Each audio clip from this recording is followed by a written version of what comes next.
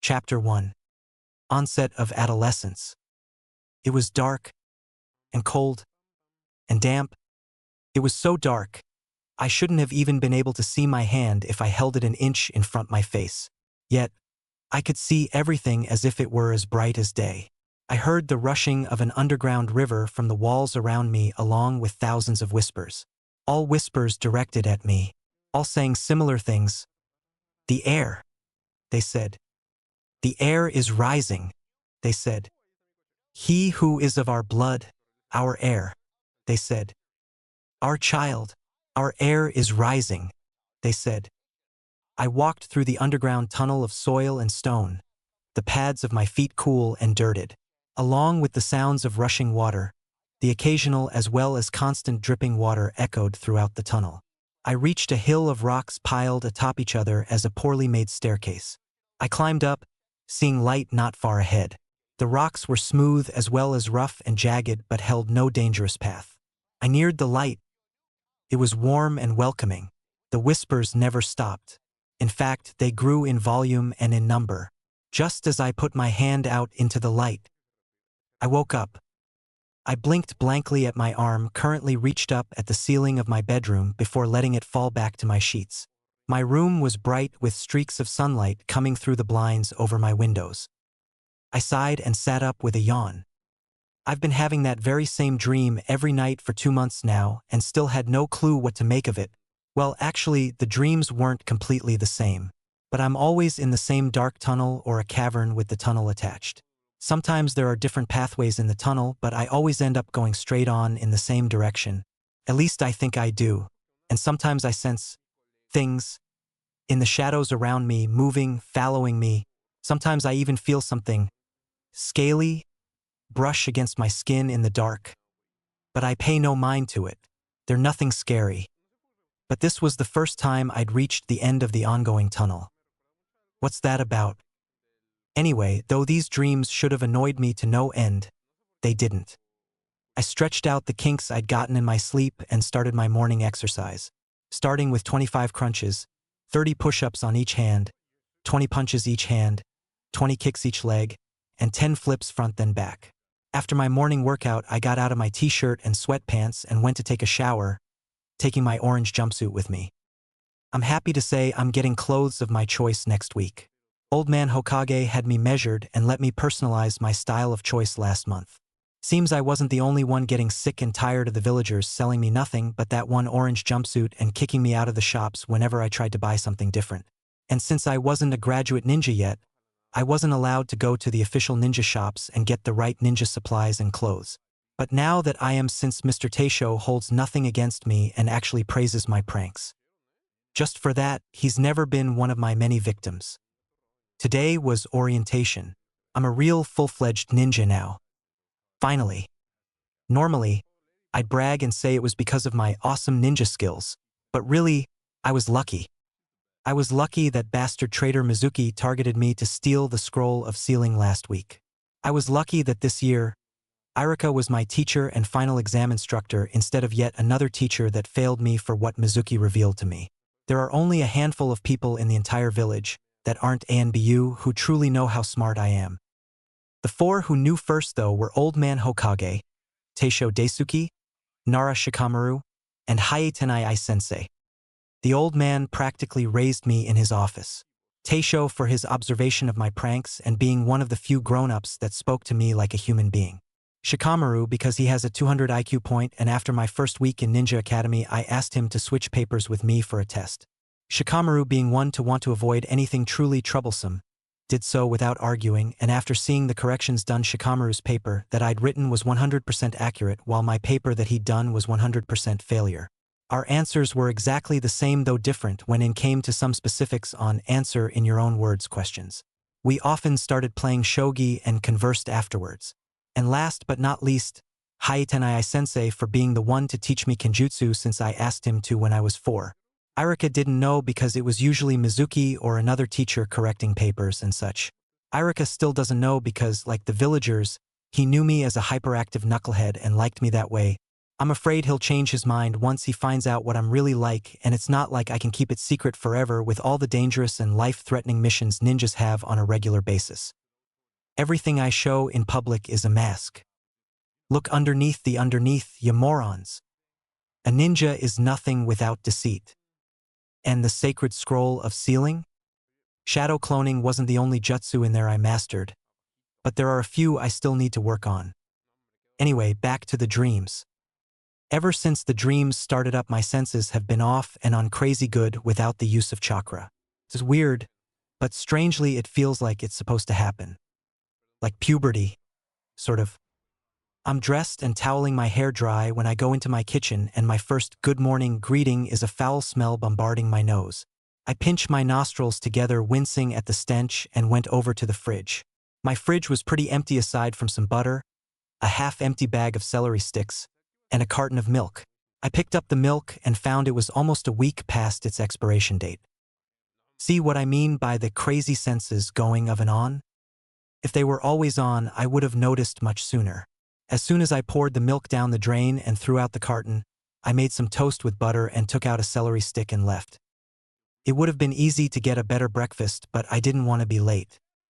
A couple minutes walking down the street, I found Konohamaru in his usual obvious ways of hiding. Man, he needs to work on that.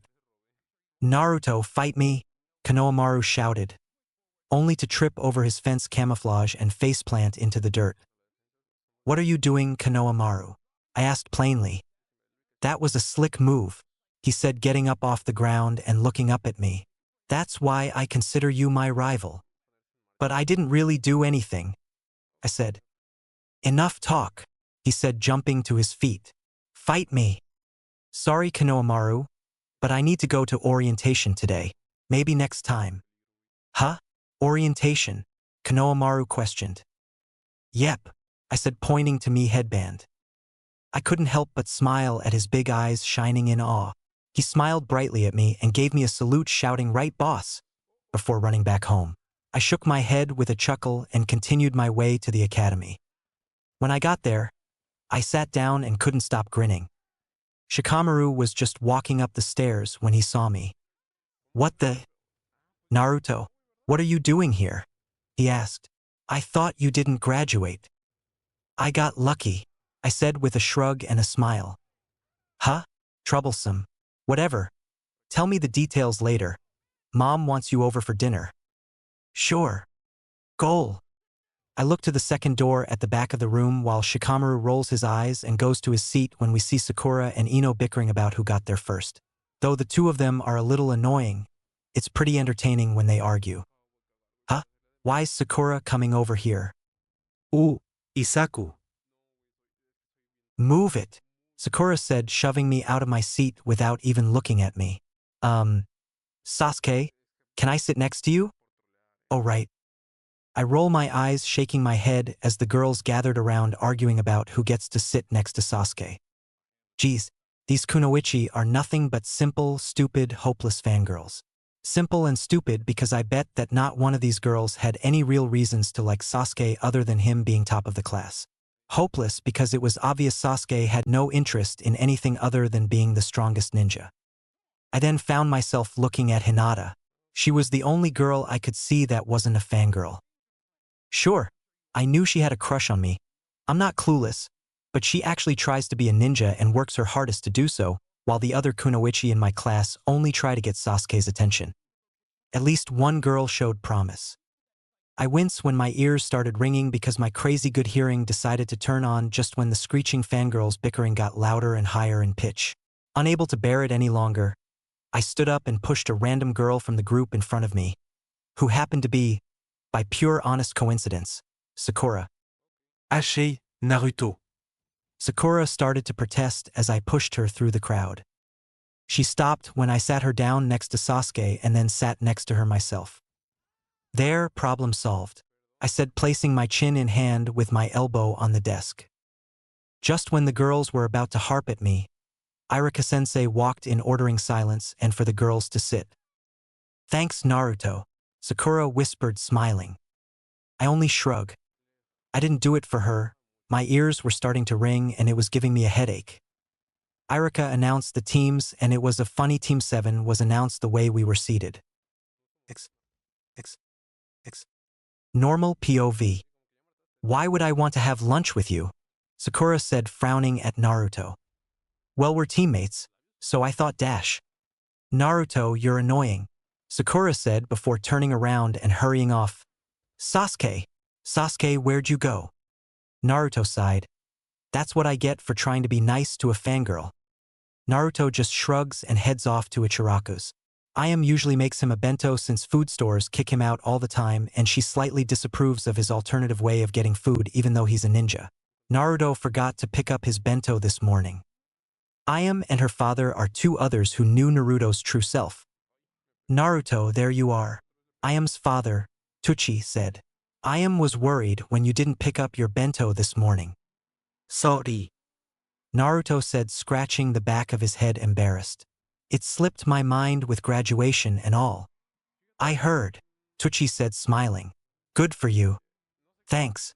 Where's Ayam? She's out on delivery. I got your bento right here, Tuchi said, lifting a 3 bento box tower wrapped in a dark blue and light blue checkered cloth onto the countertop. Hayate also came by to remind you of practice. I guess he knew your head would be up in the clouds today. Oh, thanks. I completely forgot. Naruto grabbed his bento, thanking Tuchi again, and hurried to Training Grounds 13. Irika had said their new senseis would be picking up their teams 3 hours after lunch, and while these sessions with Hayate went from 3.5 hours to 5.5 hours, he wasn't too worried about showing up late. Naruto had booked it to Training Grounds 13 and found Gecko Hayate waiting. Naruto put his bento down and bowed to Hayate. Good morning, Naruto, the sickly-looking Jounin said with a cough. Good morning, Ni-sensei, Naruto said, straightening up. Eat half cough of your bento for cough now, Hayate said. We'll take a break and cough you can finish it cough then. Hi, sensei. Flashback. 4-year-old Naruto had been wandering around after all the parents at the playground took their kids home when he showed up. He found himself closing in on Training Grounds 13 when he heard shouts, clanging, swishes, and some cursing. He hid himself and peeked through the bushes to see a group of ANBU without their masks and 2 of them practicing Kenjutsu. One was a really tall guy with long black hair and white eyes. Hyuga. The other was shorter, had short brown hair and dark circles under his eyes. The shorter guy was obviously winning. A second later, the Hyuga was unarmed, back to the ground, and the tip of the shorter guy's blade to his neck. Hyuga didn't look too happy as the other ANBU clapped and 2 came over to help him up. As soon as he was on his feet, he shoved the 2 away from him and stormed off. Well, I guess that's enough for today, another ANBU said. Let's get a drink on me. The others seemed to like the sound of that and started to leave. One of the female ANBU with long purple hair turned to the shorter guy that won and asked, You coming, Hayate? No. I think I'm gonna practice a bit more and go home. Maybe next time, Yugao. Yugao shrugged and followed the others. Just as he said, Hayate practiced a bit more. After practicing a kata for about 10 minutes, he paused and faced the bushes Naruto was still hiding in. You can come out now, Hayate said. Thinking the young Umbu would get mad to find it was him hiding, Naruto debated running before hesitantly coming out of the bushes, looking down at the ground. You're Naruto, right? Hayate asked. Carefully, Naruto nodded without looking up. Why are you here? You should be more careful. Naruto carefully nodded again. How long have you been hiding there? Hayate asked curiously. Little before you beat that Hyuga guy, Naruto said, looking up at Hayate with his eyes without moving his head from facing down. And no one sensed him?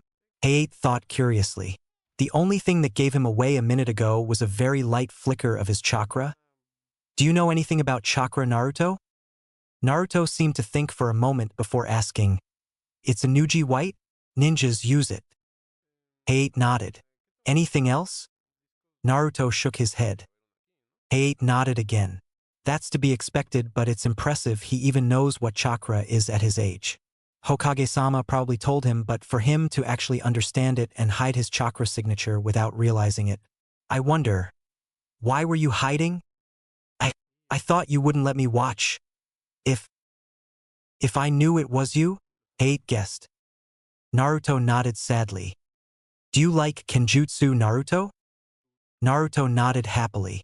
My favorite books and Stoi's Hokage tells me have Kenjutsu masters in them, but I never seen Kenjutsu before. If you got a teacher, you wouldn't have to just watch but participate. Naruto bit his lip before hesitantly asking with big hope-filled eyes. Would you teach me? Hayate blinked in surprise before smiling and nodded. Sure. Flashback end. Clang. Naruto gritted his teeth at the strength of Hayate's vertical swing. He just blocked before jumping back and taking a defensive stance. Hayate nodded, ending their session for the day as the student and teacher bowed to one another.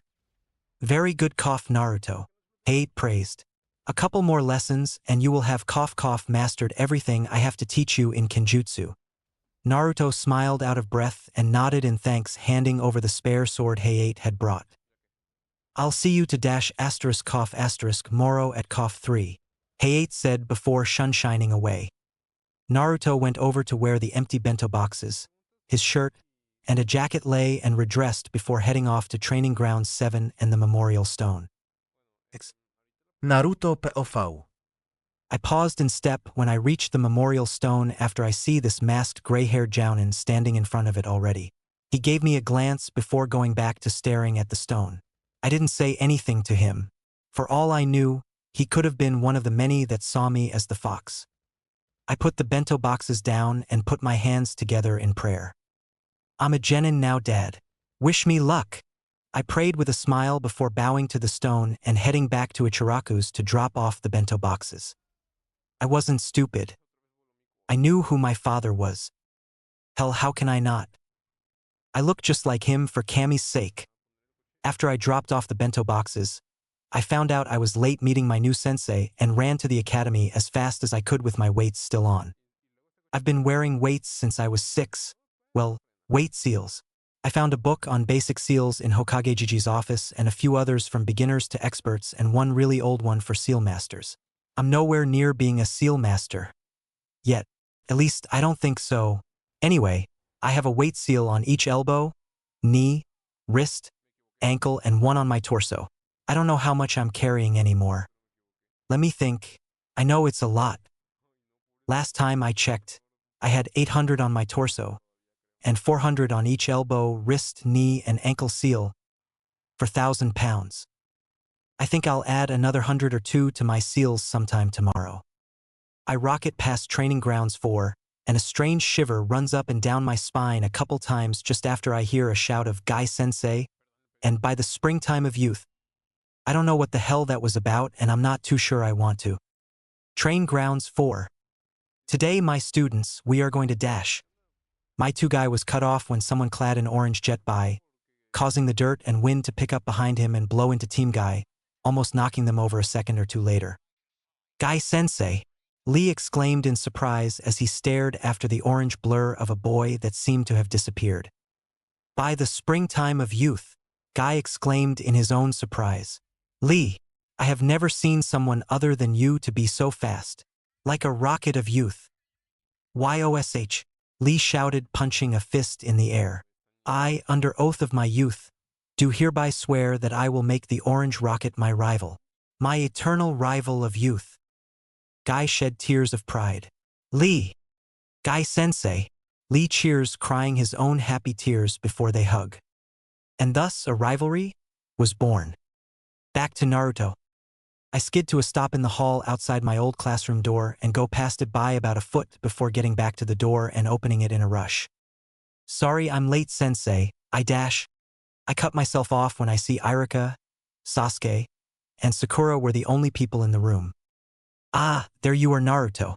I was just about to leave. Irika said. Where have you been?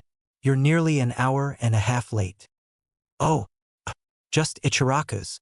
I got to talking to Old Man Tucci and I guess I lost track of time. I lied before asking, where's our new sensei? Irika sighed. He's even later. I have to get going. I'll see you guys around. With that, Irika left and the classroom went into an awkward silence. For me, at least. Shrugging to myself, I go over and sit on top of a desk and take out one of the storage scrolls in my weapons pouch. The scroll I took out was a mahogany red color, and it was my entire library consisting of 283 books. Over the years, my house has been broken into and more when I wasn't there more times than I would like to think. Since the villagers couldn't really do anything to me physically thanks to the old man's law, they always take the damage they wanted to do to me out on my things, if you haven't noticed that already. Hence why I've had to wear orange most of my life growing up, why Ichiraku's is the only place I can go to eat without stealing, among other things. After the third or fourth time my apartment was broken into, I kept my most favorite items in Gigi's office before I learned basic sealing and some a bit more difficult. And I made sure all my scrolls were locked with a blood seal. For example, my library scroll. A scroll this size should normally only be able to fit, at most, 15 to 20 books. However, with the combination of a storage seal, a couple layer seals, a division seal, and a quantity seal, I can put up to 500 to 550 books in one average size scroll. I bit my thumb to bleed and opened my library scroll, not even noticing or really caring about my teammates' eyes on me as I unrolled the scroll. There was a small list of categories. Bingo for my collection of bingo books old and new, sealing for any and all books Gigi provided for me on seals, bio for what I have on anatomy and herbs, fiction for anything that's simply entertainment, and other for anything that doesn't fall into the other four categories. I placed my hand over sealing and focused my chakra into it. There was a puff of smoke and a long list of the books I had under sealing in my library appeared. This time I focused my chakra into my index finger and placed it over Strengthening Seals Volume 3. I'd already read it, of course, it is my library, but there's nothing wrong with reading it a 7th or 8th time. There was another puff of smoke and the foot-long, 8-inch wide, 3-inch thick book appeared on the open scroll. Just when I picked it up and was about to read it, Sakura asked, "How did you do that?" "Do what?" I asked, confused. "That with the scroll," Sakura said, getting easily irritated. "It's just a storage scroll," I said before starting to read. I felt and ignored Sakura's glare before she turned to Sasuke with a huff. Sasuke just snorted and then went back to frowning at the chalkboard. He'd never admit that he was curious about something that Deadlast just did. Whatever, not my problem. After another hour of waiting, I put away my book and decided to put a chalkboard eraser between the door and doorway and went back to the desk I'd been sitting on, ignoring Sasuke's, "A Jounin isn't going to fall for that," and Sakura's, "Yeah, you're such an idiot," and watched as our new sensei walked in, causing the eraser to fall on his head. "You two were saying?" I mutter as Sakura gets all defensive, saying how she told me not to and I wouldn't listen, while Sasuke was probably thinking the guy couldn't possibly be a Jounin. Then I found I recognized the guy. "Hey, you're the guy I saw at the memorial stone earlier," I exclaimed, pointing at the Jounin. Meet me on the roof," the masked Jounin said before disappearing in a puff of smoke. Normal POV. The three Genin sat in front of the Jounin, who just suggested telling each other about themselves. "Why don't you go first?" Sakura said. "You know, to give us an example." "Me? Well, I'm Hatake Kakashi. My likes and dislikes, I don't feel like telling you. Dreams for the future? I never really thought about it. As for hobbies? I have many." Sakura's eye twitched in irritation as she thought. That was pointless. All he told us was his name. "Your turn," Kakashi said. "I'm Haruno Sakura, and what I like is, who I like is," glances at Sasuke and blushes. "Hobbies, dreams for the future," glances at Sasuke and squeals happily. Sasuke ignores all this, resisting the strong urge to roll his eyes. Naruto rolled his eyes and shook his head, thinking, "Good grief." Kakashi sighed, thinking, "Girls her age are more interested in boys than the ninja arts." Okay, next. I'm Uzumaki Naruto. I like to read, train, learning more jutsu, and a few other things. I dislike judgmental and arrogant pricks who just assume things and don't even bother to get their facts straight. And a couple of other things. My hobbies fall under my likes and pulling pranks. And another thing or two. And my dream is more of a lifelong goal, really. I want to surpass my father and those before him. Sasuke raised an eyebrow at this in confusion. Sakura frowned, thinking, what is the idiot saying now? He doesn't have a father. I bet he doesn't even know who his father is and he's just saying that to sound cool. Kakashi couldn't help smiling under his mask. Oh yeah, he's definitely their son. And lastly, my name is Uchiha Sasuke. I have many dislikes and don't particularly like anything. Sakura, who'd sat up in hopes of hearing what he likes in a girl, and such, foreign dejectedly at Sasuke's answer. I don't have a dream because I will make it a reality. My ambition is to avenge my clan and kill a certain man. Sasuke, so cool, Sakura mentally gushed. His brother, as expected. Naruto thought. I knew it, Kakashi thought. Okay, now then, tomorrow you'll be taking your final test. X. Naruto was currently on his way to Shikamaru's after Kakashi had just scared the team with the 66% failure rate before announcing where to meet the next day for the all-or-nothing pass/fail test. Naruto could only sigh on his way to the Naras. Don't eat or you'll puke, he says. Whether that's true or not, I won't be able to do much of anything while I'm hungry and at a loss of energy for not eating. Still, being worked so hard that I puke is even less healthy. Sigh. In the words of a certain lazy genius that's my age dash, this is so troublesome. Naruto heard a faint sneeze and looked up to see he was already at the Naras and knocked. Oh Naruto, good, you're here, said a woman with her long dark brown hair hanging over her shoulder. Shikaku and Shikachan are out back playing shogi. You go join them out back and I'll get dinner started. Yes, Yoshino-san. After slipping off his sandals, Naruto headed to the back porch to find Shikamaru cursing under his breath after a somewhat cruel defeat in shogi by his father. Naruto looked over the board and chuckled. You forgot about one piece and it cost you the game. Something like that can cost you more than a tally on a losing streak on the field, Shikamaru. Yeah. Naruto couldn't help chuckling at his lazy but brilliant friend's reaction, and the blonde couldn't be any more grateful for having such a friend like him and the others. Flashback. Naruto waited nervously in a random training ground for his three closest if not only friends his age who, besides Shikamaru, found out who Naruto really was along the years in the academy. It wasn't long until Shikamaru, Choji, and Shino came upon the training grounds. Unlike them, Naruto wanted to wait to wear his headband until orientation. He wanted to keep his graduation secret for now. Hey Naruto munch, what's up? Choji asked, munching on a bag of chips like usual. Yeah, why'd you call us here? Shikamaru asked, confused. I'm rather curious myself, Shino said monotonely. Naruto bit his lip nervously, unable to bring himself to look any of his friends in the eye. Naruto, Shino questioned. The three of them grew confused. Silence was not exactly new once you really got to know Naruto, but they'd never seen him so scared? Was that it? Noting the slight trembling of the blonde's body, they realized, yes, he was scared about something. They'd never even seen the blonde look nervous before. You guys are my friends, right? Naruto asked hesitantly. I can tell you anything and you won't hate me like everyone else, right? Of course not, Choji said, throwing away his empty chip bag. What's this about Naruto? I found out why the villagers and some shinobi, I found out why they treat me like some kind of plague, Naruto said with his eyes still on the ground and shadowed from their view. You did? Shikamaru asked, now curious. Why then? You guys heard about Mizuki-sensei turning out to be a traitor the other night, right? Naruto asked first. Everyone was told he tried to steal the sacred scroll, right? Yeah, Choji said, confused.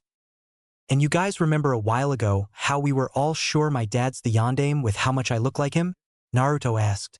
And it'd be kept secret to keep me safe? Yes, Shino said, though he and the other two didn't know where Naruto was going with this. Mizuki became a traitor doing two things the other night, Naruto said.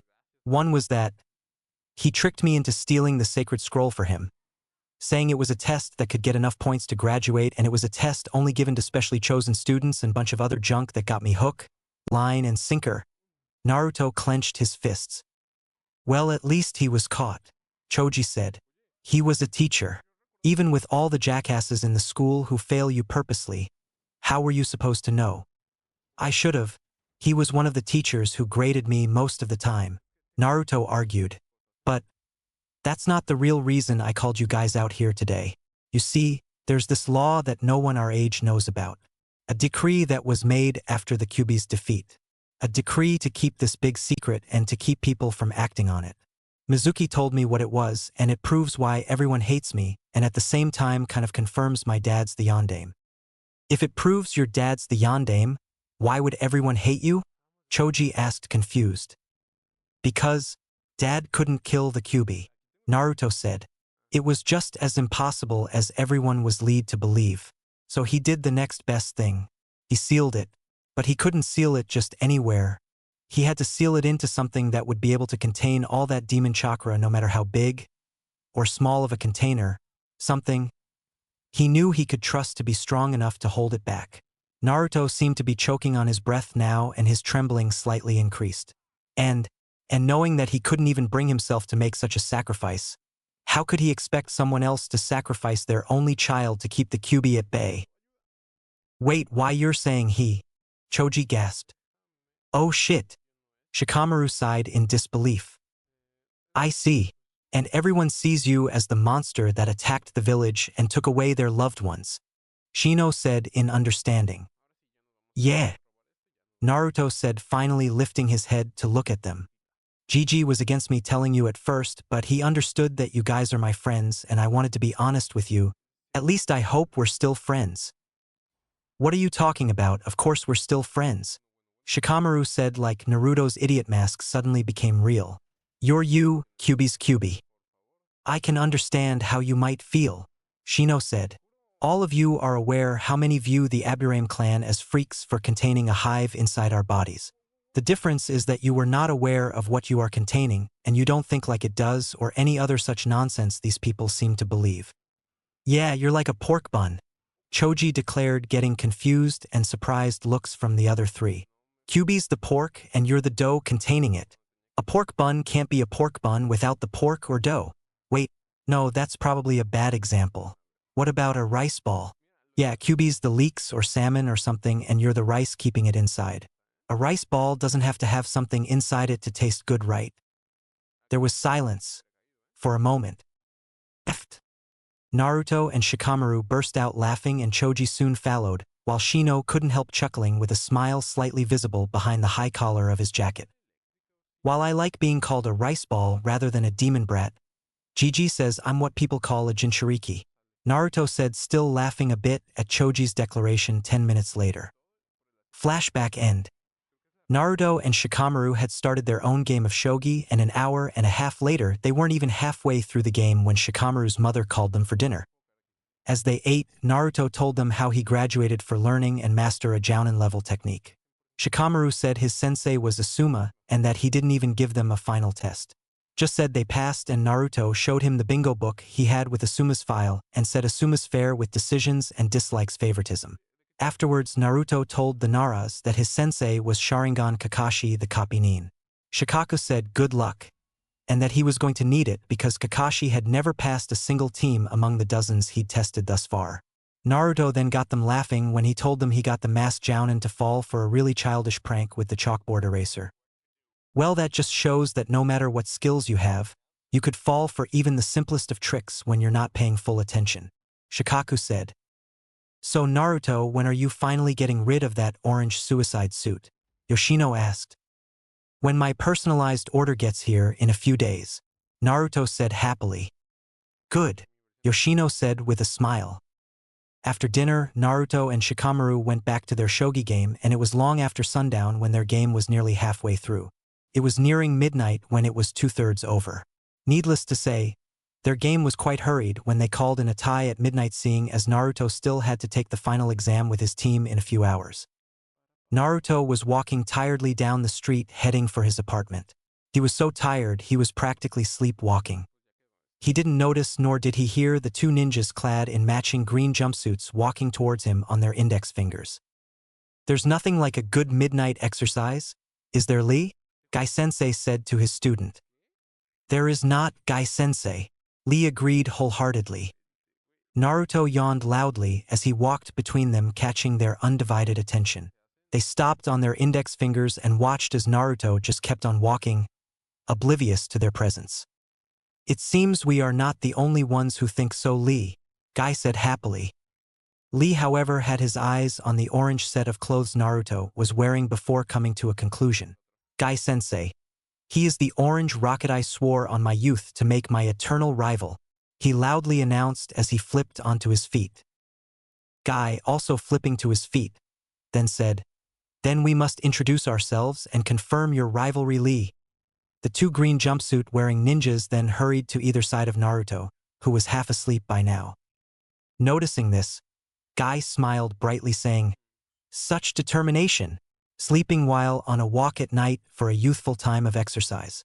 Tell us, what is your name, my youthful orange-clad friend?" "Yes, I must know the name of my sworn eternal rival," Lee said. Naruto blinked tiredly and the two of them before yawning loudly. Their voices woke him up a bit. "Uzumaki, YAWN, Naruto. And yawn, I won't be orange-clad for much longer." "Oh? Why's that?" Guy questioned. "The clothes that I want to wear won't be in for a yawn couple more days," Naruto said before tiredly pinching the front of his orange jacket and held it up. "These are the only type of clothing the villagers would sell me." Guy nodded, seeing as he knew who this boy was. But he was surprised that this year's deadlast was so fast that Lee would want to be his eternal rival of youth. Perhaps there's much more to him than most thought from the academy. Much like Lee, Guy thought. "I wonder, Naruto-kun, do you wear weights?" Naruto yawned again before tiredly nodding. "How often do you wear them?" Lee asked curiously, seeing as it didn't seem like the blonde was wearing any. "I'm always wearing my weight seals," Naruto answered. "Weight seals?" Lee questioned. "I see. Incredible. How much are you wearing right now?" Guy asked. "For **1,000 in all, but I'm planning to add another 100 or two in a few hours. Yawn, or maybe after my Genin team's final exam." 4,000, the two green jumpsuit-wearing ninjas mentally exclaimed. "That's 1,600 more than mine/Lee's. I'm sleepy." Naruto thought, going back to his half-asleep while standing state. "Yash, Uzumaki Naruto, I wish to start a rivalry with you," Lee announced loudly. "We shall provide one another with challenges in our youth to the ends of time." Guy's eyes were starting to water with pride while Naruto unknowingly sealed his fate with his next set of words. ****. Huh? Sorry, you say something? Naruto asked tiredly. There was silence until Lee shouted, "Wose, my rival has a hip attitude just as my sensei's eternal rival Kakashi." "Kakashi-sensei? Young, he's not my sensei yet. Young, I have to pass my exam first." "Did you hear that, Lee?" Guy exclaimed cheerfully. "Your eternal rival is the student of my eternal rival. YOSH. Eternal rival. Huh. Those are some bushy eyebrows." Naruto yawned again, continuing his way home, oblivious to the green-clad student and teacher behind him crying and hugging in the street. After reaching his apartment, Naruto was out the moment he dropped himself like dead weight onto his bed. Not knowing he'd forget all about his newfound rivalry, he was only half-conscious to discover when he wakes up the next morning. Beep, beep, beep, beep, beep, beep, beep, beep, beep, beep. Click. Naruto sighed tiredly after hitting the snooze button on his alarm clock. Funny how he got an alarm clock months ago, but with masquerading himself as an idiot while in the academy, he never used it till now. He blinked tiredly before sitting up confused. He didn't dream about the tunnel last night. He didn't have a dream at all. What's that about? Naruto thought. Then he just shrugs. Whatever. It's just a dream anyway, right? Shaking the thoughts from his head, Naruto undressed out of the white t-shirt and blue sweats he didn't remember changing into last night and headed for his bathroom for a quick shower. The cold water from the shower head that hit him first before warming up woke him instantly. A few minutes later, He came out with one towel wrapped around his waist and drying his hair with another when he heard a light tapping on his window. Naruto went over and pulled up the blinds and smiled brightly when on the other side of the glass, he found a striped and speckled sparrow with feathers of light and dark shades of brown, one, carrying a message from the Hokage's office around his neck. Letting the towel he was using to dry his hair hang over his shoulders, Naruto unlocked and opened his window to get the message and greet his busy little feathery friend. Ibit was a strong little guy to carry what most falcons or messenger hawks are able to carry. Naruto POV. I found Ibit around the time my cavern dreams started. His egg was cracked on the ground but not completely broken. I picked his egg up and the crack in his shell went back together as if it had never been there. Before I could question how it had happened, he hatched. I took care of him and made him a nest in the garden tree I have in the corner of my bedroom until it gets too big to stay indoors. I can talk to Ibit like I can usually talk to Irika-sensei, only without hiding anything, and he talks to me. Sort of. It's not like I can really understand what Ibit says, but I know what he's saying. I can feel it. That's the best way I can describe it. And after being only 2 weeks old, Ibit said he wanted to be the first ever ninja sparrow. So I took him to Hokage Tower and introduced him to the old man. The old man said sparrows only lived for maybe a little over half a year.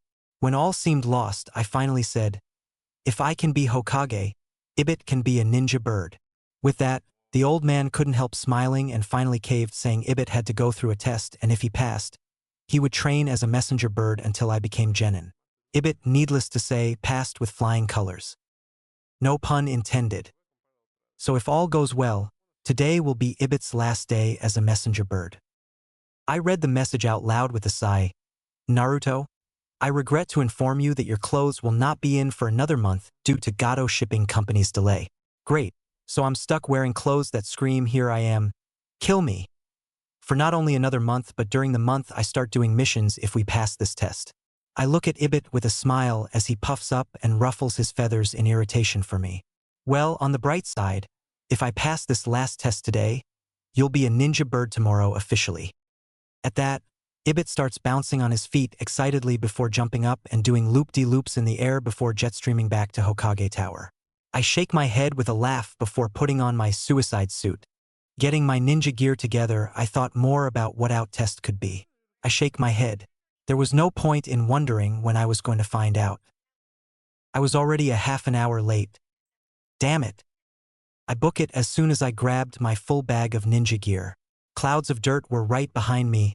I stop right when I'm halfway there. I forgot to add weight to my seals. I think the coolest thing about my weight seals is that they don't show up on my skin unless I'm applying chakra or releasing the seals. I added 150 to each ankle, elbow, knee, and wrist weight seal and 300 to my torso. That makes 5,500 pounds.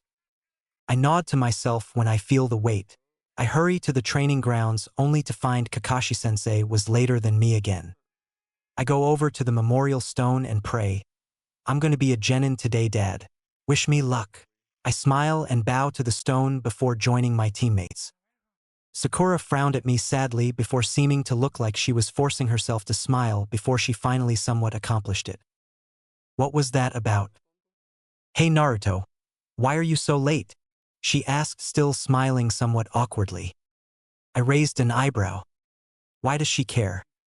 I was up late last night, I said plainly before lying down in the grass and using my bag as a pillow with my eyes closed. I hear Sasuke say, Achin, it's stupid things like that make you the dead last. I couldn't help myself. I was tired and what he'd said in that stupid arrogant I'm all superior tone irritated me to no end. What makes me dead last was all the teachers aside from Irika-sensei failing me without even looking at my papers, brushing me off whenever I actually asked for help, and kicking me out of class for no reason whenever we were learning things together. I open and look at them saying, but you two wouldn't know that, would you? Not with your precious Sasuke-kun around or you and your nobody's better than me attitude that will sooner get the both of you killed. I'm gonna sleep off the hours I missed last night until Kakashi-sensei gets here. With that, I turn on my side with my back to them and fall asleep. I woke up with a yawn, blinking my eyes open and look over to see my left hand up, holding a shuriken spinning around my index finger, half a foot away from my face. I sit up and sniff it before throwing it at Sasuke. It clipped a bit of his hair and made a paper-cut thin slice on his right cheek before hitting the tree 3 yards behind him with a thunk. "There's your shuriken back," I say tonelessly, ignoring his and Sakura's shocked expressions. "I'm surprised you slept through Sakura screaming I was late and woke up only after catching a shuriken in your sleep," Kakashi-sensei said. "I must have been really sleepy and I can't exactly control reflexes, you know," I say, standing up. Kakashi chuckles. Chapter 2. Finally a ninja. But wait, why are there 2 bells? Unless… Sakura trailed off. "So you've figured it out," Kakashi said. "That's right. One of you will be going back to the academy." "Something's fishy," Naruto thought. 2 bells. Why does that sound familiar? Oh right, the old man gave the same test to his students. Wait a minute. "Ready, set, go," Kakashi said. The 3 genin went into hiding and a couple seconds later, a kunai hit the dirt in front of Kakashi. He jumped back thinking the paper wrapped around the handle was an explosive note. But when it didn't blow up, he took a closer look and picked it up to unwrap the paper from the kunai. I know for a fact that the old man gave this very same test to his students, and if what you said was true, they wouldn't have become the legendary Senin. Tongue sticking out. Kakashi chuckles to himself. "You're much smarter than they give you credit for, Naruto." Of course, some of us already knew that. He looked up to see Naruto walk out of the bushes with a wide grin. So you want to test yourself against me, huh? He wants to test himself while at the same time get his teammates to figure it out for themselves. Clever. "Okay, Naruto, I'll play along. I don't think you grasp the same concept as your teammates," Kakashi said plainly. "That's for damn sure. You and me, one-on-one here and now, fair and square," Naruto said. "I want to see what I can do with my real skill." Mizuki was nothing, and the only jounin I've ever fought against was that sorry excuse of a ninja and major closet pervert Ebisu. Hopefully Sasuke and Sakura will figure it out. They're smart, I know that, but… Kakashi shrugs, crumpling up the note and put it into his weapons pouch before reaching for something else. Naruto stood ready for anything. That is until he nearly fell flat on his face anime style when Kakashi pulled out a book with the title Ika Ika Paradise. "What the?" Naruto said. "What's with the book?" "I want to see how it ends, obviously," Kakashi said simply. "You can attack me now." A vein popped on Naruto's forehead and his eyebrow twitched. "Okay. Act or not. This guy is irritating." Naruto charged, a fist raised up and back ready to punch only to be blocked without having Kakashi even look up from his book. "Damn it. I forgot I added to my weight seals this morning," Naruto mentally cursed. "It's not completely novice speed, but it's nothing to what I need." Naruto then tried a spinning kick ending with the same result as the punch, except this time Kakashi ducked. Naruto threw another punch only for Kakashi to disappear. 1,000 years of pa dash. Before anyone could blink, Naruto was suddenly in the air, upside down, holding Kakashi's hands together in the sign with his book, sending a straight-legged kick to Kakashi's face. Kakashi didn't have time to dodge. Sasuke and Sakura stared in shock as Kakashi fell back and Naruto used his face as a launch pad to jump and flip backwards in the air, landing in a ready taijutsu form or a crouch that neither of the other 2 genin recognized, behind Kakashi, who was knocked on his backside blinking in surprise. Kakashi looked over his shoulder seeing Naruto looking serious only for the blonde to gain a look of surprise and confusion a second later. "How the hell did I do that?" Dash. Naruto mentally exclaimed without moving out of his ready crouch. Now, Naruto was no taijutsu expert, sure he knew a lot more than he let on. But that move just now wasn't something learned or even taught in Konoha. It was just instinct. Kakashi chuckled standing up and facing Naruto, holding his masked nose that looked a bit crooked now that the blonde genin got a better look at it. "It's been years since someone's been able to break my nose. Well done, Naruto," Kakashi praised as he moved his crooked nose back in place with a crack. Naruto blushed lightly, standing up out of his crouch. "He's praising me for breaking his nose?" Kakashi put his book back into his weapons pouch. "I won't have much of a chance to read a word if that has decided to surface now. And from what I can tell, Naruto must have added to his weight seals again. Sandame told me how many seals the kid wears, but even he doesn't know how much weight Naruto carries. Let's see what you can do.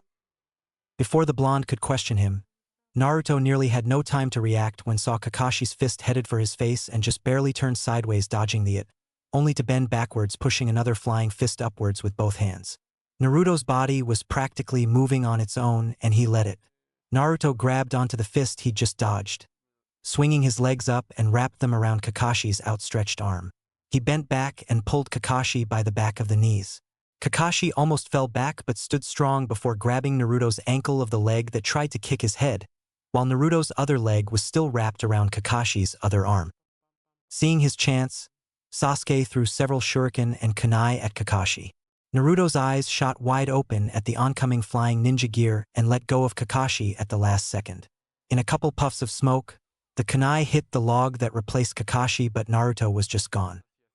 Sasuke cursed and hurried to find another hiding place. Damn, that guy just won't let his guard down and I've given away my position, Sasuke thought. And what's with the loser? Just a couple seconds ago he was the dope he's always been. Now all of a sudden, he's able to fight toe-to-toe with a Jounin. Dash. Meanwhile, Naruto was crouching high in the branches of a tree. That was close, Naruto thought. I had Kakashi-sensei trapped for a reason and I know he said to go after him with the intention to kill, but Sasuke was still going a bit too far there. Naruto shook his head, quickly scoping the area. Seeing things were clear of the silver-haired Jounin, he hopped out of the tree to the ground. What was that just now? He thought. That taijutsu. It was so different but it felt so natural to me. Naruto shook his head. No. I can think about that later. Right now I need to pass this test with my Dash. His train of thought broke off when a shudder ran up his spine hearing a loud blood-curdling scream. That sounded like Sakura, Naruto said to himself before running back to the clearing. When he made it to the clearing, he heard the swishing and thudding of a kunai being thrown and missing the target close by. Kakashi-sensei must be fighting Sasuke. Naruto made a couple shadow clones and sent one to Sakura and the other to Sasuke. Hearing the fight close by come to a stop, Kakashi would probably come looking for him or something again, seeing as the others were taken care of. He then took out a kunai in each hand and readied himself, slowly turning in circles so that he wouldn't be caught by surprise. He faced his right when he heard the leaves rustle and swish then stop. They swish and rustle again when Naruto was knocked unconscious with a chop to the back of the neck. Naruto! Naruto! Naruto blinked his eyes open to find Sakura and Sasuke on either side of him, while he was tied to the middle wooden post and Kakashi stood in front of the three of them. Damn! Naruto muttered. Glad you finally decided to join us, Kakashi said with a smile. Now that Naruto's awake, I can tell you why I don't see why you three should have to go back to the academy, Kakashi said, still smiling from under his mask. Sakura smiled. You mean? Yes, Kakashi said before frowning. Sasuke and Sakura, you two should just quit being ninja. What? Dash, Sakura exclaimed. Why, Dash? And what about Naruto? He didn't get a bell, and Sasuke was at least able to touch one. Had Naruto's objective been to actually get a bell in the first place, he might have gotten a bell easily, Kakashi said. Huh? Sakura questioned while Sasuke, who was just scowling, gained a confused look. I mean to say that Naruto is the only one of you three who figured out what this whole thing was about. Then what is it? Dash, Sakura shouted irritatedly. Teamwork. Sasuke and Sakura flinched. Naruto wasn't trying to get a bell at all, Kakashi said more calmly. He was providing a distraction for me and getting me in a position where I could do anything so you two could get a bell, Kakashi said, reaching into his weapons pouch and pulled out Naruto's crumpled note. Easy to get info that could be found just looking into your basic history book at the academy. I know for a fact that the old man gave this very same test to his students, and if what you said was true, they wouldn't have become the legendary Genin. This is the note Naruto attached onto a kunai for me at the beginning of the test. Sure, he was being cocky telling me he figured it out, but he was confident his teammates would figure it out as quickly as he did. 2 bells and 3 students. The Sannin being a good example. How do 3 students pass when there are only 2 bells? They set aside their differences and work together. Naruto only had to think about the Sannin to figure it out right off the bat. Kakashi put the note back into his weapons pouch and crossed his arms. Sakura, you didn't even try to get a bell when you thought that's all it took to pass. All you did was worry about Sasuke and look for him when Naruto was right in front of you, and you didn't lift a finger to help him. Sakura looked away, embarrassed and ashamed. It looked like Naruto could take care of himself, she thought in a bad attempt to mentally defend herself. And Sasuke, Kakashi said in a more scolding and disappointed tone than he used with Sakura. You only thought the others would get in your way, and when taking your first chance with me, you didn't even think or care if Naruto was hit by the kunai and shuriken aimed at me. You're just lucky Naruto replaced himself with a clone at the last second. Sasuke's scowl turned into surprise. Since when can the Dobe make clones? That reminds me, Kakashi said. Nearing the end of the test, Naruto did one last thing to try and get you two to work together with him, this time on a more direct approach. He made 2 clones and sent them to each of you to tell you about the needed teamwork, most likely, while Naruto himself tried to keep up a distraction in the clearing for me. The only reason those clones didn't reach you is because I knocked Naruto out, dispelling the clones instantly. Kakashi turned his back to them and walked over to the memorial stone, where a couple of bento boxes sat. This is a memorial stone, one that has all the names of the ninja who died in their line of duty, including my best friend. I want my name there. Kakashi stiffened, feeling a chill go up his spine hearing these words, while Sakura and Sasuke look at Naruto in shock. I can't think of a better way to die, Naruto continued, than fighting for my home or for the people I want to protect most. Kakashi sighed quietly to himself. Kami. He's more like his parents than he realizes. Okay, I'll give you one more chance. /N. Do I really need to tell you the result? Still getting used to his added weight, Naruto hurried to the river to meet Hayate. There was a pattern to where they trained, and there were 4 different spots. In order from beginning to end of the pattern was atop Hokage Mountain, atop Hokage Tower, Training Grounds 13, and at the river wherein began at the waterfall. Since last time was at Training Grounds 13, this time would be at the river and waterfall. Hayate was waiting with a smile when Naruto showed up, hands on his knees and short of breath. Pass your cough last test? Hayate asked. Naruto only nodded with a bright smile while still trying to get his breath back. *cough*, add to your cough weight seals again? Naruto only nodded again. How much? 150. To each seal. On my limbs and 300 to my torso. Naruto answered. My goal is 6,000 in all. So after the next time I add to my seals, I won't be adding any more weight for another few years, if ever again. Hayate shook his head with a smile as he handed Naruto a katana. If all goes cough well in today's lesson, in a week or 2 cough, I will be teaching you your last lesson cough rather than tomorrow or cough the day after, because cough will both be on missions. And when that's done, cough will go to get you your own katana at Teisho's. Naruto couldn't help grinning at that.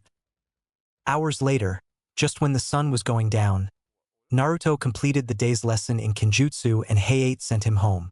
Naruto took a shower and tossed his clothes in the wash before having a small quick dinner of the last of the celery sticks in the fridge and several cups of instant ramen before restocking his food supply. After taking a shower, reading a bit on seals, and putting his clothes in the dryer, he went to bed. The next day, Naruto got dressed and headed for Hokage Tower for his team's first mission. The Hokage sat with Chunin and Jounin seated in a half-circle. The Hokage seemed to be trying hard not to smile at Naruto. Before we list off the missions for Genin, I should like to ask Naruto, said the Hokage. How do you feel, taking away one of my best messenger birds? Everyone looked to Naruto in shock, disgust, or anger, while the orange-clad blonde looked up at the ceiling, seeming to be in thought for an answer before he looked at the Hokage with a wide smile. Proud, Naruto said. The Hokage chuckled, gaining confused looks from everyone but Naruto, especially when he said, As you should be. Naruto gave his own laugh before whistling in a high pitch and twittery sound through his teeth. Barely a second later, There was a brownish blur that zipped to Naruto, and before said blonde started to wiggle around where he stood, laughing. After about minute or two of this, Naruto straightened up, hooking a finger in the collar of his jacket and stretched out the front to look down into it, smiling. "Ibit, get out of there," Naruto laughed. In an instant, a beaked ball of brown feathers flew up out of the collar of Naruto's jacket and loop-de-looped happily before flying to where the Hokage was seated and perched itself on the desk, revealing the brown feathered blur to be a brown-striped and speckled sparrow with a tiny red-clothed Konoha headband around its neck. "Ladies and gentlemen, Ibit, the first ninja sparrow," Lord Hokage said with a chuckle when Ibit puffed out his chest and feathers proudly. "He'll be in Naruto's care. Hn. With the dobe, that bird will be dead within the hour," Sasuke said, getting a giggle out of Sakura and smirks from the Chunin and Jounin that didn't like the blonde. Only for them to frown when Ibit darted off the desk to Sasuke's left ear and started pecking the heck out of it, switching to the right ear when Sasuke took a couple swipes at him. Naruto, Kakashi, Irika, and Lord Hokage and the others had to stifle their laughs when Ibit finally stopped and flew into Naruto's hair. "Ibit," Naruto said in a scolding tone, even though his smile never left. "Give the team a break. He still doesn't understand to look underneath the underneath." Ibit ruffled his feathers and snuggled comfortably into Naruto's spikes in response. Naruto could only half-heartedly roll his eyes. "On to the mission assignments, then," Lord Hokage said quickly. The assignments went from weeding gardens to walking dogs and more chores. Team 7 had several a day for the next week and a half. On the fourth day of the second week after their third mission, Naruto called in. Hej, Kakashi-sensei, igate go kropka. Naruto said. "Go? Go where?" Kakashi questioned. "My last lesson with Ni-sensei," Naruto said. Kakashi nodded. "I'll make sure you get the pay you earned today." "Thanks." After Naruto was gone, Sakura asked, "What lessons? And who's Ni-sensei?" Kakashi chuckled. "Only Naruto calls him that. When he was younger, he fell into the habit of saying Ni-sensei when he couldn't decide between calling him Ni-san or sensei." "That still doesn't answer my question," Sakura said irritatedly. Kakashi deeply sighed, especially after seeing Sasuke was curious as well. "Kenjutsu," Kakashi answered, much to their surprise. "Naruto has been an apprentice of a Kenjutsu master in Konoha since he was 4, and if today's his last lesson, it means after today, he'll have mastered everything this Kenjutsu teacher has to teach him." "Why didn't he ever say anything?" Sakura asked after a moment of shock. "Apparently, you forget Naruto's introduction when you three first met me.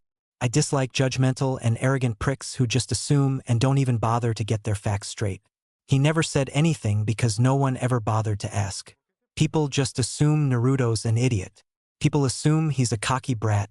People assume a lot of things about Naruto and don't even care if they're right or wrong. Under the loud, hyperactive idiot is a surefire prodigy that no one cares to notice, who wants to be seen for who he really is and not for who people assume or want to assume he is. He wants to be given that chance." Kakashi went ahead to where they were supposed to have their next D-rank mission, leaving Sasuke and Sakura to their thoughts before they followed a moment later. Naruto ran to Hokage Mountain and into the woods on top of it with Ibit flying beside him. Hayate was waiting and tossed Naruto a katana. Naruto took off his jacket and shirt while Hayate took of his Jounin vest. They threw the discarded clothes off to the side, and before the vest, jacket, and shirt could hit the ground, they charged.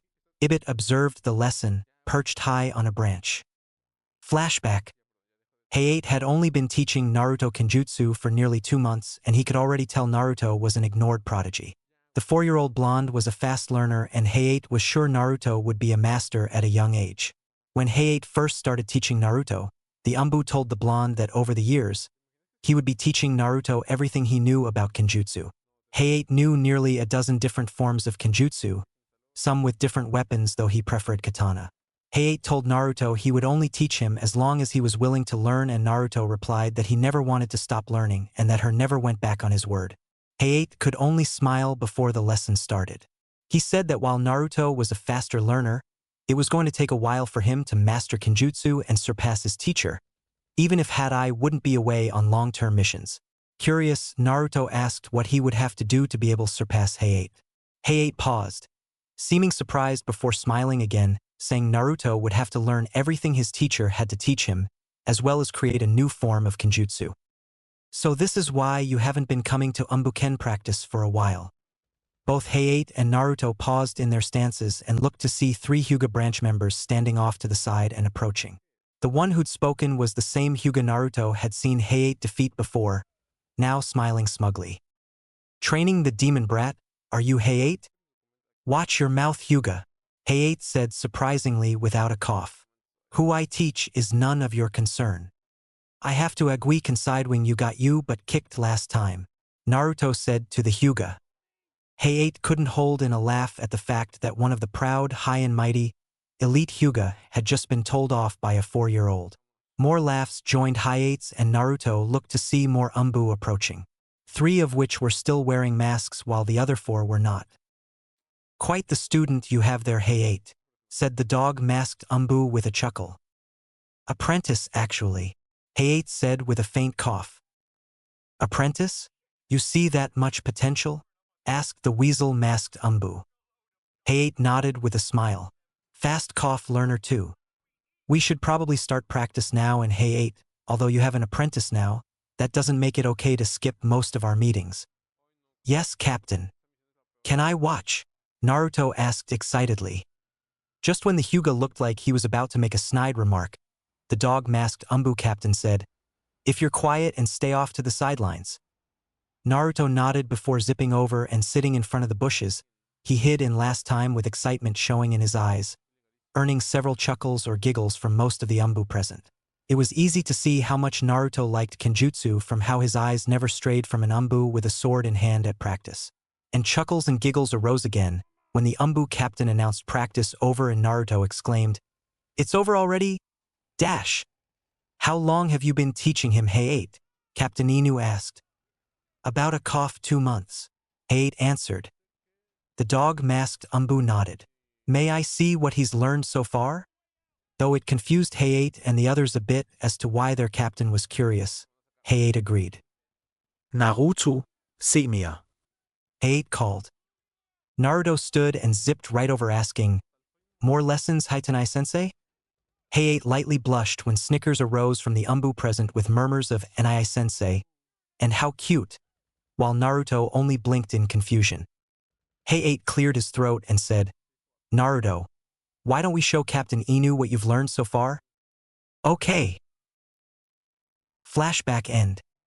Naruto rolled in the dirt, dodging a vertical strike before flipping to his feet. Have you come up with a name for your style? Hayate asked as they exchanged blows and blocks. Over the years, Naruto noticed how Hayate never seemed to cough while fighting or when he was in this sort of combat zone shinobi seemed to go into, but neither he or Hayate could understand why. Sparrow, but I'm starting to think I should give it 2 names, Naruto answered. Hayate chuckled. I suppose Ibit had something to do with that? Only when I noticed how similar my movements in my style are to the way he flies and such, Naruto said with a smile. Why 2 names? Sparrow style can actually be used as a taijutsu as well as a weapons fighting form, and it can be used with several different types of weapons both made for close and long-range fighting. So I thought maybe I should come up with 2 different names to differ between the Sparrow style weapons combat and the Sparrow style hand-to-hand combat. A. Clevé. Hayate said understanding. Thanks. But there's no real reason for you to come up with a second name, Hayate said. It's the same fighting style and you forget that as a ninja, your body itself is a weapon. So how's it coming along so far? Naruto gave a grunt when he cut his hand on his own blade blocking a vertical slash. I'd still like to come up with a few more blocks, evasions, and strikes before I'd call it finished. With that, Naruto dropped to his back and kicked Hayate over him while striking Hayate's wrist with the blunt side of his katana, forcing Hayate to drop his own. Hayate was about to get up only to find Naruto already had both blades to the Jounin's neck. Hayate couldn't help smiling proudly. Well done. Naruto smiled as well before placing both katana in one hand and helping Hayate up. Seeing as you've mastered what I can teach you, it's time to get you a weapon of your own, Hayate said with a light cough. Naruto smiled before going to his shirt and jacket. He slipped his shirt over his head and tied the jacket around his waist while Hayate sealed the katanas in a scroll and put on his Jounin vest. A few minutes later, a bell rang over their heads when they walked into the Teisho weapons shop. At the counter they see a man looking to be about Old Man Hokage's age with short white hair and a matching mustache with a beard attached covering his chin, wearing a pair of circular glasses, a green beanie hat, pale brown shirt with a tea green sleeveless haori over it, gray pants, and old faded black ninja sandals. The old man looked up when heard the bell and smiled brightly. "Ah, Hayate and Naruto," Daisuke said, standing from his seat. "If you're here together, that must mean I finally have the pleasure to be the one to sell Naruto his chosen weapon or weapons." "That you do, Teisho Daisuke. That you do," Naruto said with his own bright smile. Daisuke nodded, the ends of his white mustache curled up with his smile. Do you know your elemental affinity, Naruto?" Naruto shook his head. Daisuke reached under the counter and took out a small piece of paper and handed it to Naruto. "Concentrate some of your chakra into this affinity paper." Naruto raised an eyebrow, then shrugged, taking the paper and concentrated his chakra into it as instructed. Naruto ended up yanking his hand back and almost making it fall off his head when the paper suddenly split into four before one piece crumpled so tight it was like a paper marble. The second turned to ash when it burst into flame, the third almost dissolved, becoming so soaked, and the last fall to the floor as a pile of dirt. Naruto blinked in surprise but mostly confusion, while Hayate and Daisuke could only stare with their jaws dropped. What just happened?" Naruto asked, almost afraid after seeing their expressions. I've never seen anything like that," Hayate said. "Neither have I," Daisuke said. "Naruto, it seems you have a strong affinity for all the elements. It's rare enough for one to have an affinity for wind in the land of fire, even more so for one to have more than 2 elements at Jounin level, but all the elements, especially at your age. Incredible." Naruto didn't know what to think, so he just nodded. "Well, you know what? I have a room in the back with many already made weapons. They're quite different from the ones you see here in the shop. Why don't you have a look around in there and see if anything catches your attention?" Naruto shrugged and agreed before Daisuke led him to the back. The back of the shop was actually split into 3 halls. One hall led to the 2-story blacksmith workshop to make the weapons, another went to the Teisho family's 4-story home, the third hall, however, led to the basement door. "Go have a look for yourself while I talk with Hayate," Daisuke said. Naruto only shrugged before going down the basement stairs. Daisuke turned to Hayate with a serious look. "What do you think?" "I'll have to talk to the Hokage about it." Hayate said. "I thought anyone with a handling for all the elements was neutral, so nothing happens to the paper." "Usually that's true, but that's only because normally the chakra of the ninja holding it is either unable to settle on 1 or 2 elements because they're too young or possibly because of a sickness and such. But Naruto's chakra seems to settle on all the elements, and to a very powerful degree, which is why I was completely stumped on what blade or weapons would best suit Naruto." "Is that why you had him decide for himself in the back?" Hayate asked curiously. "Partially. You see, the weapons in the shop here are just your basic ninja gear and chakra blades made for those in tune, so to speak, with their elements. The ones I have in the back downstairs, however, are unique in a much greater sense. From time to time, a ninja or any one type of warrior really will come in search of a special weapon, for lack of better words. In my basement, I have many things that those most greedy would call treasure. That is a test in itself. If one takes something worth a very pretty penny, I send them on their way. The other weapons, however, are another story entirely." Naruto POV. I paused in step when I reached the bottom of the stairs. I'm surrounded by every type of weapon known to man in this room that look to be 2 to 3 times the size of Teisho's shop. Shelves and shelves, tables covered, hooks hanging, and baskets full of every sort of weapon. And wherever I didn't see a weapon, I saw piles of gold and jewels, medallions, coins, gemstones, everything. And wherever I didn't see weapons or gold, I saw a combination of the two. I shook my head. I wasn't expecting all the gold, but I was there to look for a weapon that suited me. I looked in every direction as I walked deeper into the weaponry room basement. Almost suddenly, I felt this pull, for lack of better words, take me to the far right wall of the room. The pull grew stronger as I walked alongside the wall, scanning the weapons on the shelves or hanging from their hooks. I stopped momentarily. The pull right now was coming from the pair of tonfa hanging in an X on the wall. These tonfa, among the many on the wall, were black steel or something with a crimson tint, pointed ends and a ring on the end of their handles. I lifted them from their hooks on the wall, and the moment I touched them, the pull I felt from them was gone. And as soon as the pull I felt from them was gone, in place of the tonfa was a belt for my waist to carry them. I put on the black metal and cloth belt and put the tonfa through the rings on the back of the belt so that they lay against the back of my hips in an X. I walked along the wall, once more towards another pull. It didn't take long for me to find them. Hanging on the wall were 3 katanas, 2 hanging vertical by their handguards and the third hanging horizontally above them, seeing as this one had no handguard. The one hanging on the left had a black handguard that looked like a ninja star made of 6 small kunai on one ring, and the handle had a pointed triangular butt end while the handle itself was wrapped in a crimson cloth. But the blade itself was the darkest pitch black I'd ever seen and shined enough for me to see my reflection in it. The katana on the right had a handguard shaped like 2 stainless steel crescent moons back to back. The butt end of the handle was spherical, the handle itself wrapped in a bluish-purple cloth, and the blade as shining as the sword on the left but color of stainless steel as the handguard. The handguardless sword above them had the handle wrapped in white. The butt end was the average shape on more ordinary katana covered with a cap of gold. The blade was a white gold color with a light bluish tint. One by one, I lift the katanas from their hooks, and as soon as I did, a sheath lay in its place, and, just like before, as soon as I touched them, the pull was gone. The katana with the shuriken-like handguard had a crimson sheath, and in the middle were 2 gold rings 3 inches apart going around the sheath. The twin crescent moon handguard katana had a dark blue sheath like the red one. The handguardless katana had a white sheath with a black tribal painting of a dragon going around the sheath, the head near the handle of the katana. As soon as I had all the katanas sheathed, over the hooks that had been holding the handguardless katana was 1 dark gray belt that, when I put it on, held all 3 katanas on my left hip. The belt buckle was cool like a 2-piece puzzle that when put together looked like the dragon on the white sheath, only with wings spread out in flight.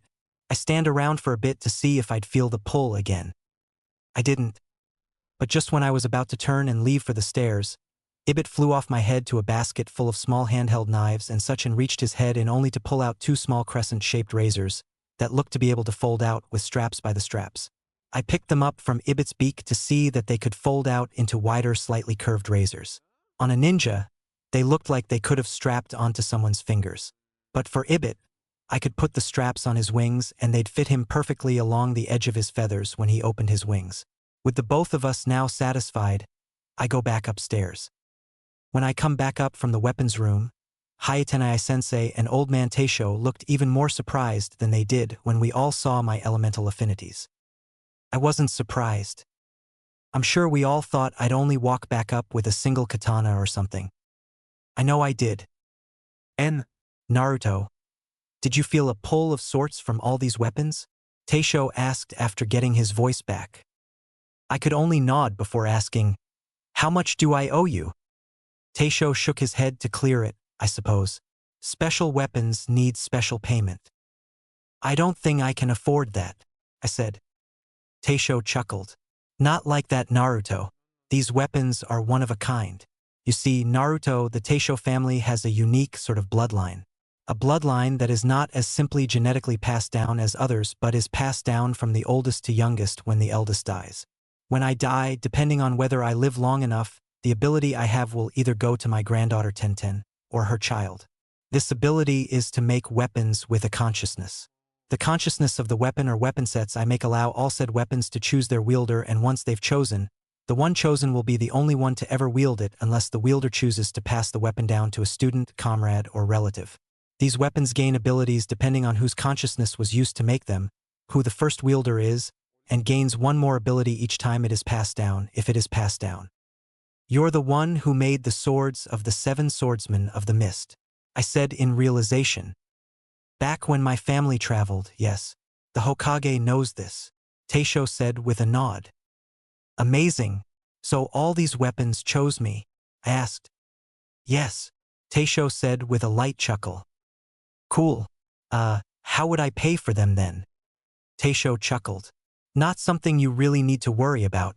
Things I need from you to pay are only 2 things I could use for a weapon or 2 to make with your consciousness. Only 2 because the tonfa are a set as well as the 3 katana.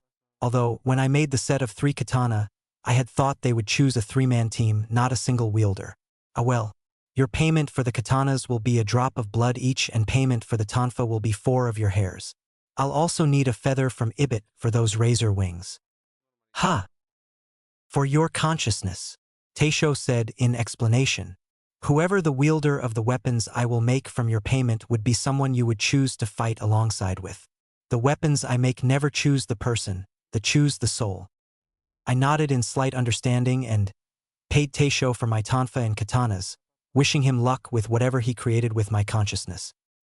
After giving me a congrats and a clap on the back, Haitenai sensei poofed away, and I headed for Hokage Jiji's office to collect the pay I earned today. Needless to say, the old man and Irika sensei were surprised when they saw all my weapons too, especially after what I told them what happened with the affinity paper. Chapter 3. Fellow wielder of a Teisho weapon. Ibit sat in my hair, feathers all puffed out in irritation while I held my bottom lip between my teeth to keep from laughing. I could tell Sakura was trying to keep her giggles in, but one escaped from time to time. Sasuke only smirked and Kakashi was quietly laughing behind his book, though it was obvious the book was not the cause. Why were we trying not to laugh, you ask? The scene in front of us was the result of Team 7's mutual agreement that Ibit should be cat bait, since our first of nearly a dozen missions to capture Torichan. The scene itself was the fire daimyo's wife crying over poor Torichan, who now had an inch-wide line from between the ears, down the spine, and to the tail tip of close-shaved baldness thanks to a certain irate and razor-winged sparrow atop my head. As soon as the woman and her cat were gone, even Hokage Jiji couldn't help but laugh. Once things calmed down, the old man started listing off more D-rank missions. I'd had enough. Now hold on, Jiji. I understand D-rank missions are good practice and all and are specifically for Genin, but this is ridiculous. For the past month and a half since graduation, we've been assigned to many, if not all, of these household chores you all insist are missions. Half of which we were assigned were to capture that one stupid cat. We need a real mission. Too many of these chores and we'll start getting arrogant on how easy things are, and if not arrogant then lazy, both of which could get us killed later. Just when Irika sensei looked ready to lecture me, the old man held up a hand to silence him and asked, "Are you sure, Naruto?" "Yes. Besides, as soon as any ninja puts on their headband, they are no longer just a kid," I said firmly.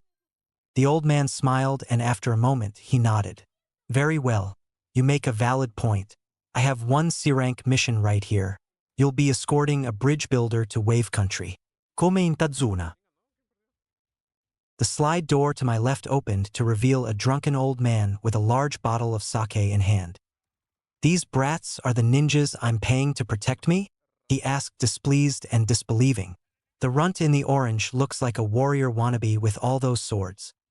Just when I was debating whether or not to slice that sake bottle off at the neck, Old Man Hokage says, "Oh, that reminds me. Naruto, your clothes arrived today. They're waiting for you in my office." Drunkard's comment was easily forgotten. "Finally!" I shouted gleefully, throwing my hands up the air, as if to thank whatever deity was up there before booking it out of the room and down the hall to the old man's office. Normal POV. Naruto's reaction and action of rocketing out the door got chuckles out of the Hokage, Irika, and Kakashi. "His clothes?" Sakura questioned. Yes, no ninja in his or her right mind would wear clothes that scream, "Kill me" by choice, Kakashi said. "Then why does he?" Sasuke asked. "The villagers wouldn't sell him anything else," the Hokage said sadly. Irika also frowned sadly while Sasuke and Sakura couldn't help but feel confused. People hate Naruto that much? What did he do? Sakura thought. A couple minutes later, Naruto was back wearing green cargo pants, newer looking and better fitting blue ninja sandals, bandage tape around his hands from wrist to knuckle, a sleeveless fishnet shirt underneath a dark crimson hooded sweatshirt with Ghost in black kanji on the back, and his headband was now tied around his left bicep. "Better, Naruto?" Lord Hokage asked, smiling. "Much thank you," Naruto said with an answering smile. Alright, well that's everything. Dismissed. Team 7 went their separate ways to pack up for the mission and met at the gate a few minutes later. Just a few miles from Konoha, and Naruto started to get the feeling they were being watched. Swish. Naruto paused in step, looking deep in the trees in the direction he heard the movement. Sakura was too busy glancing at Sasuke, off in her own little world, when she nearly bumped into the blonde. Ready to rant, she said loudly, "Naruto dash. Shoo." Everyone paused. "What is it, Naruto?" Kakashi asked. "I thought I heard something in the trees," Naruto said. "It was probably just a bird," Sakura said irritatedly. "He's just trying to look cool." Ja. "If it was a bird, I would have heard wings flapping," Naruto said in his own irritated tone. There was a moment of silence, and Kakashi noticed Tazuna was in a nervous cold sweat. "Let's keep going," Kakashi said, "but keep your guards up." And so they walked. Another mile or two of walking later, they come across a puddle. A puddle? On a day like this? Naruto thought, glancing back towards Kakashi, catching his eyes. Naruto faced the front once more and waited. Just when he sensed the attack, he did a sharp turn and threw a shuriken at the Mist Nin's shoulder. The Mist Nin blocked with an iron claw before he and his partner suddenly wrapped a barbed chain around Kakashi and sliced him to pieces. Sakura screamed. Sasuke got ready with a kunai in hand. Naruto didn't have to look to know Kakashi used a replacement jutsu. There was no smell of blood, and there's no way Kakashi would leave himself open like that. "One down," one of the demon brothers chuckled. Naruto already had his tonfa blocking the strike the second demon brother made intended for him, and kneed the Mist Nin's gut before striking the Mist Nin across the face with the other tonfa. The other demon brother swung around, intending to slice Naruto with the chain like they thought they did with Kakashi, only for Sasuke to throw a kunai and embed it into a tree with the chain attached. Naruto used this to his advantage and swung a leg up, sending a high kick to the second brother's jaw, and jumped to axe kick the crown of the Mist Nin's head. At the end of the axe kick, Naruto used the Mist Nin's head as a launch pad and did a backward somersault in the air over the first demon brother coming up behind him, landing in a crouch just when Kakashi appeared holding the still conscious of the demon brothers in a headlock. "Good job, Naruto, Sasuke," Kakashi said. As Kakashi tied the demon brothers to the tree Sasuke had kunai'd their chain to, Sasuke went up to Naruto. "How did you know?" Sasuke said in a more demanding tone than a question. Putting his tonfa away, Naruto looked at Sasuke in question. "Huh? How did you know that guy was hiding in the puddle?" Sasuke demanded again. Naruto raised an eyebrow. He seriously didn't know? Geez. When was the last time it rained? "What does that have to do with anything?" Sasuke shouted angrily. "Just answer the question," Naruto said with a sigh. "I don't know. A week or two. And you're still asking me how I knew?" After a moment, Sasuke felt like smacking himself when he realized what the blonde meant. Why would there be a puddle anywhere on a hot day like this when it hasn't rained in days? "Tazuna, you have some explaining to do," Kakashi said. With ninja involved, this mission would be at least a B rank. But with missing Nin in the bingo books, like the Demon Brothers, it's rising to A rank. "Look, I'm sorry I lied, but my village is so poor, it can't even afford to pay for a B rank mission," Tazuna said. "If you had explained things, the old man would have taken an IOU," Naruto said with a frown. "But I can't blame you for being scared that he wouldn't just take your money and leave you hanging." "Naruto, don't talk about the Hokage like that," Sakura screeched. "I wasn't talking about old man Hokage. I was talking about the idiot villagers who've been doing that to me my entire life." Naruto snapped back, shutting her up. Sighing, he looked back to Tazuna. "So what's really going on, bridge builder?" Tazuna hesitated a moment, looking Naruto in the eye, searchingly. His own eyes widened just a bit at what he saw. This kid's not kidding. He knows what it's like. There's this man named Gato Dash. Gato? As in Gato Shipping Company's Gato? Naruto questioned. Tazuna nodded. "Behind the business is a cretin who loves money and watching people suffer. He took over our village and bleeds it dry of everything we have, using ninjas and mercenaries to do so, and secretly sells drugs and other illegal items. He's done this to other countries and businesses he's been to as well. He came to Wave about a year ago, and through money and violence, he quickly took control of the country's shipping industry. Gato now has monopoly on all the business and traffic in Wave Country. The only thing he has to fear now is the completion of the bridge. Naruto nodded in understanding and looked to Kakashi with his arms crossed, and a look on his face that said, "I'm going, with or without you." Kakashi stared at the silent and stubborn blonde for a moment before sighing. "All right, we'll go." Naruto smiled. A few more hours later, they were getting off the boat to Wave. After a ways of walking, Naruto suddenly threw a kunai into the bushes. Sakura went over and found a white rabbit frozen in fear with the kunai Naruto threw embedded in a tree behind it, right between the ears. "Naruto, quit showing off," Sakura shouted angrily. "You almost killed this poor rabbit." "Rabbits aren't white this time of year," Naruto muttered to himself, ignoring her. Something in his senses suddenly flashed danger alert. "Get down!"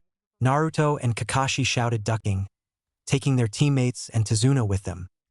They just missed getting decapitated by a spinning, flying, big-ass sword. Kopinin Kakashi of the Sharingan. No wonder the demon brothers were defeated so easily.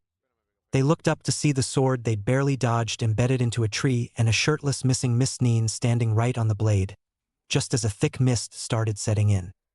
"Momochi Zabuza, demon of the bloody mist," Naruto said with a grin. "You know me, kid?"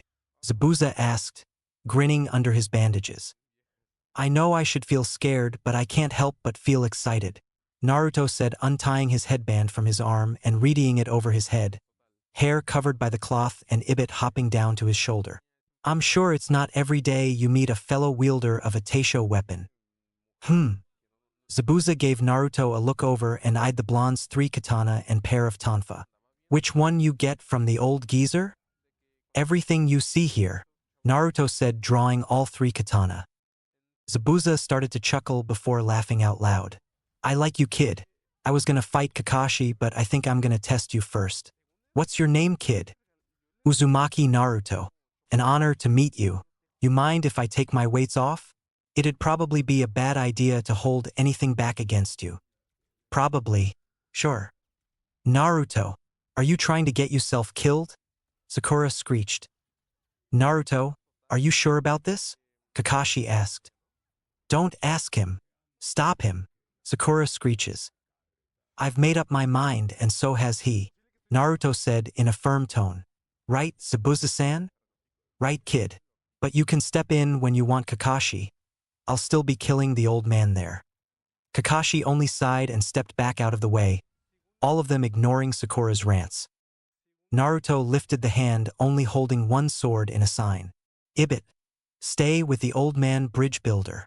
After the little sparrow darted over to Tazuna's head from Naruto's shoulder, the blonde said, "Kai." and then Naruto disappeared, wisps of mist and dirt floating around where his feet once were. Clang. Tazuna and Team 7 looked to see Zabuza airborne, blocking Naruto's first strike. Naruto jumped back, a katana in each hand and the handguardless katana's handle between his teeth. "This kid's as fast as Haku, if not faster," Zabuza thought. "This could mean trouble, but still be fun." "Not bad, kid. Not bad at all. You have your first kill yet?" Naruto sent a quick glance back at Sasuke and Sakura before looking back to Zabuza. "So you have, huh? And your teammates didn't know it." Naruto disappeared, and it was Zabuza's pure instinct that saved him from a double vertical strike and a horizontal slash from the katana between the blonde's teeth. "And people think I talk too much," Naruto said. "Kakashi-sensei, what did Naruto mean by demon of the bloody mist?" Sakura stuttered. Kakashi didn't answer. Instead, he focused on the 2 swordsmen fighting evenly. Naruto disappeared and reappeared several dozen times before slashing a gash on Zabuza's shoulder and side of the left knee and had to jump back, earning himself a horizontal cut under his right eye, just managing to block the rest of Zabuza's swing between the katana in his teeth and the katana in his left hand. Naruto had his left arm stretched across his chest for the block and his right arm over his stomach, right katana ready and swung, slashing a strike across Zabuza's abdomen. Zabuza kicked at Naruto's gut, forcing the blonde back, and swung his sword in a hammer strike into Naruto's right shoulder. Though still getting a deep cut from the strike, had Naruto's block with all three katana come a second later, his arm would have been sliced off. Naruto, look out! Kakashi stepped in, just in time, headband up revealing his Sharingan, when a Zabuza water clone was about to cut the blonde in half from behind. The clone turned into water. Mizabunshin? Kakashi and Naruto thought. When did he make the hand signs? Naruto was suddenly kicked in the left side of his head, sending his headband flying off, skidding in the dirt when he landed on his right side, the katana between his teeth now lying in the grass beside him. Kakashi rejoined Tazuna and the other two genin when Zabuza disappeared and reappeared, between the three-leaf shinobi, only to be revealed as another Mizabunshin. Zabuza reappeared again, this time revealing Kakashi had copied his Mizabunshin. After a few punches, kicks, and swipes of the Kubikurabocho were exchanged, Kakashi found himself kicked away like it was nothing before being suddenly trapped in a water prison. Now that you're taken care of, I can finish off your comrades, Zabuza said smugly before making a one-handed hand sign, making another water clone that climbed out of the water. A single-handed sign. He's even more skilled than I thought, Kakashi thought with dread. Listen you guys, he shouted to his team. Take Tazuna and run. You have no chance against this guy. He's using all his power to keep me in the water prison so he can only fight you with his water clone. But the clone can't go far from his real body, so as you get away from him, he can't follow. Just run. Run away, Sasuke thought, trembling but gritting his teeth. You got to be kidding me. That option was gone from the moment you got caught. No matter how fast we run or how far we go without you, sooner or later he'd track us down and wipe us out. In the end, Sasuke glances at Naruto, who stood back up on his feet with a katana still in each hand, then glanced over to Sakura, who was just standing there trembling in fear. We're finished on our own. Our only chance of surviving through this is to rescue you. We'll just have to fight, the raven-haired boy shouted before charging in, throwing as many shuriken as he thought necessary as he went. Zabuza's clone swiped through the shuriken and blinked before looking up to find Sasuke had leaped up to go for an aerial attack. Too easy, said the clone, catching Sasuke by the neck before tossing him into the dirt. Sasuke, no. Sakura shouted helplessly. Damn it, Sasuke. Naruto mentally cursed. You think wearing a headband makes you a ninja? Zabuza said to the genin with a chuckle. A real ninja is one who has hovered between life and death numerous times. In other words, only those deadly enough who are worth being listed in my bingo book deserve to be called ninja. Aside from Uzumaki here, upstarts like you can't hope to be called real ninja. What a joke! Zabuza's clone suddenly disappeared into the mist and reappeared kicking Naruto in the ribs, making the blonde go skidding in the dirt a few more feet away from his grounded katana and his untied headband. The clone stomped on the leaf headband. You're just a bunch of brats. Naruto sat up with a pain grunt, slightly wincing, and looked to his headband. Zabuza's water clone was currently grinding into the dirt. Congratulations. You graduate, Irika said, smiling proudly, holding up Naruto's goggles and his own headband gone. Naruto scrunched his eyebrows forwards in a frown before standing slowly and shakily on his feet when he suddenly dropped his other two katana and went charging weaponless towards Zabuza's clone. Naruto no. Kakashi shouted. Fool! Zabuza said, swinging the flat edge of his sword at Naruto's head, sending him flying back towards his teammates and Tazuna. What were you thinking charging in on your own? Sakura shouted at the downed blonde. Even Sasuke was no match for dash. Wah? Naruto spat out some blood, his body trembling, getting back up to his feet, shaking his head a bit as if shaking off the pain. Standing firmly once more on his feet, everyone suddenly noticed he was gripping his discarded headband in one of his taped-up hands. The headband? Sakura thought, blinking in surprise. Naruto wordlessly tied his headband over his hair before smirking with his eyes still shadowed with his head tilted down. He lifts his head up slightly so Zabuza and Kakashi could see he was far from finished, and he was now, more than ever, determined to prove it. "I got something for your bingo book, Zabuza," he said, firmly wiping his chin clean of blood. "Anyone who thinks I won't fight till I succeed can kiss my ass. I got a path to follow, and dying here isn't part of it. I'm gonna be Hokage near the end of it after all." "Naruto," Kakashi thought. "Sasuke, listen up.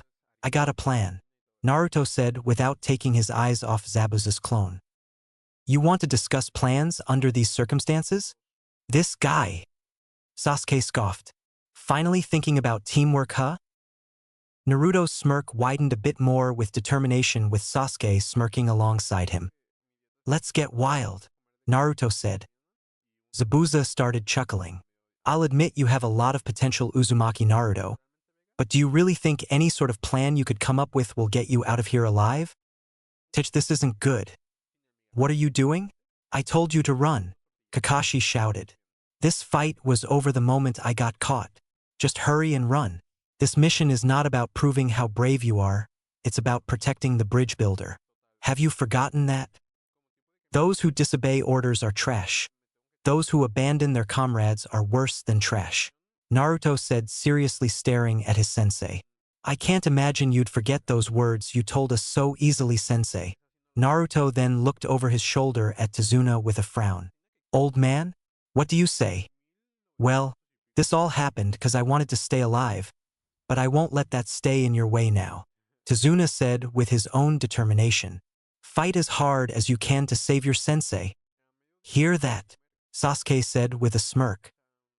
"Yep," Naruto said with his own smirk. "You ready?" They could only frown once more when Zabuza started chuckling before outright laughing once more.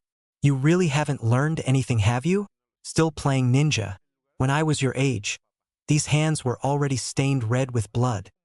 "Zabuza, the demon," Kakashi said. "You heard of me too, huh?" Zabuza said somewhat gleefully. Des démons, moi. Sakura exclaimed for turning to the blonde.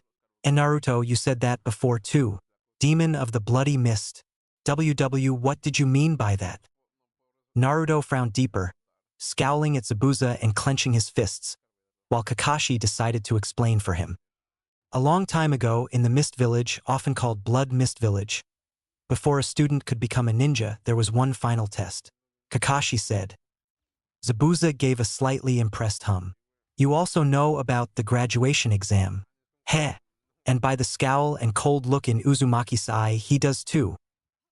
"What graduation exam?" Sakura asked. Zabuza darkly chuckled in response. "What's the big deal?" Sakura asked. "We had a final graduation test too." "We didn't have to kill each other to pass, Sakura," Naruto said faintly, but everyone heard him and it made their blood run cold. What?" Sasuke choked. "Yes," Zabuza said with a darker, more chilling chuckle than before. "Imagine ninja who ate meals together, trained together, formed into pairs, and try to kill each other for the final test. It wouldn't end until one was dead. The rules were kill or be killed. You can't stop while your opponent still breathes. He was your friend, shared your dreams, and now it's him or you." "How cruel," Sakura whimpered. 10 years ago," Kakashi said, "the village hidden in the mist graduation exam drastically changed. That was because 1 year before, a dark evil filled the school with terror." "What's he saying?"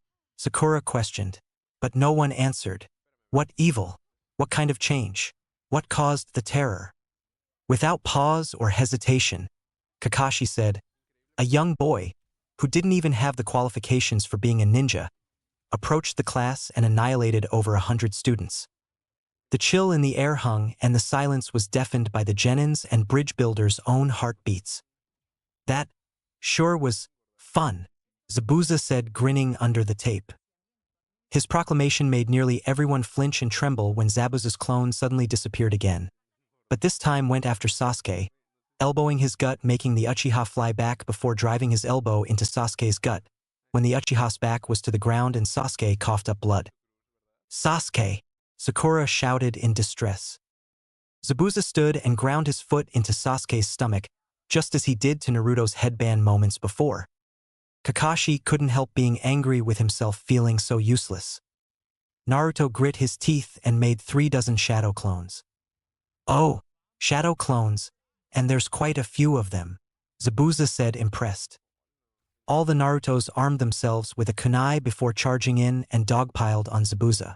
Swinging his blade around in a circle, Zabuza destroyed half of the Naruto clones and sent the other half flying. One particular Naruto skidded on his back and pulled out a windmill shuriken. "Sasuke, catch!" Sasuke caught the folded windmill shuriken and knew what the blonde was planning the moment he caught it, mentally praising him before spinning around and unfolding the windmill shuriken and tossing it at the real Zabuza holding Kakashi captive. Only for Zabuza to catch it.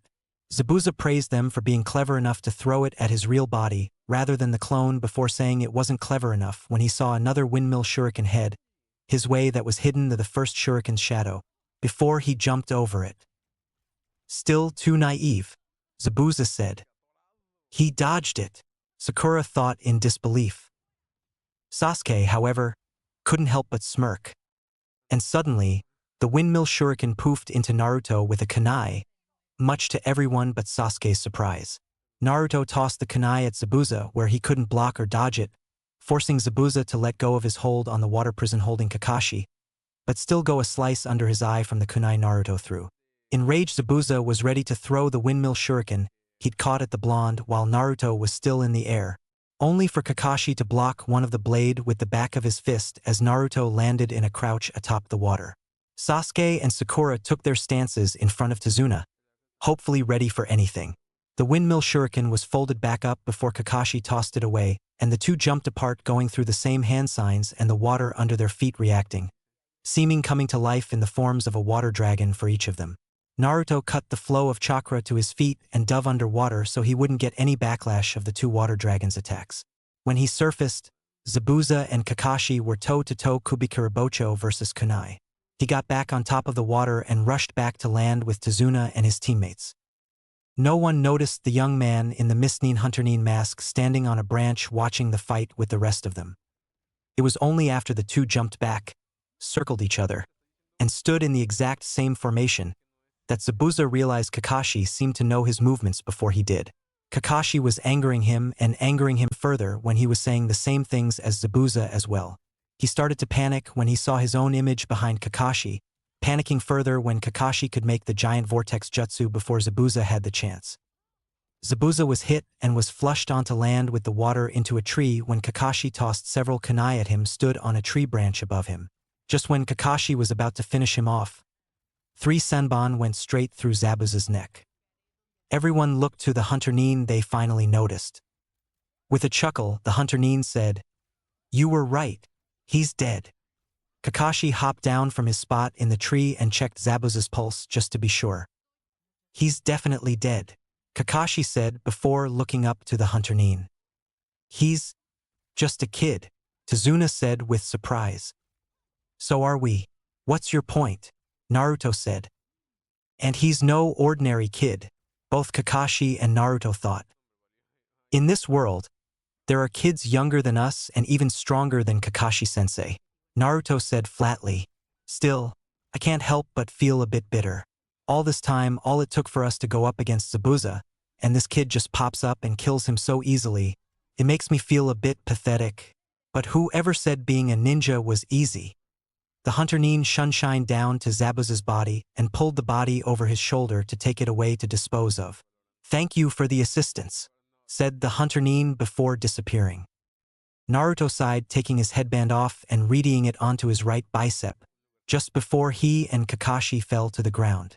Naruto slowly wobbled back up onto his feet a couple minutes later while Kakashi lay unconscious from chakra exhaustion. Naruto went over to the unconscious Jounin and threw him over his shoulder like it was nothing. And seeing as Naruto still had his weight seals unsealed, it really was nothing. "Come on. Better hurry to Tazuna's," Naruto said tiredly. Tazuna nodded. Both he and the other 2 genin were still shocked by this and what they'd already witnessed. Tazuna picked up Naruto's pack and led the way to his home. About half an hour later, they reached the village and the house Tazuna lived in. Tazuna's daughter, Tsunami, Lead Naruto to one of the guest bedrooms for Kakashi. Naruto carefully put Kakashi down on the futon before Tsunami offered to bandage his wounds. Naruto asked if he could take a shower first, so Tsunami lead him to the guest bathroom. "I'll wash your clothes while you shower," Tsunami offered. "Thanks, but could you actually leave my pants and boxers?" Naruto asked. "Sure. Thanks."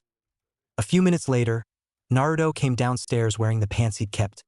A light gray sleeveless hoodie zipped up only halfway, showing his bare chest, with a red-winged tribal dragon on the back, headband tied around his bare bicep where it belonged, and his hands rebandaged from wrist to knuckle like usual. He reweighted his seals and his Teisho weapons were in their sheaths on his waist where they belonged. Sakura, Sasuke, Tazuna, Tsunami, and a gloomy-looking little kid were in the kitchen already eating dinner.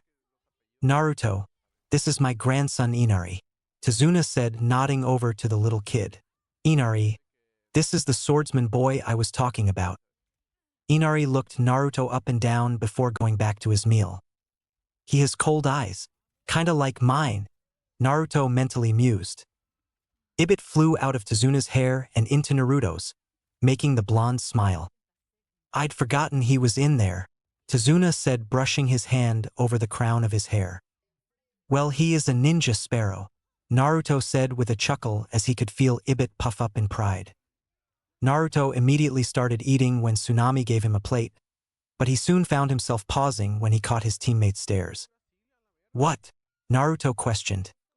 Snapping out of their daze, Sakura hesitated a moment before saying, "Naruto, when Zabuza asked if you'd killed yet and you said nothing, was he right to assume you have?" Naruto slowly chewed what was already into his mouth and swallowed, still slightly hesitant to answer. "Yes," he said before going back to his meal. A chill went up everybody but Sasuke's spine at Naruto's somewhat casual tone. "Ash, how old were you?" Sakura asked somewhat quietly. Slowly chewing again, Naruto thinks how to answer before glancing over at Inari, then looking to Tsunami and Tazuna. "How old's Inari?" "He just turned 8, Tsunami said, slightly confused. Naruto nodded, taking a few more bites of dinner before saying, "I was 2 years younger than Inari." A chill went up everyone's spine that time. "He was 6, they all mentally exclaimed. "WH, why would you kill someone, Naruto?" Sakura gasped. Naruto frowned coldly at her aghast and horrified expression before putting down his chopsticks. "In case you forgot, Sakura, we're ninja. Sometimes we have to kill. Not because we like to, but because it may be our job," Naruto said crossly. "We have to." "But 6 years old? Naruto, you weren't even in the academy then," Sakura argued. "So it couldn't have been your job. And seeing as you've never been outside the village before now means it had to be a Konoha resident. It could have been a ninja that snuck within our walls or a traitor like Mizuki," Naruto pointed out, his tone slightly sharper. "But it wasn't, was it?" Sakura countered angrily and accusing, looking at Naruto like he was becoming another Zabuza. "No, sadly not." "And you were 6 years old," Sakura repeated. "Yeah, so? So why did you kill someone? I had to kill someone so they wouldn't kill me," Naruto snapped with a pound of his fist against the table. Tsunami gasped, her eyes moistening up. Naruto glared at Sakura's surprised and appalled expression before closing his eyes, turning away from her, taking a deep breath and stood from his seat. "Food was great, Tsunami, but I've just lost my appetite." With that, Naruto headed out of the kitchen to the back porch and sat down to cool his head. After taking a few calming breaths before reaching down to the brown leather-coated steel thin cylinder case on his thigh, about the length of his thigh, just behind his shuriken case that no one seems to notice. Unsnapping the button of the lid, Naruto pulled out an old and slightly worn wooden flute. To anyone it would look like a plain wooden instrument you wouldn't be able to sell for a 10-yen piece, but to Naruto it was priceless and irreplaceable. He smiled, remembering when he first got it and why. Flashback. A 9-year-old Naruto sat patiently, watching the old man Hokage paint while smoking his pipe. Gigi? Naruto questioned. "Yes, Naruto?" the old man asked without looking away from his work. Aren't we going to do another academy lesson? Or some training? The blonde asked confused. Being a ninja isn't all about training Naruto. Hiruzen Sarutobi said. Too much of one thing is no good.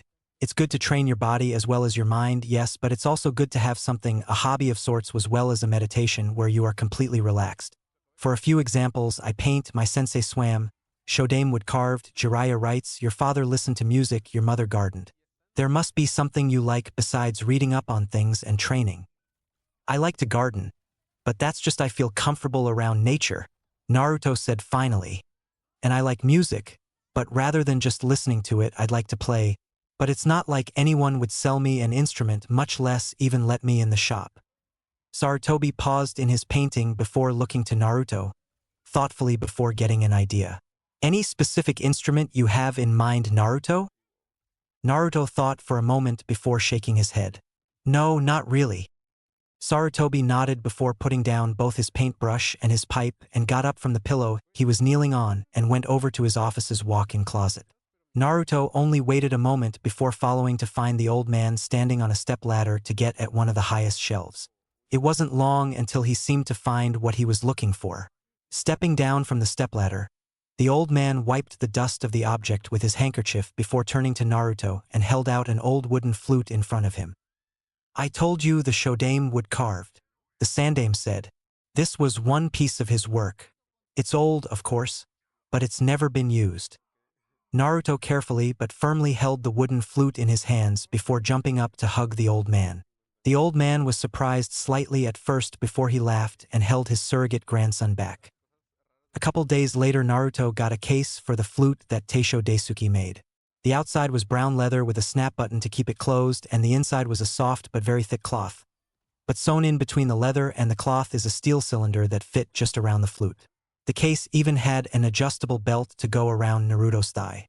Sarutobi taught Naruto to read sheet music for the following couple weeks, but the blonde hardly ever used the sheet music. Whenever he played, he usually played whatever came to mind or heart. It was usually the same song that he'd just put together the day he first got the flute, but that isn't to say it was the only song he ever played. Now, Naruto was grumbling to himself sitting on the roof of the academy because a teacher kicked him out of class just for asking to go to the bathroom. It was about break time now, but Naruto was debating whether to even go back to class afterwards. Sighing to himself, he took out his flute, thinking maybe playing would calm him down and make him feel a bit better. This would be the first time he didn't play outside the Hokage's office, though. Taking a deep, calming breath, he brought the flute to his lips and began to play. The song was sad, slow, and gave off a feeling of a sorrowful nostalgia almost. Remembrance of happy memories now turned sad, or the kind of memories you regret having because you wish you could go back and change them, and some memories you wish you couldn't remember at all. Shifu's flute music from Kung Fu Panda. Link, watch. V=-5 QHNR As Naruto played from where he was sitting on the roof, he had no idea that any activity during break had slowed before coming to a stop so the children and teachers could listen to the music they heard and didn't know where it was coming from. Irika knew though, and he just sat back and listened with a smile. Naruto didn't know and the Hokage didn't tell him, but there was one time while the Sandame was doing paperwork, Naruto had been sitting on the couch playing his flute with his eyes closed, as they always were when he played, and Irika had walked in. He'd stopped and stared at the young blonde in surprise, and the Sandame put a finger to his lips, silently telling the Chunin to be quiet before motioning for Irika to come in and drop off whatever paperwork he'd come to deliver. Naruto was too focused and relaxed playing, he hadn't noticed a thing.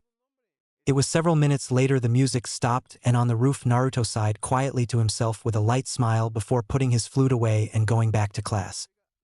On his way back to the classroom, he heard some students and teachers muttering to themselves. He was quite used to this. No doubt they were saying mean things about him, or so he thought. Where do you think that music was playing from? One kid asked another. I don't know, but it was pretty, another said. Who do you think was playing it? I want to hear it again. Naruto, up to that point, turned right around and headed home. He didn't much care to go to class with his face as red as a cherry. Flashback end. Naruto chuckled, looking back before bringing his flute to his lips and started playing that same song. Though, of course, after much time and practice, it sounded much smoother and softer than it had back then, he was sure. Sakura and Sasuke had looked up from staring ashamedly, Sakura, and solemnly, Sasuke, at their meals to the direction Naruto had left in surprise.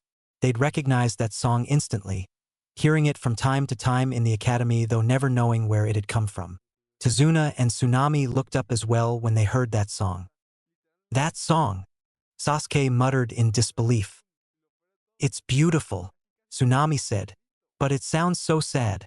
It reminds me of. She trailed off as her eyes began to tear up.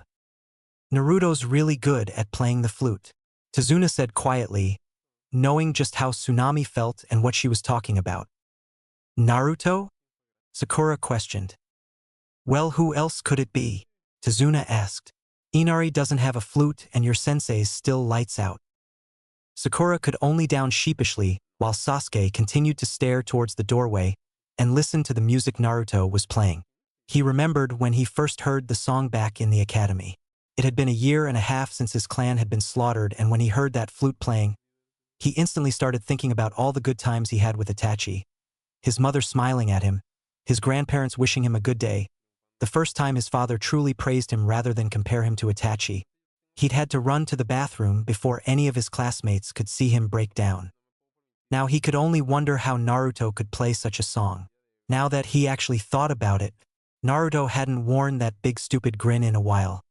He still wondered why the usually hyperactive knucklehead carried those tonfa and 3 katana on his person even after Kakashi told him and Sakura the blonde had mastered Kenjutsu. What could have happened to the blonde? What changed? Sasuke then thought back to team introductions when they met Kakashi and the morning after, as well as some more recent events. I'm Uzumaki Naruto. I like to read, train, learning more jutsu, and a few other things. I dislike judgmental and arrogant pricks who just assume things and don't even bother to get their facts straight. And a couple of other things. My hobbies fall under my likes and pulling pranks. And another thing or two. And my dream is more of a lifelong goal, really. I want to surpass my father and those before him. What makes me dead last was all the teachers aside from Irika-sensei failing me without even looking at my papers, brushing me off whenever I actually asked for help, and kicking me out of class for no reason whenever we were learning things together. The blonde opens his closed eyes and looked at his teammates saying, "But you two wouldn't know that, would you? Not with your precious Sasuke-kun around or you and your nobody's better than me attitude that will sooner get the both of you killed. If you had explained things, the old man would have taken an IOU," Naruto said with a frown. "But I can't blame you for being scared that he wouldn't just take your money and leave you hanging." "Naruto, don't talk about the Hokage like that," Sakura screeched. "I wasn't talking about old man Hokage. I was talking about the idiot villagers who've been doing that to me my entire life." Sasuke began thinking back further. What did any of them really know about Naruto? Back out on the porch, Naruto finished his song and put his flute away, leaning back against one of the beams with one leg bent up at the knee and the other hanging over the edge of the porch. He sat calm and collected a moment before saying, "You can come out now. I can sense you." Inari came out from behind the slide door. "You have eyes like mine," he said somewhat quietly. "Because I know pain," Naruto said, turning his head slightly to give a sideways look towards Inari before looking forwards again. Inari nodded in a sort of agreement before going over and sitting next to Naruto, both his little legs hanging over the edge. "I know what Gado's done to your village," Naruto said, noticing Inari flinch from the corner of his eye. "But by the look of it, I'd say he's done something a bit more personal towards you and your family. Mind telling me what happened?" Inari glanced at Naruto to see the blonde was still looking forwards at nothing in particular. Biting his lip, he too looked forward at nothing before bringing his knees up to his chest and hugging his legs just as his eyes began to water. "My dad," Inari said with a choked sob. "A couple years ago, I was being bullied by some big kids and one of them threw my puppy in the water sniffle. He said if I wanted my puppy back so much I should go get him. But I didn't know how to swim. Then I was thrown in the water and Dad saved me. He became my dad soon after and a hero to the village after that. There was a big storm and Daddy. He dove in the water to fix one of the dams where the rain had flooded in. Everybody called my daddy a hero. But then Gado came." By this time Inari was crying and couldn't seem to stop. Gato had Dad's arms pulled out of their sockets and tied to a post so they were useless. Had him beaten and killed in front of the whole village. He said he would protect the city with his own 2 arms. What a liar. I know the truth. There's no such thing as real heroes. Inari bawled loudly before whimpering to a stop when he was surprised to feel a hand patting his head and blinked confusedly at Naruto. I know it sure as well seems that way, but your dad is a hero, Naruto said. Gato had him killed because that money-grubbing bastard knew that killing the village hero would break it. If the one who wanted control and couldn't get it had the person everyone looked up to killed, of course he would be feared. Gato's nothing but a selfish power-hungry swine, and he's trying to do the same thing he did to the village by killing your father back then, by killing your grandfather now. Gato's afraid if the bridge gets built, not only will he lose money, but the village will get back the glory it had before Gato came to dictate it. Your dad's death doesn't mean he was a liar or that heroes don't exist, Inari. It just shows how desperate Gato is for power. My team and I are here so that doesn't happen again with your grandpa. Inari wiped his nose on the back of his hand and the tears from his face with his palm. How do you know all that? He sniffled. Because my dad died a hero on the day I was born, Naruto said, making Inari blink up at him in surprise. I grew up hated by my village with no family at all. My mom died in childbirth as far as I know anyway. It's kind of funny. My dad is still seen as their hero to this day and they hate me for being born. They don't know I'm his son. I don't get how since I look just like him. But they hate me because they think I'm something I'm not. It's because of what my dad did to die a hero that they think that way. But I don't hate him for it. I actually couldn't be prouder of my dad. He did everything he could to save his home and the people he loved. And one day I'll do the same. I'll change their minds and prove to everyone I'll be the best. Proving people wrong is half the fun, Naruto said with his famous grin, though it was more genuine than the fake grin he always used to wear. Inari could only look at Naruto with wide eyes before sniffing one last time. Go on. It's getting late and you should probably be getting to bed, Naruto said with a nod to the door. Inari nodded and got up to go inside before pausing in the doorway. How much did the village hate you? Inari asked quietly, though he had a bit of an idea from the kill to not be killed bit earlier. They made me wear orange, Naruto said with a shudder. Inari couldn't help but laugh and Naruto couldn't help but smile at his accomplishment. He didn't really hate orange, but he didn't like it so much he'd ever wear that jumpsuit again. Inari left for bed and the person he sensed when Inari really started to bawl came out in the open. It was Tsunami. She was crying. Thank you so much, she cried, kneeling down and hugging Naruto, who could only widen his eyes and blink in surprise. Why is she thanking me? Naruto thought. I haven't heard Inari laugh or seen him smile like that since Kaiza was alive, she said without loosening her embrace on him. Kaiza must be Inari's dad. No need to thank me. I was only telling him the truth and my opinion, Naruto said honestly but slightly blank. All the more reason. Without much warning, she kissed his cheeks and forehead before hugging him again. Thank you, Naruto. You're a great man. With that, she stood and went back to the kitchen, almost not noticing the light flush on Naruto's face. The next day, Kakashi woke and explained how the Hunter-nin was a fake and thus began to train the Genin in tree walking. Naruto, you can go practice kunai balancing. Kunai balancing? Sakura questioned. It's a more advanced chakra control technique, Kakashi said. Naruto's quite a few steps ahead of you two and the other rookies when it comes to chakra control. Then why couldn't he preform Bunshin until after graduation? Sakura asked smugly. I still can't preform Bunshin, Naruto corrected, making the two other Genin look at him confusedly. What I use are Kage Bunshin. Kage Bunshin? Sasuke questioned. It's a Jounin level technique, Kakashi said. Naruto's chakra reserves are far too big, and always have been, to preform some of the simpler jutsu. With that, Naruto left for the house for advanced kunai balancing in his room. A couple hours later, Kakashi found Naruto where he started in a sort of one-handed handstand position except his index finger was balancing his whole body on the point of a kunai. Naruto had switched fingers every few minutes on each hand, starting with his pinky. Naruto, I want you to guard Tazuna today while Sakura and Sasuke continue to train. Kakashi ordered. Naruto gave a nod and brought himself down to the floor before he walked with Kakashi downstairs. Inari was helping Tsunami hang the laundry to dry when he saw Naruto coming downstairs. After bridge work today, we'll be stopping by the market on the way back, Tazuna said. Naruto only nodded, noticing Inari staring after them as they walked out the front and paused. Inari, if you want to come with us, just say so. Inari stiffened before looking at his feet, embarrassed before nodding. Tsunami smiled warmly while Tazuna blinked in confusion and shock.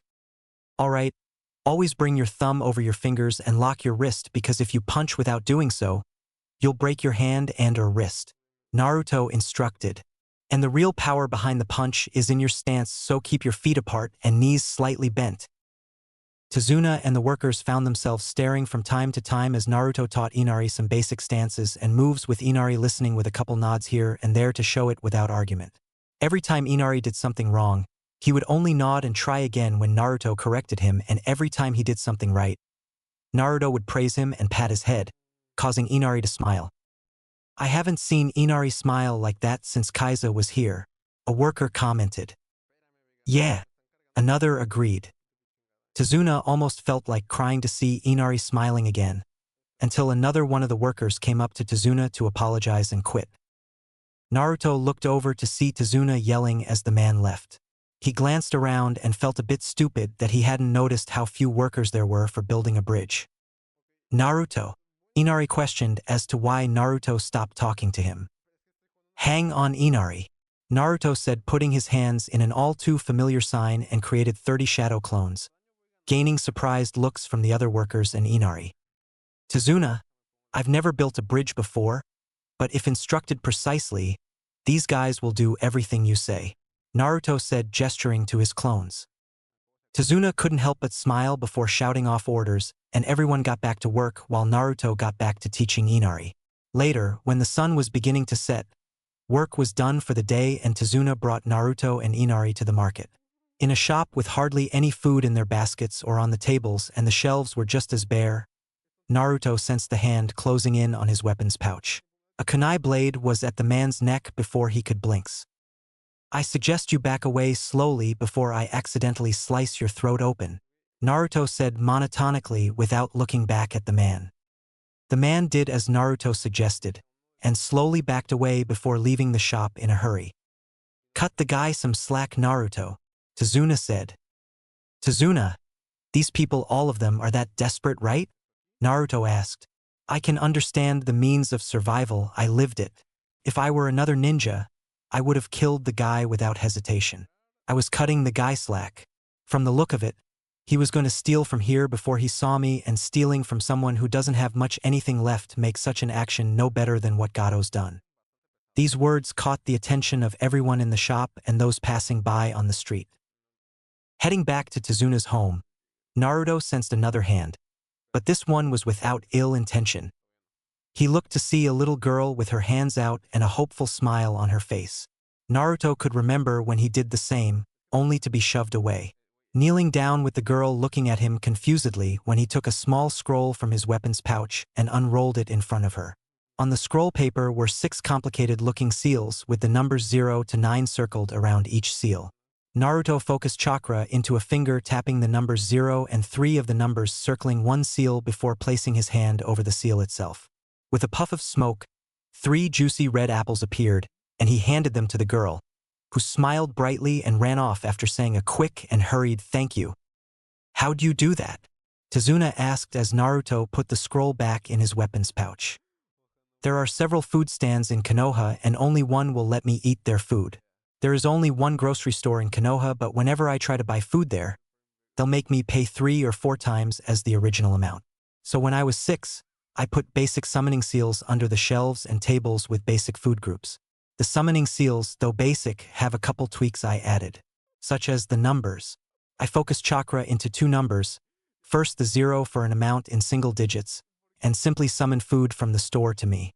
People could call it stealing, except the store manager did the same and more when charging me 3 to 4 times the original price of a sandwich he ate half of right in front of me, and I have permission from Old Man Hokage to do so.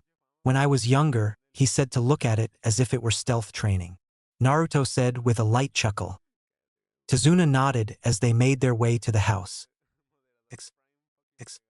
The next day, early in the morning, Naruto left to train with his Teisho weapons. Ibit flew over his head and practiced razor belading leaves to shreds while Naruto practiced with his tonfa. Naruto spun the tonfa alongside his arms, hearing a high-pitched whistle and the sonic frequencies getting higher the faster he spun them. He stopped spinning them and looked over the tonfa but found nothing that chewed ve made the sound with them. Shrugging, Naruto practiced his sparrow style. Naruto moved fluidly, doing aerial flips from time to time, blocking an invisible opponent, dodging non-existent strikes, and striking back at the air as well. Finally, he landed in a forward-facing stance before thrusting both tonfa forwards. When the points he thrust forwards suddenly shot towards the tree in front of him as kunai with chains and wrapped the chains around the tree. Naruto stood there in surprise before smiling. He now knew his tonfa's ability. They could activate black chakra chains. Naruto flipped the tonfa back over and pulled them back before leaping up out of the way of the falling tree as the chakra chains reeled themselves back into his tonfa. After practicing a bit more, he found the chakra chains activated on both the front and back ends of each tonfa. Naruto trained for another hour before sheathing his tonfa and lying stomach down in the grass to take a break with a short nap. Ibit flew down to join him, getting comfortable in Naruto's spikes just above the blonde's left ear. Naruto woke with a loud yawn and lifted his head from his arms, making Ibit roll off his head and onto his back. The little sparrow shook his feathers and flapped his wings tiredly as Naruto found he was currently gripping the wrist of a pretty boy in pink. A very pretty boy. Naruto had to look twice to make sure he wasn't a girl as he let go of the boy's wrist. Sorry about that. Naruto mumbled tiredly before sitting up, making Ibit flutter up to his shoulder. Reflexes. It's fine. Are you a ninja? The boy asked. Yeah, I was out here training. I only meant to take a nap, but I guess I must have really dozed off. Introducing themselves and talking a bit, Naruto offered to help Haku in gathering some herbs. They'd been picking herbs for a while now when Haku asked him something that really caught his interest. Do you believe you're a strong ninja? Haku asked. Strong enough, but I get stronger every day, Naruto answered without looking up. Do you have a person precious to you? Haku asked. Why do you ask? Naruto asked hesitantly, pausing in his herb picking and looking up at the pretty boy. Well, I believe a person is truly strong when they are fighting for someone precious to them, Haku said, looking Naruto in the eye. Naruto slowly gave a nod of impression before going back to his herb picking. I don't have a precious person. Haku frowned sadly and let out a quiet sigh that Naruto almost didn't hear, but before he could comment, Naruto finished with, I have precious people who I would fight my all for. Haku couldn't help smiling at that.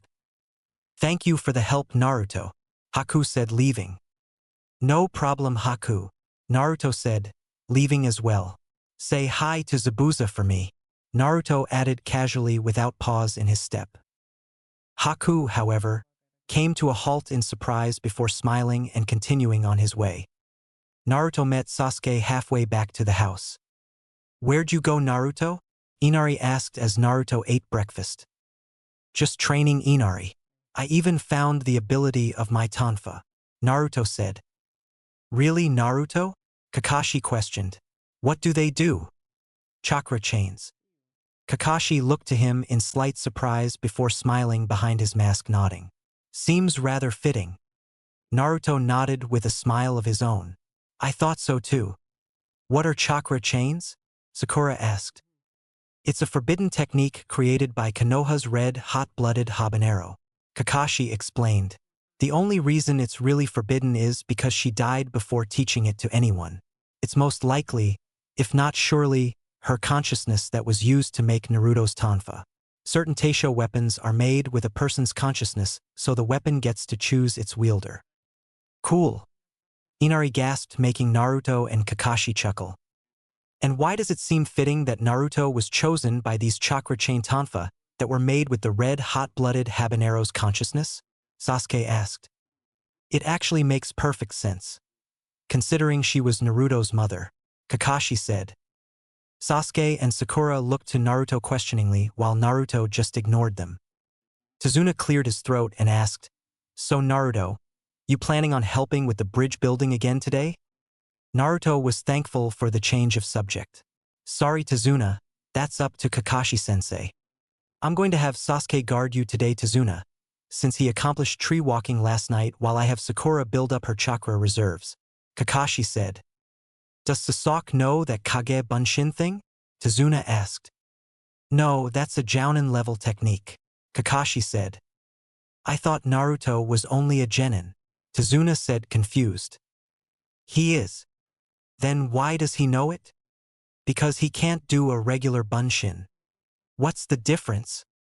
"Regular Bunshins are only illusions while Kage Bunshins are solid clones. So a regular Bunshin wouldn't be able to help with the construction of my bridge?" No. "Dang it. I can send a few clones with you to the bridge if you'd like Tazuna," Naruto said. "It would be much appreciated thanks," Tazuna said. The whole conversation between Tazuna and Kakashi made Sasuke seethe and he was grinding his teeth by the end of it. After breakfast, Naruto went back up to his room to practice more kunai balancing but found Inari following him. "What is it, Inari?" Naruto asked. Can you teach me some more?" Inari asked hopefully. Naruto chuckled. "Sure." Leading Inari to his room, Naruto unsealed a shogi board and set it up. "I thought we were going to train not play games," Inari said disappointed.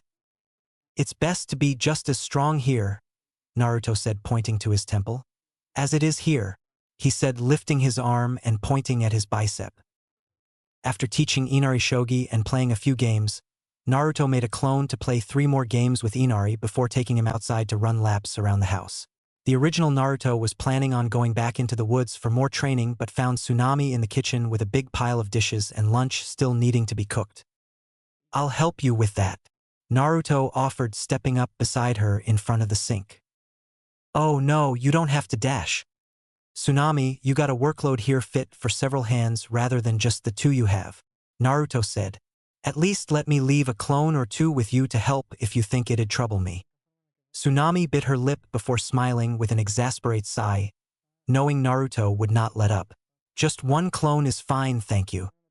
Naruto nodded and made the hand sign for a clone. The clone appeared with a puff of smoke with a bright smile and got to dish-washing with Tsunami while Naruto went out to train like he first intended. He knew that even though he fought with 3 swords, each sword had its own ability, and he wasn't going to find out what they were just by waiting.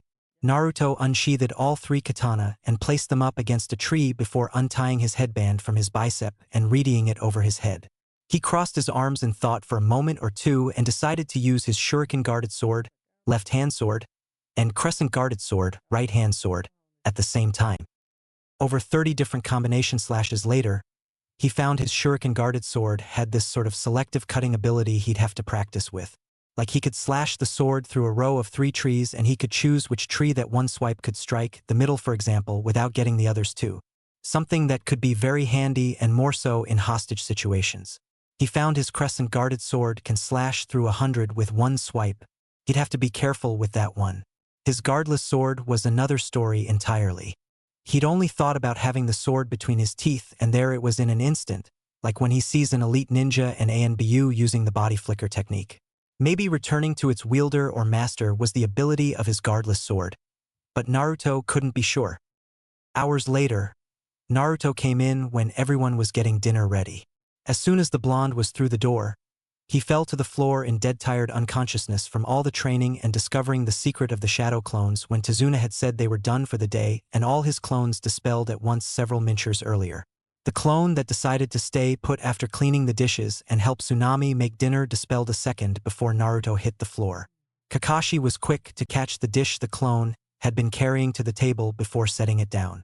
Ibit flew onto Kakashi's head when Naruto fell unconscious only to go back into Naruto's hair when Kakashi brought the blonde upstairs to bed.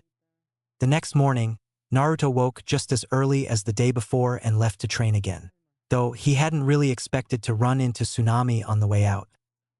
"Good morning, Naruto," she greeted a bit shyly, the tops of her cheeks pinkened a bit at his reply. "Morning," Is your ankle okay? Naruto asked, looking off to the side, too embarrassed to really look her in the eye at the moment. Oh, yes. Thank you, again, for helping me, she said, looking at the floor embarrassedly, though unable to hold back a shy smile. It was nothing really, Naruto said, putting his hands in his pockets, cheeks dusted with pink as he looked at Tsunami. She had looked up as well, neither could look away. For the moment. Then they both looked away, both their faces gone half red. Well, I gotta get to, training and… Yeah, Naruto said all too quickly. I also need to start getting breakfast ready and… Well, Tsunami said just as hurriedly. Rushing past each other with a quick goodbye, neither could really helping thinking about the night before, the interaction between Tsunami and Naruto's clone. Flashback, clone memories. So how old are you anyway, if you don't mind me asking? The clone asked as they'd just finished drying the clean dishes and had started putting them away. I mean, no offense, but you look a little young to be a mother. I would think you're Inari's sister at first glance. Tsunami bit her lip and answered hesitantly, I'm 18. I thought I was in love. He was handsome, charming, and out of all the beautiful girls he could have chosen from in the village, he chose me even though he was 5 or 6 years older than me. He was only in Wave for a few months and he left me for another poor love-stricken girl as soon as I told him I was pregnant with Inari. Tsunami took the silence in stride and just knew that when it was over she'd be here apology after apology out of pity. She detested pity. She'd grown up with it from the villagers, neighbors, and friends as she raised Inari. The only two people that never so often, if never at all, stared at her in such a way was her father, who instead of pitying her cursed the lowlife for leaving her pregnant if he wasn't serious, and Kaiza. Kaiza didn't apologize, he sympathized and said Inari was a good kid. You must have been so scared, Naruto's clone said, making Tsunami's head snap up towards him in surprise. I mean, I'm not saying I could possibly know how you could have felt because until I myself become a parent, I'm not going to really know just how scary it can be. It's just, he made you think you were in love with him, got you pregnant, then left you alone. But even so, I can't help but think how strong you are, Naruto's clone said with a small genuine smile. To go through that and still keep Inari, love and raise him into this great kid. Even with the help of your parents or just your dad, you must have still felt so alone and scared, but you stayed strong. You became a mother at such a young age and proceeded to be the strong and loving mother Inari has needed and still needs you to be. It's very admirable. Tsunami suddenly had her arms wrapped around the blonde's neck, sobbing thank yous with every breath. Naruto wrapped his arms around her waist after a moment of surprise, smiling once more as he rubbed her upper back in comfort. Tsunami couldn't help herself. Even Kaiza hadn't said she was strong or understood she'd been scared. He'd only sympathized and looked at her without pity. She certainly didn't believe it herself. But Naruto, a very strong young ninja, believed she was strong and said so. It was like a weight had been lifted. Felt light. There was still the pressure of Gato being there, but for the first time in years, she felt like she could walk on her own again without needing someone to keep her from falling. But while she didn't need the help to stand, someone seemed to still be there by her side, holding her hand and making her more confident that she could do it, in the form of a charming young blonde with a smile that seemed to make the surroundings glow. Slowly, Tsunami pulled away from the embrace and wiped her face. I'm so sorry, I don't know what came over me. You have nothing to apologize for, Naruto said, still smiling. Let's finish putting the dishes away. With a light breath of a laugh, Tsunami nodded in agreement before taking one of the chairs from the table and putting it up against the counter to stand on for putting some plates on the higher shelves in the cupboards. She was too happy to notice where her feet needed to be on the chair to get to the high shelves to her far left and slipped. With a gasp, she fell. With a shout, Naruto rushed to catch her, resulting in the both of them falling to the floor, but neither hurt. Are you all right? Naruto asked quickly. My ankle stings, but I'm fine, she said, calming her nerves. Thank you, Naru. Too. They noticed their position when her eyes caught his. Naruto was sitting on the floor with his arms around her waist from catching her and hadn't realized he'd yet to let go. Tsunami was straddling his lap with her arms around his shoulder from being caught. their noses only inches apart. Their breath caught in their throats. Emotions heightening with feelings that weren't anything bad. Hearts pounding. Faces closing in on one another, neither of them really noticing what they were doing. Eyes closing and their breaths mingled. Warmth spreading throughout their chests. It was a first for Naruto, and it had been so long since Tsunami had felt this way. "Tsunami, is dinner ready?" Tazuna called from down the hall at the entrance. The spell was broken and both jumped to their feet with faces red and backs turned towards each other, neither able to look in the other's directions as they finished readying dinner. "Yes," Tsunami called back, fighting back the flush on her face. "We just need to finish setting the table. I'll get the rest of the dishes from the cupboard," Naruto's clone said, still unable to look in her direction. "All right," Tsunami said in the same predicament. Neither noticed the curious and confused looks they were getting from Inari, Sakura, and Sasuke, and the raised eyebrows they got from Kakashi and Tazuna when they walked into the kitchen, soon followed by the original Naruto falling flat on his face in the entryway of the kitchen unconscious. Flashback clone memories ND. Naruto's face turned red once more, thinking back over the clone's memories. "Geez, what's wrong with me?" Naruto mutters, closing his eyes and scolding himself. It was a heat of the moment type thing. Even though I'm a ninja, to her I'm probably still just a kid. Don't get your hopes up for nothing, Uzumaki. With a sigh to himself and shaking his head, Naruto continued his way into the forest for more solo training. Chapter 4. A little family history. When Naruto finally seemed to shake away the thoughts of Tsunami that he didn't think there was any point in having, he got to training with his 3 katana. He couldn't just start acting like a novice swordsman just because each sword had power. He worked on his sparrow style with the 3 katana together. His sparrow style still wasn't finished by his standards, and the style itself could be used for any weapon user, possibly. If he could successfully use all 3 katana at the same time, with or without using their abilities while using some of his sparrow style moves, he may just be able to prove to himself that possibility true. After all, he was a swords master, not a total weapons master. For the next few hours, he switched from practicing sparrow style with his katana to his tonfa every few minutes. He brought himself to a halt, however, when he heard leaves rustling from the bushes nearby. Whatever it was, he could sense it was no civilian or ninja. He couldn't sense what it was at all. Naruto stood ready, just in case, with his tonfa in hand, but he wasn't as for this. Out of the bushes, with amethyst eyes on Naruto, was a dragon. This dragon didn't have wings like most folklore. It had a long serpent-like body covered in white fur. The belly had light grayish scales with a bluish hue, 2 pairs of bird-like legs and feet, a pair of whisker-like feelers, like a catfish, on its wolfish snout about a third of the length of her body. Short, pointy, cream-colored horns top her head just behind her wolfish ears, and she had a mane of aquamarine fur from the back of her head to the tip of her tail, flowing down her back. Pretty much like a female version of Haku's dragon form from Spirited Away. "Whoa!" Naruto gasped as he lowered his tonfa in surprise, and the dragon approached before closing its eyes and bowing its lowly head to Naruto. "Greetings, my lord," a woman's voice said. Naruto jumped a bit, quickly glancing from left to right, just to make sure he was truly alone with the dragon, before looking at those amethyst eyes again. "Was that you?" he asked the dragon. The woman's voice laughed a bit. "Yes, I'm glad to see that the Ryoshinzo clan is not completely extinct," said the dragon, and she stepped closed and brought her face down closer to his. "I am Senator, a river spirit dragon." I'm Naruto. The blonde ninja said, breathlessly. "What is the Ryoshinzo clan?" "I'll explain your bloodline, Naruto." Naruto turned to see his sensei, no longer on crutches, though still favoring his left leg. "Kakashi-sensei? My bloodline? I have one." Naruto questioned as Sen nuzzled his shoulder and neck affectionately, like a mother wild animal would her baby.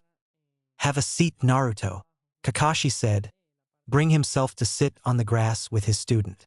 "I knew one day that I'd have to tell you. Honestly though, I didn't expect it to be so soon. You get it from your mother. She hardly ever used it because, much like you no doubt, She didn't want to completely rely on her bloodline abilities, though she loved the company of dragons. There's a lot to say about your bloodline, and there's a legend that goes with it. The legend, however, is the only thing I can really tell you. It's how your bloodline came to be. Anything else of your family history is very little known to me. Maybe you can ask Lord Hokage when we get back. Naruto nodded, eager to listen, unconsciously stroking Sen's muzzle as she lay her body down behind him, keeping her head up over his shoulder. Ibit seemed cautious of her closeness at first, but otherwise stayed put in Naruto's blonde spikes. Kakashi smiled beneath his mask and silently laughed at this, seeing an image of Kushina in Naruto's place for a moment, telling him and his teammates the same story he was about to tell her son, before closing his uncovered eye to make it go away. 1,000 years ago, Kakashi began, long before the time of ninjas had yet to begin, a colony of nomads were traveling through a mountain pass. For a month, they took rest on these mountains, and in month, while hunting, 3 boys found something. Something no man had seen before. The eldest of these 3, Jinchiri, led the 3 on the hunt. He was the tribe leader's son, and was not only expected to be the next leader one day, but he was also the strongest warrior of the tribe. The second eldest, being half a year younger than Jinchiri, Anakairo, was the best friend and best rival for title of the tribe's strongest warrior. Kuna, the youngest of the 3, however, was different. While being 3 years younger than Jinchiri and Anakairo, he was scrawny in comparison and dead last warrior of the tribe. Sound familiar, Naruto? Hey, that was just an act, Naruto said grumpily, crossing his arms, making San giggle in his ear. Kakashi chuckled. I know, I'm just kidding. Anyway, falling behind in the hunt, Kuna clumsily hurried to catch up to Anakairo and Jinchiri. When he finally did, the rocks collapsed beneath him, providing him to accidentally discover a hidden tunnel. Curious, Kuna decided to explore, ignoring Jinchiri's orders to leave and go back to where the tribe rested. Having no choice, Jinchiri and Anakairo followed Kuna down into the tunnel. Moments later, they encountered a beast. A large beast with the body of a black lion and the wings and head of a raven. The beast was not aware of the boys' appearances, for it was too preoccupied with another creature. A young dragon, a hatchling. Just as Jinchiri was about to order to run, Kuna picked up a rock and threw it at the back of the beast's head. He threw another between its eyes when it turned towards them. Jinchiri and Anakairo struck the beast with their arrows and the beast ran off. Kuna went over to the wounded young dragon and bandaged it up as best as he could. He then wrapped its body in his cloak and took it deeper into the tunnel. Jinchiri and Anakairo followed, unsure of what else to do, and asked how Kuna knew the way. Kuna simply said, "The dragon told me." A ways into the tunnel, they found a wide and enormous underground cavern, filled with hundreds of dragons and stones alight with their flames. Jinchiri readied an arrow and Onikrio stood ready to grab his knife. Kuna simply stepped forward holding the young dragon and carried it deeper into the cavern of dragons. He walked down the stacked stones like a staircase to the center of the cavern below with Jinchiri and Anakairo behind him. Kuna found himself kneeling in front of the lead dragon and his mate's nest. Never letting his smile fall from his face, Kuna set the young dragon down in the nest, stood up, bowed to the lead dragon, and left with Jinchiri and Anakairo. 2 weeks later, when the tribe of nomads were ready to leave the mountains for another area, the lead dragon, along with his mate, Young, and less than a third of the dragons seen in the cavern behind him, appeared saying he wanted to thank the 3 warriors who saved one of his young. The lead dragon, known as Kamaki, gave the 3 boys his blood, so that they, their offspring, and future descendants forevermore, would have dragon traits. They would all be known as Ryonoko, dragon children. Though the 3 boys had been given blood from the same dragon, they gained different traits because of the people they were. Some traits, such as the senses, were equal among them. It was the more noticeable traits that were different. And so, though they were still part of the same tribe, they were divided into 3 clans. Jinchiri's would be the clan of Ryuchi, dragon wisdom, with the gift of Ryugen, dragon eye. Anakairo's would be the clan of Ryubari, dragon body, with the gift of Ryuhi, dragon skin. And Kuna's would be the clan of Ryushinzo, dragon heart. The Ryuchis had many dragon eyes. That means that they could see anything in any point of view of any type of dragon they choose. If they wanted to see things like a certain dragon, they could. The Ryubites had a similar gift, except it was their skin and body shape they could change rather than their eyes. But the Ryushinzo-s were given many gifts. A certain pair of eyes, a certain type of skin, certain talents the other two didn't have. Such as healing. Ryushinzo-s have a healing power stronger than any medical jutsu you can imagine. Complete regeneration. Regeneration only works for the Ryushinzo-s themselves. But the Ryushinzo-s can heal most others' injuries with just a touch. That explains what happened with Ibit's egg, Naruto thought to himself. With his departure, Kamaki told the tribe of nomads a prophecy. Legend says that in a time of great peril, greater than any other the world has seen, a hero, one of which born into one of the Ryonoko clans, will rise. This hero will be the savior of saviors, with a strength all his own. This hero will be the Ryusozakujin, dragon heir. Naruto stiffened. Both Kakashi and Sen noticed this, but neither made a comment. The Ryusozakujin will be the most powerful warrior ever born of Ryonoko blood, and he will use that power when it's needed, and that's the story of your bloodline. Wow! Naruto choked back a gasp but couldn't help feeling breathless. Wait, so, where are the other Ryushinzo-s and Ryonoko clans? What about the Uzumakis? I mean, I know Mom's dead, but what about the rest of my family? Kakashi was hesitant to answer until he saw Naruto's expression. The boy desperately needed to know. The only things he knew about either of his parents were the things that everybody else already knew. Who they were and their accomplishments. Naruto and a handful of others close to Minato and Kushina were the only ones who knew they were married and had a baby.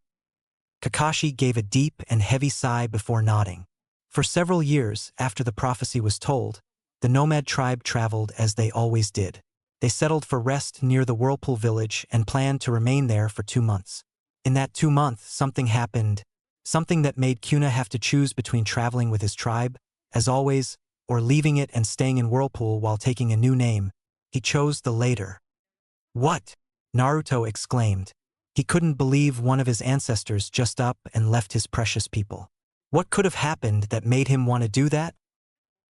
He fell in love. Kakashi answered, smiling behind his mask in amusement. Naruto's mind went blank at that, trying to process what Kakashi just told him, blinking a couple of times before a flush rose to his cheeks. Oh! He fell in love, Kakashi continued, and his tribe wished him all the best. Some even went with Kuna to stay in the Whirlpool village. The Ryushinzo clan became the Uzumaki clan, in honor of the village and the dragon who gave Kuna his gifts, and flourished in Whirlpool. But, about 30 years ago, Whirlpool was attacked and many of its villagers were killed. Only a few managed to survive. Among the few was a single Uzumaki, Kushina. Your mother Naruto. As our allies, they came to live in Konoha, and so they did. Those that didn't decided to go to different territories and start anew. I'm sure you know plenty about your mother bingo book-wise and such, but she was a lot like you.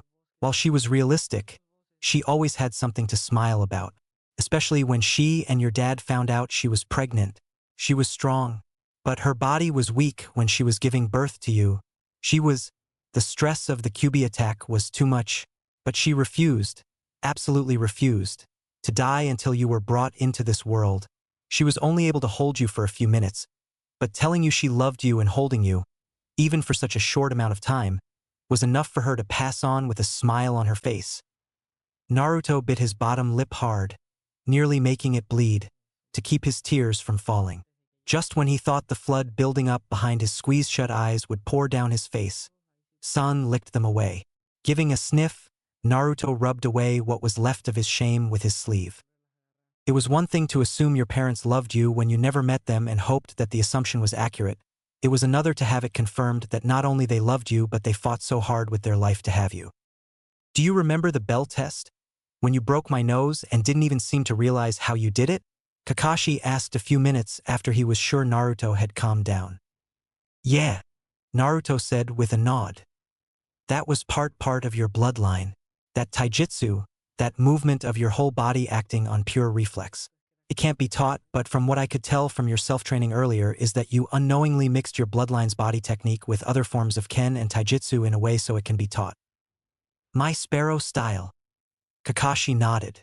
Ryonoko style cannot be taught to someone outside the clan simply because they're not born with the dragon senses and other dragon-like qualities it requires. Can't be taught at all. It's not a taijutsu that can be learned. It's all to do with the dragon blood in your veins. The reflexive movements can't be taught, just the same. And if someone ever wanted to at least learn your sparrow style, they would have to have speed like your with all of your weight seals released. Naruto gave a low whistle. Wait, does that mean that Sharingan can't copy either of my bloodline taijutsu or sparrow style? Right? Yes, Naruto said, punching the air with both fists in glee. Kakashi chuckled. So, you want to see how much of your bloodline is active? You sure? Naruto questioned. I wouldn't have asked if I wasn't. Okay. It was nearly half a day later when Kakashi had gone back to the house with the blonde on his back, unconscious from training again. Naruto POV. I wake up to Tsunami screaming from downstairs and booked it, not even caring that I was shirtless. I find Inari holding one of the blunt training kunai I'd given him to practice with, ready to rush in and throw his life away in attempt to protect his mother, who was being forced to the floor by her neck. Tsunami is the first to see me with a glance of her tearful eyes. I see red. I mentally call for the katana between my teeth, shouting for Inari to shut his eyes before slashing the chest of the thug closest to me and tossing a kunai through the neck of the guy holding Tsunami down. I put the katana on my belt and stomp on the slashed chest of the thug that was still alive. He wouldn't be for much longer. I grab him by the collar, dragging him as I go over to the other already dead thug, ignoring the pleas of the thug who didn't seem to realize through his terror that he was bleeding to death. I drag both outside to get the body out of the house and to finish off the other. Tsunami and Inari had already seen me violent enough to be scared of me. They didn't need to see more. The bleeding thug whimpered and cried, Please, please, I was only dash. Shut up. I ordered him coldly, making him jolt whimper again. What are you here for? Gigi Gato. Or ordered us Titu bring the bridge builder's daughter Titu. I press my heel into the slash, making the thug shout in pain. To what? I growled, having an idea of what and not liking it. Ah, Titu play with. He wanted to have his fun with her, then give her to us to use to show the bridge builder that if Gato couldn't get to him, he'd get to his family. Now please dash. His pleas for his life were cut off with another slash of my katana. Only this time, it was at his throat. I was beyond pissed. I was gonna kill Gato if it was the last thing I did. I turned, putting the katana back on my belt, only to freeze when I see Tsunami and Inari in the doorway. Looks like they saw me being violent anyway. They at the bridge? I asked, not looking her in the eye. Tsunami only nodded, staring at me with a look I couldn't recognize. I give her my own nod and hurry past her to go upstairs to get my things. I slip on my fishnet shirt and red ghost kanji hoodie over my head before grabbing my gear with haste. Naruto. I pause in movement a moment before buckling my tonfa belt and turn to Inari standing in the doorway, staring up at me. I give a light sigh and smile as I go over and kneel down to his height. You did good, Inari. I tell him, putting a hand on his shoulder.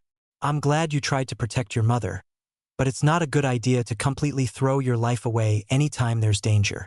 Part of being a ninja is knowing when you need help. You're a smart kid and fast learner, but that doesn't mean you should try and handle dangerous situations you're not sure you're ready for on your own. Okay? Inari nodded. Okay. Good. Now I got to go help my team. If Gato sent thugs here, then there's no doubt in my mind there will be more trouble waiting for them at the bridge. You watch out for your mom. K. Inari nodded determinedly. I give him another smile and hurry downstairs, only to be stopped again by Tsunami standing by the entrance. I look away from her as I slip on my sandals.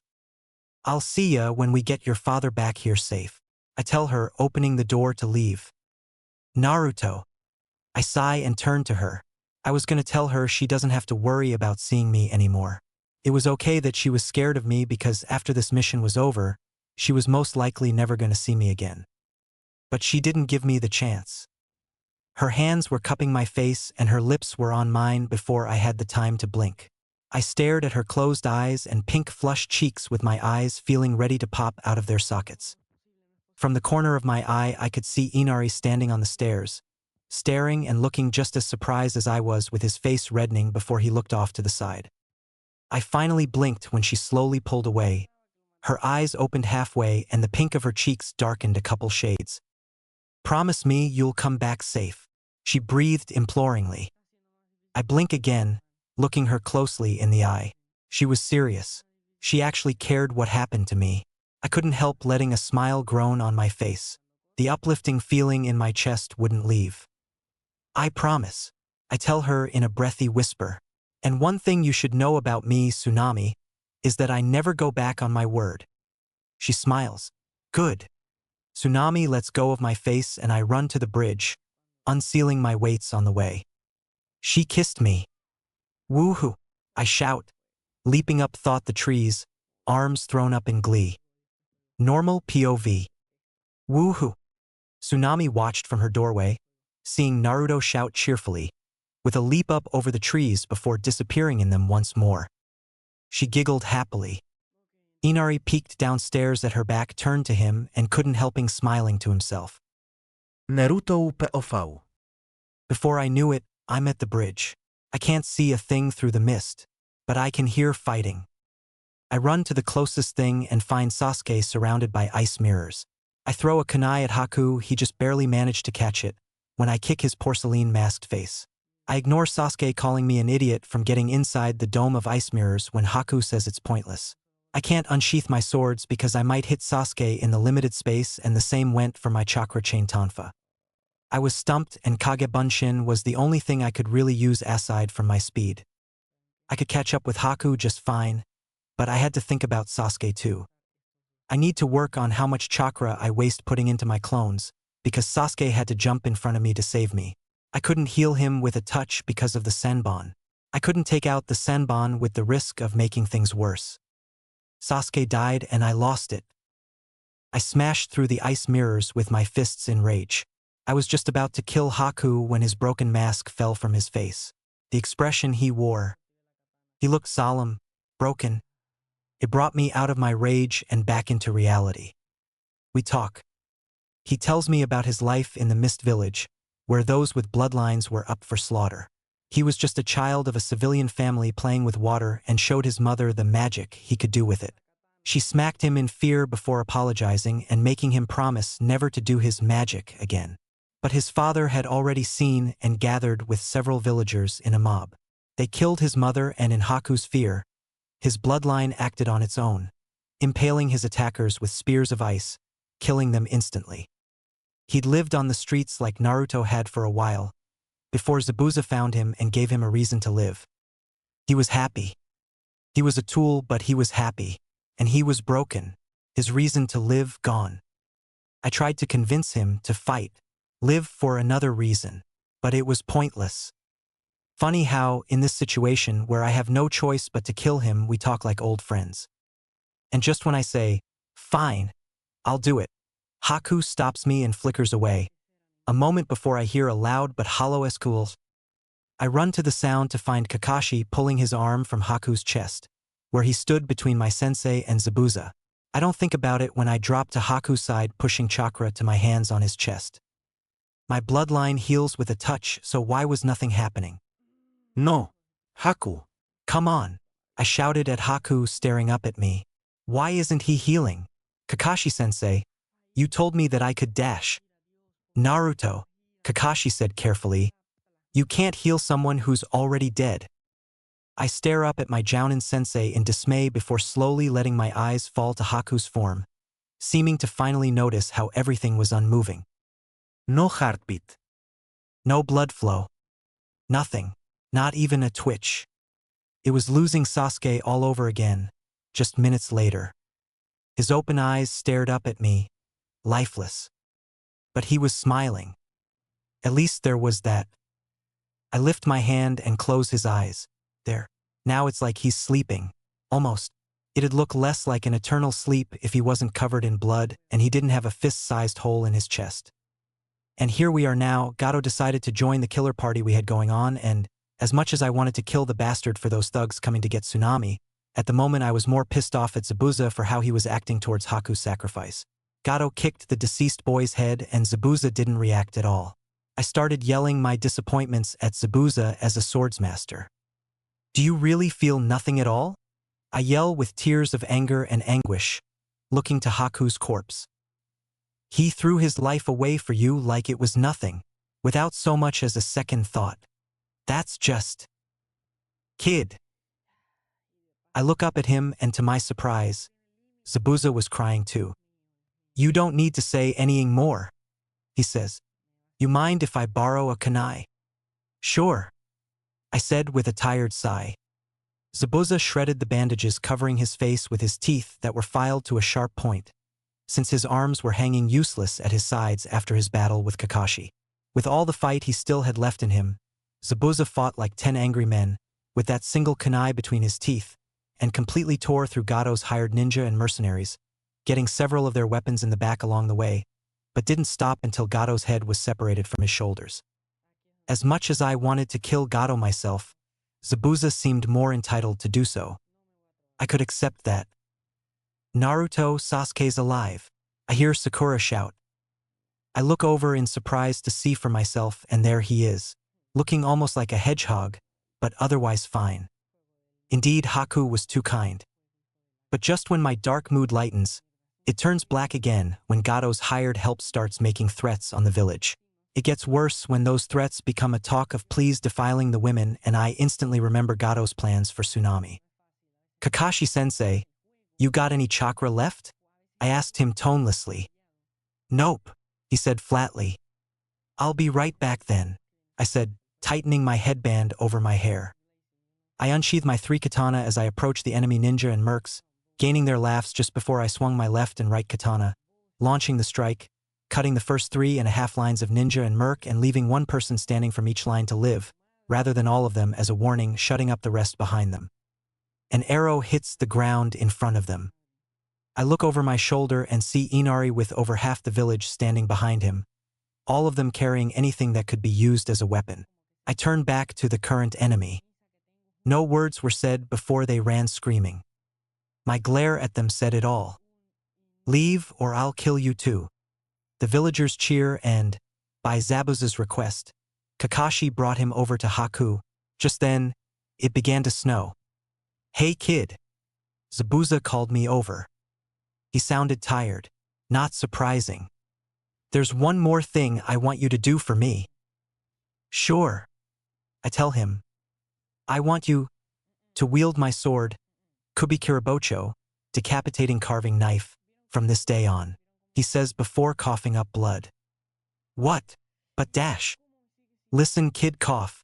That ain't the kind of sword that should be even allowed to sit and rust away as a grave marker. You get me? I look him in the eye for a couple passing moments and sigh. I wasn't going to win this argument. Yeah, I got you. I'll do it. Thanks. And he was gone. A few hours later, with the sky turning pink and orange due to the setting sun, my team and I had just finished burying Haku and Zabuza.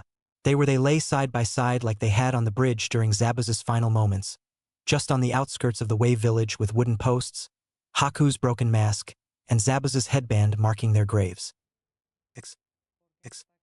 A day and a half of construction later, there I am with my team standing on the finished bridge with Zabuza's blade strapped to my back. As promised, ready to leave for home. Inari looked ready to cry as I hand him a few scrolls. Nothing big, just basic Ninja Academy stuff. And some weights. And a book on weapons he might consider using. I will be back, Inari. Promise. I gotta see how strong you've gotten while I was away, don't I? Inari sniffled and nodded. I looked to Tsunami and we both flushed pink, turning our heads turned to the side, smiling, but still kept eye contact. We all said another goodbye and Team 7 left wave. Look after them for me, will you, Sen? I thought. I will, she answered. Oh, dragon telepathy. Didn't know I could do that. Oh well. You learn something new every day. The day and a half it took to travel was pretty bland, but when we got back, I was in for a surprise. Team 7 stood in the Hokage's office, Kakashi giving his report as well as handing over a copy of the report in a scroll and a message from Tazuna to the old man. After Hokage Gigi started reading it, he starts laughing, before dismissing my teammates but having Kakashi and I stay behind. It seems they see you as quite the hero Naruto. Old man Hokage said with an amused smile. Huh? I question. They named their bridge the Great Naruto Bridge, and Tazuna says they've already made a plaque to go with it saying, "This bridge is named after Uzumaki, Demon Slayer Naruto, the boy who gave us hope and changed a demon's heart." Kakashi started chuckling himself while I could feel my face start to heating up. Demon Slayer? Seriously? If only they knew how accurate your new nickname really is, Kakashi said jokingly. Took the words right out of my mouth. And I couldn't help but notice the new addition you have to your ninja gear Naruto, the Hokage said. How could he not notice? It's huge. I don't think I'm mistaken to say that it's the Kubikirabocho, sword of Momochi Zabuza, demon of the bloody mist and one of the 7 swordsmen of the mist. Am I? No, old man, you are not mistaken, I tell him. And why do you have it? It was Zabuza's dying wish that I wield it, I answered. His exact words were, "That ain't the kind of sword that should be even allowed to sit and rust away as a grave marker." He was a true swordsman and died proudly. Old man Hokage nodded in acceptance. I see. Thank you for telling me. You are both dismissed. With that we left and I went to training with my new sword. Chapter 5. Extreme rival? Demon Slayer? Shikamaru? D-rank missions again. Bah. But I guess it's understandable after the A-rank mission in Wave. Lately I've noticed how Sasuke and Sakura have sort of been avoiding me. Again, understandable what with my killing spree, as Sakura put it the other day. She just randomly flipped out when we were given a lower C-rank mission to hunt for the Akimichi clan's family restaurant. I got 2 wild boars and a buck. Sakura caught a couple of rabbits and snidely commented how my catches were the size of grown men and that I must like killing. Of course, I shut her up when I pointed out that Sasuke-kun caught the same things I did and shut her up further saying that if I really liked killing, I would have killed plenty of villagers years ago instead of just the one I was defending myself against. What can I say? She pissed me off. Sasuke had been keeping to himself all the more since we got back from Wave and didn't even bother saying no to Sakura's constant and pushy pursuing, but instead, simply ignored her, which of course leads Sakura to think it was somehow all my fault. Whatever. I went to Shikamaru's earlier today, but seeing as Shikamaru was on his own mission with his team, I played shogi with Shikaku instead. Shikaku congratulated me on getting a new sword and asked why I carried all my Teisho weapons like I do instead of sealing them out of sight to surprise my opponents. I simply told him that showing the weapons I own and have mastered are all about the pride of a swordsman, and while that's true, it was only part of it. So I had no choice but to tell him the other part of that half-truth when he looked at me with a skeptic eyebrow raised. That I felt naked whenever I tried. Ever since I got my first Teisho weapons, I always wore them, even if I didn't need them because it felt weird when I didn't have them at my side. The only times I didn't carry my Teisho weapons was when I was eating, unless it was at Ichiraka's ramen stand with those high stool chairs and all, and when I'm sleeping. I'm gonna have to work on that. After talking a bit more, I figure I should leave before the game drags on to when Ichiraka's closes at midnight. Before I go though, Shikaku tells me about the Chunin exams and asked if my team was going to be in it. I only shrug and say, I don't know, this is news to me. And here I am now, being followed by square rocks with 3 pairs of eye holes. I stop walking and without turning around, I sigh and say flatly, Konohamaru, that is by far the worst camouflage you've come up with yet. As expected of my greatest rival, Konohamaru cheered just before he and his friends Udon and Moegi introduced themselves as the Konohamaru Corps. After tossing away the box with a cloud from using too much gunpowder. You've been distant, boss. That's because I've been on missions, Konohamaru, I said with a sigh. Yeah, well, hey, when did you get all those weapons? Observant, isn't he? Smiley face, asterisk sweat drop asterisk. I've had them since I mastered Kenjutsu and I got the bigger sword on a mission, I said. Kenjutsu? You're a swordsman, boss? Udon asked eagerly. Yep, and I'll soon surpass my teacher, I say proudly. They get stars in their eyes and I just know I'm gonna hear, "Teach us, boss," Konohamaru Core. shouts happily. What did I tell you? I can't until I surpass my teacher in Kenjutsu. But as soon as I do, I'll let you three know. I promise them. Okay, can you play ninja with us then? Konohamaru asked. I think about it for a minute. Why not? Teach them something that they'll have fun learning. I shrug and say, okay, you guys run and I'll try and catch you. I'll give you a 10-second head start. They start running, laughing along the way as I start the countdown. I reach 7 when they turn the corner of the fencing and 6 when I hear Konohamaru yelp. I hurry to find Konohamaru lifted up by the collar at the hand of a Sannin. Must be here for the Chunin exams. Quit it, Kankuro. We're going to get in trouble, said the blonde girl with a battle fan strapped to her back. Relax, Tamari. He's not here yet, so what's wrong with having a little fun? The face-painted black cat-suited Sannin said. I suggest you put the him down, I say coldly. I notice the two flinch at my tone before the guy called Kankuro smirks like he thinks he's so badass and asks me, why should I? Well, that boy you have there is a friend of mine and I don't like seeing my friends get hurt. Another reason is that I don't feel like killing anyone today, and even if I did, I'd be given permission automatically since that boy you have there is the Hokage's grandson, and if you hurt him, it'll be seen as an act of war. I say plainly. So put the kid down. The clone I have standing behind them whispered in Kankuro's ear venomously. He and Tamari jerk in surprise and Konohamaru is released. Konohamaru landed on his backside before scrambling to his feet and running to hide behind me while Kankuro spun around just in time to see my clone disappear in a puff of smoke. And your friend in the tree over there doesn't seem too happy with you either, I said.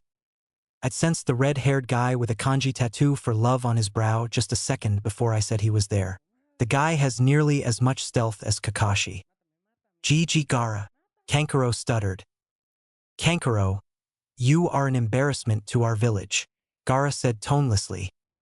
No, but he dash. Shut up or I'll kill you. He said just as tonelessly before sand spiraled around him and he reappeared a few feet in front of me. I apologize on his behalf. This guy, there's something about him that wait. He's a demon container. He's like me. I don't know how I know that. It's like I can sense it.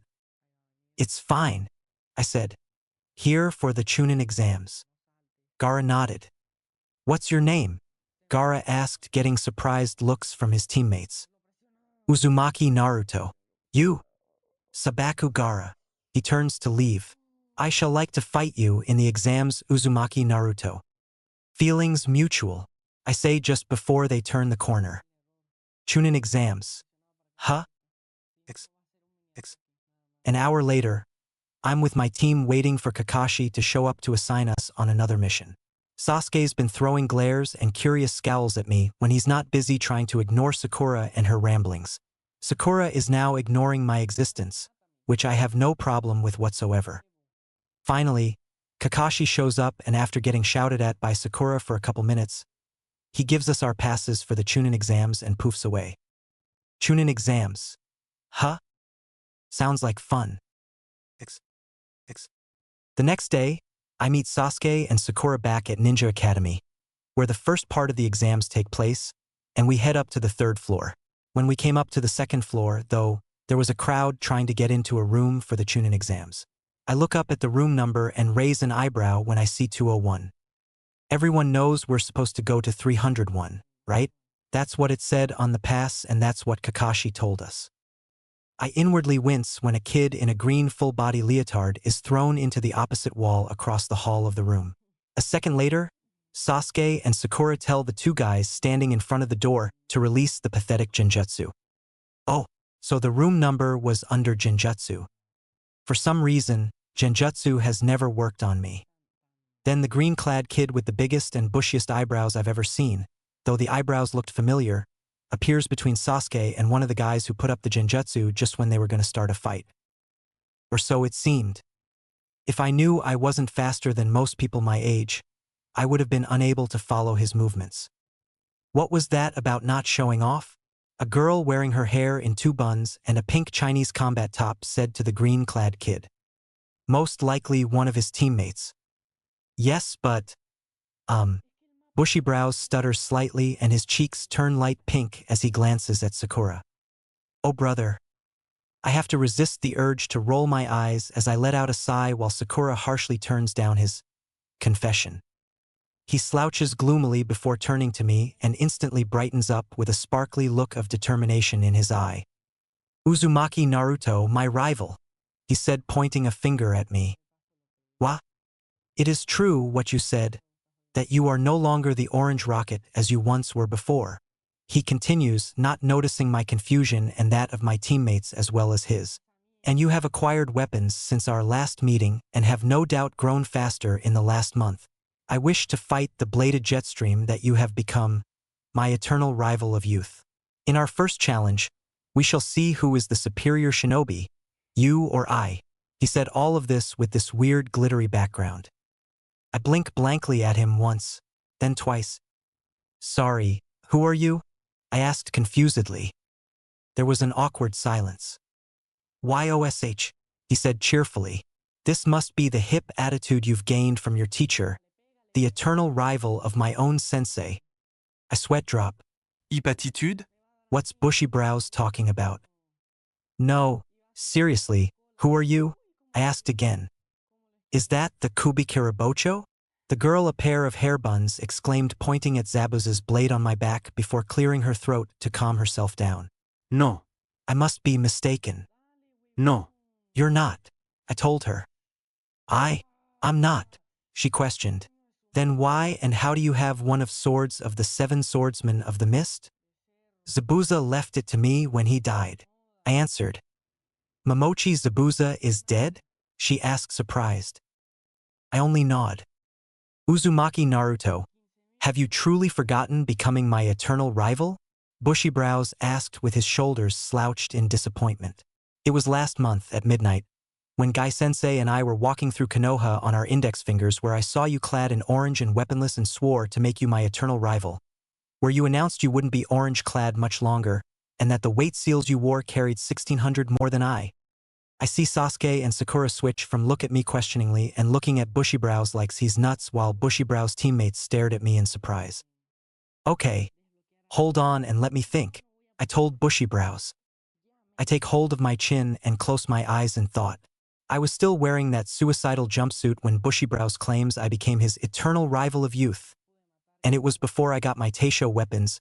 It was at midnight. When was I walking around at midnight? A second later, my eyes snap open wide when it hits me. Flashback. I'm sleepy. Naruto thought, going back to his half-asleep while standing state. Yash, Uzumaki Naruto, I wish to start a rivalry with you, Lee announced loudly. We shall provide one another with challenges in our youth to the ends of time. Guy's eyes were starting to water with pride while Naruto unknowingly sealed his fate with his next set of words. Asterisk yon asterisk. Huh? Sorry. You say something? Naruto asked tiredly. There was silence until Lee shouted, what was it? My rival has a hip attitude, just as my sensei's eternal rival Kakashi. Kakashi sensei? Young. He's not my sensei yet. Young.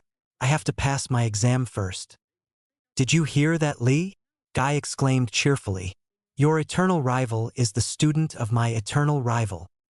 YOSH. Eternal rival. Ha! Those are some bushy eyebrows. Flashback end. Hey, wait a minute. I was half asleep standing when you declared that, I said, pointing at him accusingly. YOSH. You remember, Bushy Brows said with joy. Is he even listening? I challenge you to a short taijutsu-only match, Uzumaki Naruto. That would be a no. Asterisk sweat drop asterisk. I sigh. I accept your challenge, but I'd like to postpone it until after the exams, when we're given more time. Yash. Understood. Uzumaki Naruto. I shake my head as Bushy Brows speeds off with his teammates not very far behind. I ignore the looks my own teammates were giving me and head upstairs. I walk into the classroom, my teammates right behind me, and all of a sudden, I feel like all eyes are on me. That is until Ino jumps Sasuke, arms wrapped around him tightly, starting an immediate fight with Sakura. What's with giant sword and multiple weaponry, Naruto? Shikamaru asked on the approach with a whistle. The big sword was a gift, while my katana and tonfa were the results of mastering Kenjutsu. Shikamaru. Nice to see you too, I said with a half-smile he mirrored. Isn't carrying all that tiring? Choji asked, munching on chips like usual. Have you forgotten my weight seals already? I asked him with an eyebrow raised. Oh yeah, Choji said with a nod. If I didn't know you're completely sane, I'd swear you were crazy. Shikamaru shook his head amused. So you've learned everything Gecko-san has to teach you, huh? How's your Sparrow style so far? I'd like to come up with a few more moves before deeming it finished. At the moment though, I'm stumped. Speaking of sparrows, where's Ibit? Where else? I blew up my bangs and Ibit hopped up out of my hair in surprise before gliding down to my shoulder. Where the hell did a loser like you get all that gear?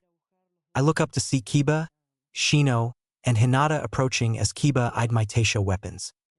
Teisho weapons shop and a friend. I answer plainly. I see you've completed your training under Gecko-san, Naruto, Shino said with a nod. Congratulations. Thanks, Shino, I said with a smile. Looks like the Rookie 9 are back together, Shikamaru? Troublesome, he said, though he was still smiling. I chuckle. What's with the tiny bird with a headband? Ino asked, curious and confused. His name is Ibit. I answer plainly. He's a ninja sparrow, the first. And why's he with you? Ino asked more rudely. I found him and took care of him before taking him to Old Man Hokage to see if he could be a ninja bird. He's passed his training as a messenger bird, and he was put back into my care when I graduated. A ninja bird? That runt. Kiba scoffed. I wouldn't underestimate that little bird if I were you, Inuzuka, Sasuke said with a smirk. Oh? And why is that, Uchiha? Were you given any mission in capturing that cat, Torichan? Unfortunately, Kiba grumbled. So what? Did you have to capture Torichan, finding it had a shaved line down its back? Yeah, Kiba said as he and the other rookies assigned that particular mission snickered at the memory. That bird on Naruto's shoulder is the one responsible for that, Sasuke said with a smirk. Huh. No way, Kiba exclaimed. It's true, Sakura nodded, giggling. You guys shouldn't bring so much attention to yourselves. We all look over to see a guy with his longish gray hair in a ponytail and large round glasses. Who are you? Sakura asked. I'm Kabuto. He answers with a half smirk. But instead of looking at me, look behind you. Normal POV.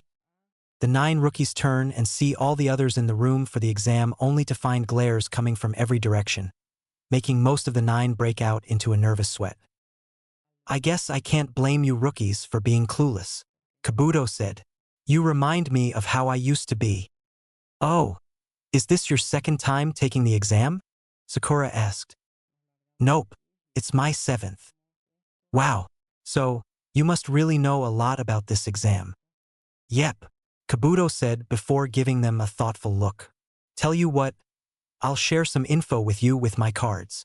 He took out a deck of blank-sided cards to show them. I have 4 years' worth of info here, over 200 cards.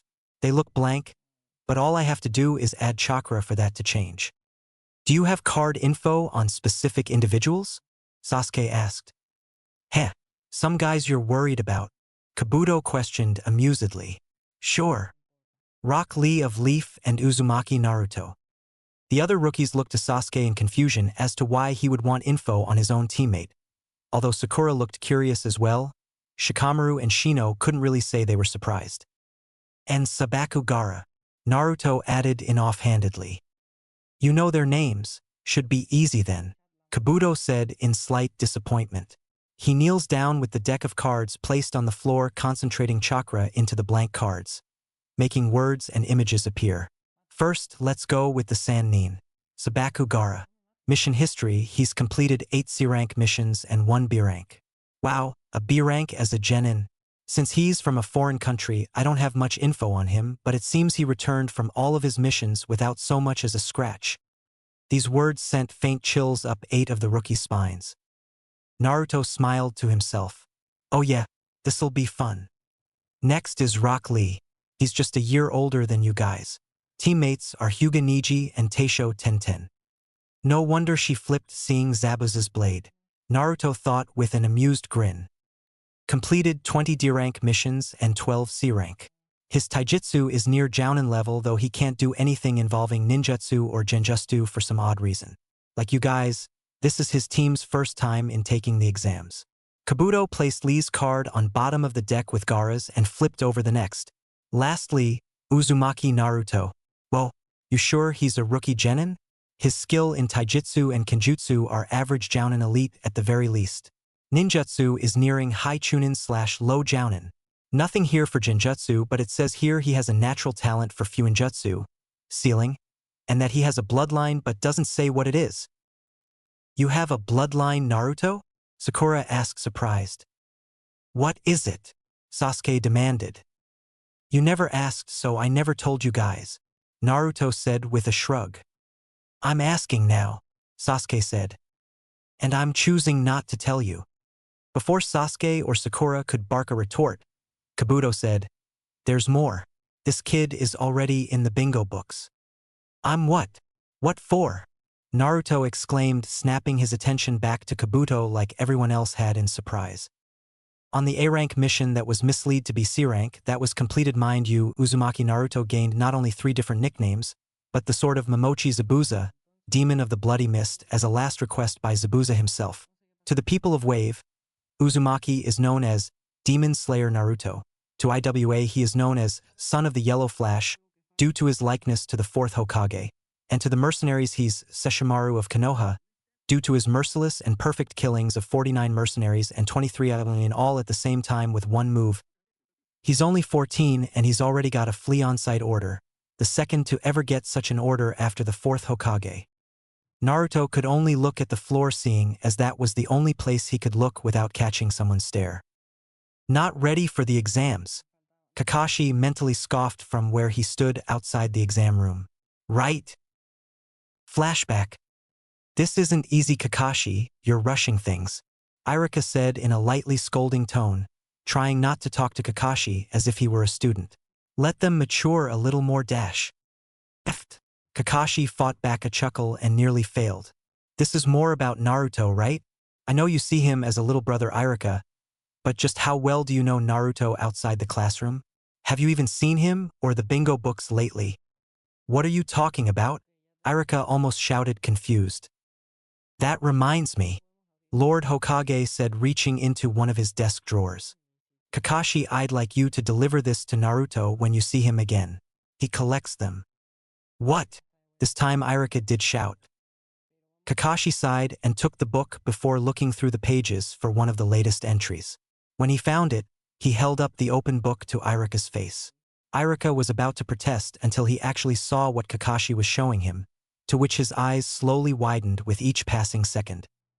I still wonder how these people get pictures of the ninja in these books without being noticed, but I guess it'll always just be one of life's greatest mysteries, Kakashi stated casually. Irika could only stare at the page where he saw not 1 but 2 pictures of Naruto above his 3 newly acquired nicknames, the little-known info on Naruto, and the flee on-site order. Next to Naruto's rank as Genin there was a question mark, as if the publishers weren't sure he was really a Genin or confused by his rank. The pictures identifying Naruto were first, a picture of Naruto with demon-like eyes full of rage, his headband tied over his hair, standing somewhat sideways and back facing the camera, all 3 katana drawn with one between his teeth after just killing the multiple Iwnin and mercenaries with one move, bodies of which laying several feet from Naruto on an unfinished stone bridge in the picture. The second picture was of a smiling Naruto on the finished bridge after saying goodbye to Tazuna and the people gathered there with all his weapons sheathed and Kubikurabocho strapped to his back, his headband back on his bicep and ibit in his hair. At the bottom of the page was a note to see the updates to Zabuza's page. What? Was all Irika could say. When you saw Naruto with 3 swords and a pair of tonfa at his waist, did you think it was just for show? Kakashi asked, slipping the book into his weapons pouch. Did you know Naruto has been Gecko Hayate's apprentice since he was 4 years old? Or that he's already mastered everything Hayate had to teach him and is only a few moves away from surpassing his instructor? Or that he has a talent for Fuinjutsu? It's as easy as reading a book to Naruto. Did you even know that Naruto's first kill was when he was 6 to defend himself? Or that, if he had been graded fairly, Naruto would have graduated from the academy 7 years ago? You mean 6, Kakashi? Guy said seriously, though still surprised. Students are only in the academy for up to 6 years. No, Guy, I mean 7, Kakashi stated firmly. Naruto wouldn't have even needed to go to the academy to become a ninja, but Naruto himself insisted so he could try and make friends his own age instead of just a bunch of umbu who like me, couldn't even show him their real faces. But Naruto wasn't even given the chance to do that. With all the idiots in this village who can't tell the kunai from the storage scroll it's sealed inside of. Kakashi, that's enough, the old Lord Hokage finally said. Let's get back to the matter of who will be entering their Genin teams in this year's Chunin exams. End of flashback. Kakashi took the bingo book from his weapons pouch and put a note bookmarking Naruto's page before it disappeared in a puff of smoke from his hands, and he walked away humming to himself satisfied. Inside the exam room 2 minutes earlier, while everyone seemed to be looking at Naruto, the Shikamaru team made their move on Kabuto. Kabuto dodged the last strike from the guy in bandages, but a second later his glasses cracked before he collapsed to his knees and threw up. I think your cards are a bunch of bullshit, said the mummy. My cards are only wrong when they haven't been updated. Kabuto coughed as Naruto and Sakura helped him to his feet. There was a puff of smoke and a new bingo book appeared at Naruto's feet. Raising an eyebrow, Naruto picked up the book and opened it to the page with a note. Holding the book open on that page, showing everyone close by the contents without meaning to, Naruto read the note. Almost forgot to give this to you by Hokage's request. Kakashi-sensei. I told you so, he heard Kabuto say. Naruto looked up to see the rookie 9, Kabuto, and the Shikamaru crowded around him, staring at the open bingo book he held. Showing everyone looking the same page Irika couldn't believe he'd seen. Everything that had shown up on the card was on Naruto's page. So much for not bringing attention to ourselves, Naruto thought with a sweat drop. Naruto shut the book with a sharp slap, making everyone jolt back in surprise as he took out his library scroll and sealed away the new addition to his bingo book collection. Just in time, too. Quiet down, you worthless bastards. Out of a giant cloud of smoke appeared Marino Ibiki and 24 Jounin under his comm. Thanks for waiting. Ibiki smirked at the Genin in a cold sweat. I am Marino Ibiki, the examiner for the Chunin exam's first test. You Shikamaru, stop doing as you please before the exam. Do you want me to fail you right now? I apologize, said the mummy. Got carried away. Humph, here's a good time to say this. There will be no fighting without permission of the examiner. Even if permission is granted, killing your opponent will not be tolerated. The pigs that disobey me will be failed immediately. Do I make myself clear? There were multiple audible gulps from the Genin. Heh, this exam is sounding easy, said the smartass Shikamaru. The Jounin snickered at his naivety. Ibiki suddenly appeared and caught Naruto in a headlock, making Ibit fly from the blondes shed back to his hair. I saw one of the latest entries in the bingo books, Uzumaki. Imagine my surprise when I saw you were ranked as a Genin. Although the question mark next to it proves the bingo book publishers are just as confused as I am. And I'm not the only one. I thought you'd became Umbu ages ago. If I became Umbu, you'd be the first to know Ibiki, Naruto said, not even trying to get out of the headlock. Too true, Ibiki said, going back to the front of the classroom, dragging Naruto with him, gaining muffled snickers from several Jounin. The Genin would have too if not still surprised by the new bingo book info on Naruto and the seriousness Ibiki brought about the exam. We will now start the first test of the Chunin exam, announced Ibiki. Take a number and you'll be seated accordingly, and then we'll pass out the test. A written test? How boring, Naruto said with a pout. Only because you can't pass a written test to save your life, Kiba shouted, having gotten over the shock, making many Genin muffle laughs. Only because the teachers who hated me graded my papers, Naruto said, mocking Kiba's voice. The Jounin and Ibiki laughed at that while Ibiki finally released Naruto from the headlock and gave him a number. Nearly 10 minutes later, Shikamaru and Naruto finished their tests and sat with their heads down, snoring at their desks. Ibiki's eyebrow twitched and several Jounin were trying not to laugh. 50 minutes after that, Ibiki threw kunai at the blonde and lazy genius, while the kunai thrown at Shikamaru landed an inch in front of him. Getting him to wake, the kunai thrown at Naruto was caught and thrown back by the still sleeping blonde before he yawned and stretched awake. 10th question, Naruto guessed tiredly. Yes, said Ibiki. Naruto nodded off slightly as Ibiki started mentally torturing the rest of the Genin and team after team started leaving. Naruto finally couldn't keep it in. Why double? Gaining looks of surprise and confusion from the remaining Genin. Whether I pass or not, I'll take the question. Sure, it means I'll never become a Chunin. Then I'll become Umbu. When you become Umbu, you're automatically ranked as one of the elite. I'll ask again, your last chance to quit. I never go back on my word, Naruto said, now fully awake. Calmness and smiles spread quickly throughout the room by Naruto's words without him even realizing it. Interesting, he blasted away everyone's worries with only a few simple honest words. 78. Much more than I expected. Stretching this any longer won't make much difference, Ibiki thought, glancing to the Jounin who nodded with their own smiles. All right then, to those of you still remaining, congratulations on passing the first test. Naruto chuckled to himself as Ibiki explained to the shocked Genin and frowned when Ibiki took off his headband to show the Genin just how desperate one would be for info and how loyal to your village you must be to keep such info secret. A bit more explaining later, Ibiki and Naruto looked at the window just before a large black ball of cloth shattered through the window glass and spread out with kunai in the ceiling and the floor, revealing Mitarashi Anko. I am the examiner of the second test, Mitarashi Anko. All right, you maggots. Follow me. There was a moment of awkward silence. Bad timing, Ibiki stated flatly. Anko frowned in embarrassment before looking around. 78. Ibiki, you passed 26 teams. You made it too easy. No. Just some outstanding Genin this year. Humph, whatever, I'll cut the number down by half at most. Anko saw the spiky blonde-haired Genin wave awkwardly with a slightly nervous smile. Now I see why so many passed. All right, you lot, follow me. When everyone left, Ibiki collected the tests and was only slightly surprised at Naruto's filled-in 100% correct paper. At Training Grounds 44, there was a high, slightly rusted fence with barbed wire at the top, and the only thing you could hear was the wind blowing. Welcome to the Forest of Death, Anko said, grinning. Dragons? There's a lot of them in there. I can feel it, Naruto thought, smiling. Ibit, go to Kakashi-sensei while I'm in there.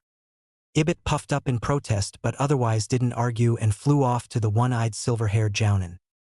After handing out papers that basically told everyone, sign this so your death isn't our problem, Anko explained the rules and gave them the friendly advice of, just don't die, before each team went behind a curtain and took a scroll.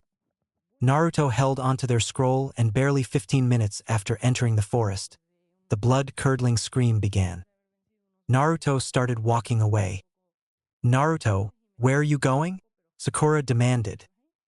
You want me to take a piss right in front of you? Naruto asked, looking over his shoulder with an eyebrow raised at her. Sakura blushed lightly, and a vein popped on her forehead as Naruto went behind a tree without waiting for an answer. A few seconds later, Naruto flew out from the direction he'd went in and hit a tree before turning into an Aimnin in a yellow full-body leotard with a puff of smoke upon impact, falling to the ground unconscious. Sakura screamed in surprise just before Naruto came out from behind the tree with Zabuza's blade over his shoulder. Check him for a scroll, Naruto said. Sasuke did so but found nothing. Okay. Sasuke, you take the scroll, Naruto said, tossing it. We need a code word in case something like that happens again, but successfully, and I just got it. If we're separated again, by any means, we ask, who is your eternal rival? We all have our own answers. Sakura's is Ino, Sasuke's is his brother, and mine is Sasuke. Got it. Sasuke and Sakura nodded. Naruto suddenly took his headband from his bicep and tied it over his hair without looking away from his teammates. By now, his teammates knew what it meant when he did that and braced themselves when a powerful wind jutsu blew through them. Naruto POV. Damn it. How did I not notice the giant snake until it tried to eat me? Though it tried, it failed, but still. I decapitated the snake with Zabuza's blade and find Sasuke and Sakura just when all three of us are hit by this massive pressure of killer intent. I felt death. If I didn't already know Genjutsu had no effect on me, I wouldn't have known. Sasuke pukes and Sakura pisses herself. Me? I'm frozen stiff and hiding. My insides felt like ice and I couldn't breathe. The killing intent wasn't even focused on me, so why was I feeling it so harshly? Small move. I finally get moving when Sasuke decides to gamble and threw our scroll to the grass Nin and grabbed the scroll when I jumped up. Naruto, what are you doing? This guy dash. I punched Sasuke off the branch we were on to another but not hard enough to knock him out so he could land. Who the hell are you? And what you done with Sasuke? What? I am Sasuke, you idiot. Liar. There is no way such a stupid coward could pass off as Sasuke. I shouted at my teammate angrily. I know this guy's on a whole other level than any of us. I felt that killing intent too, even though it wasn't even focused on me. I couldn't move, it was so terrifying. But what's to say that once he gets the scroll, he won't just kill us anyway? Sasuke and Sakura stiffened in realization as the grass Nin chuckled darkly. Naruto-kun. You're right, he said like a praise just before summoning a giant snake.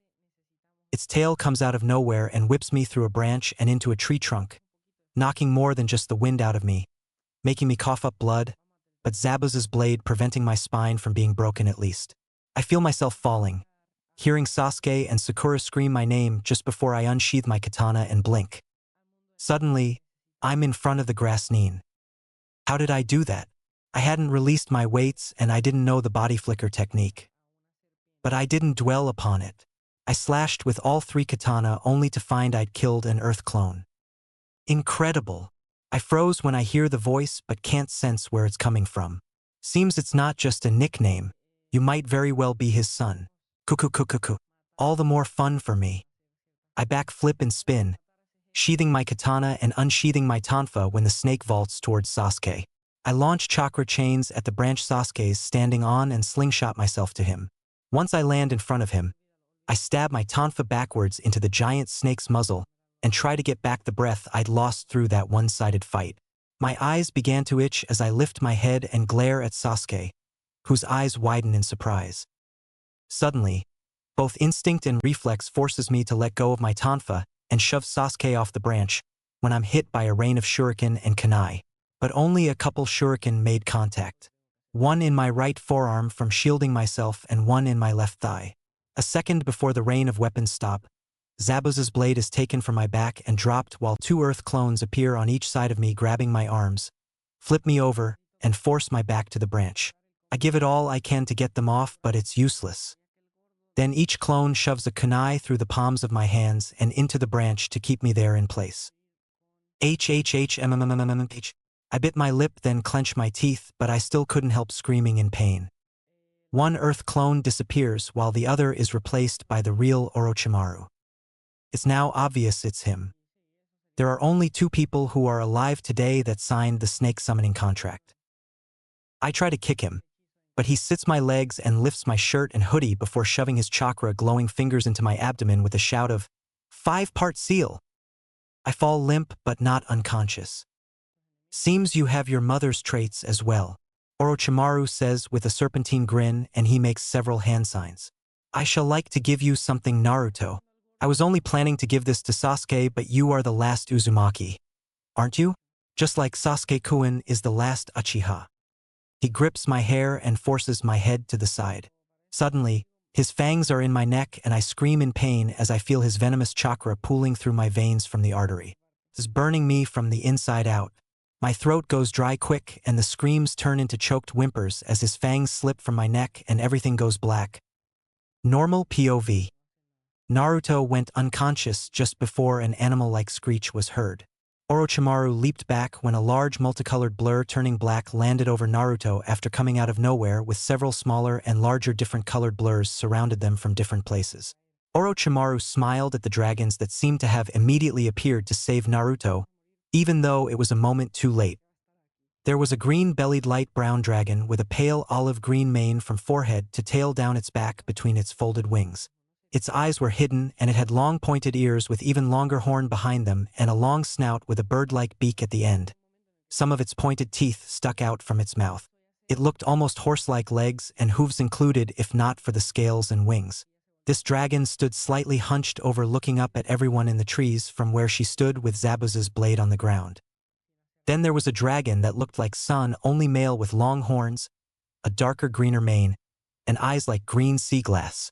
Do I really need to say who this is? This dragon had his body wrapped around a tree above Naruto. There was a small gray dragon, about the size of Konohamaru, that sort of looked like a bulldog with wings and 3 small horns above each of its big grass-green eyes in a row like makeshift eyebrows. This one perched himself on a branch above Sasuke.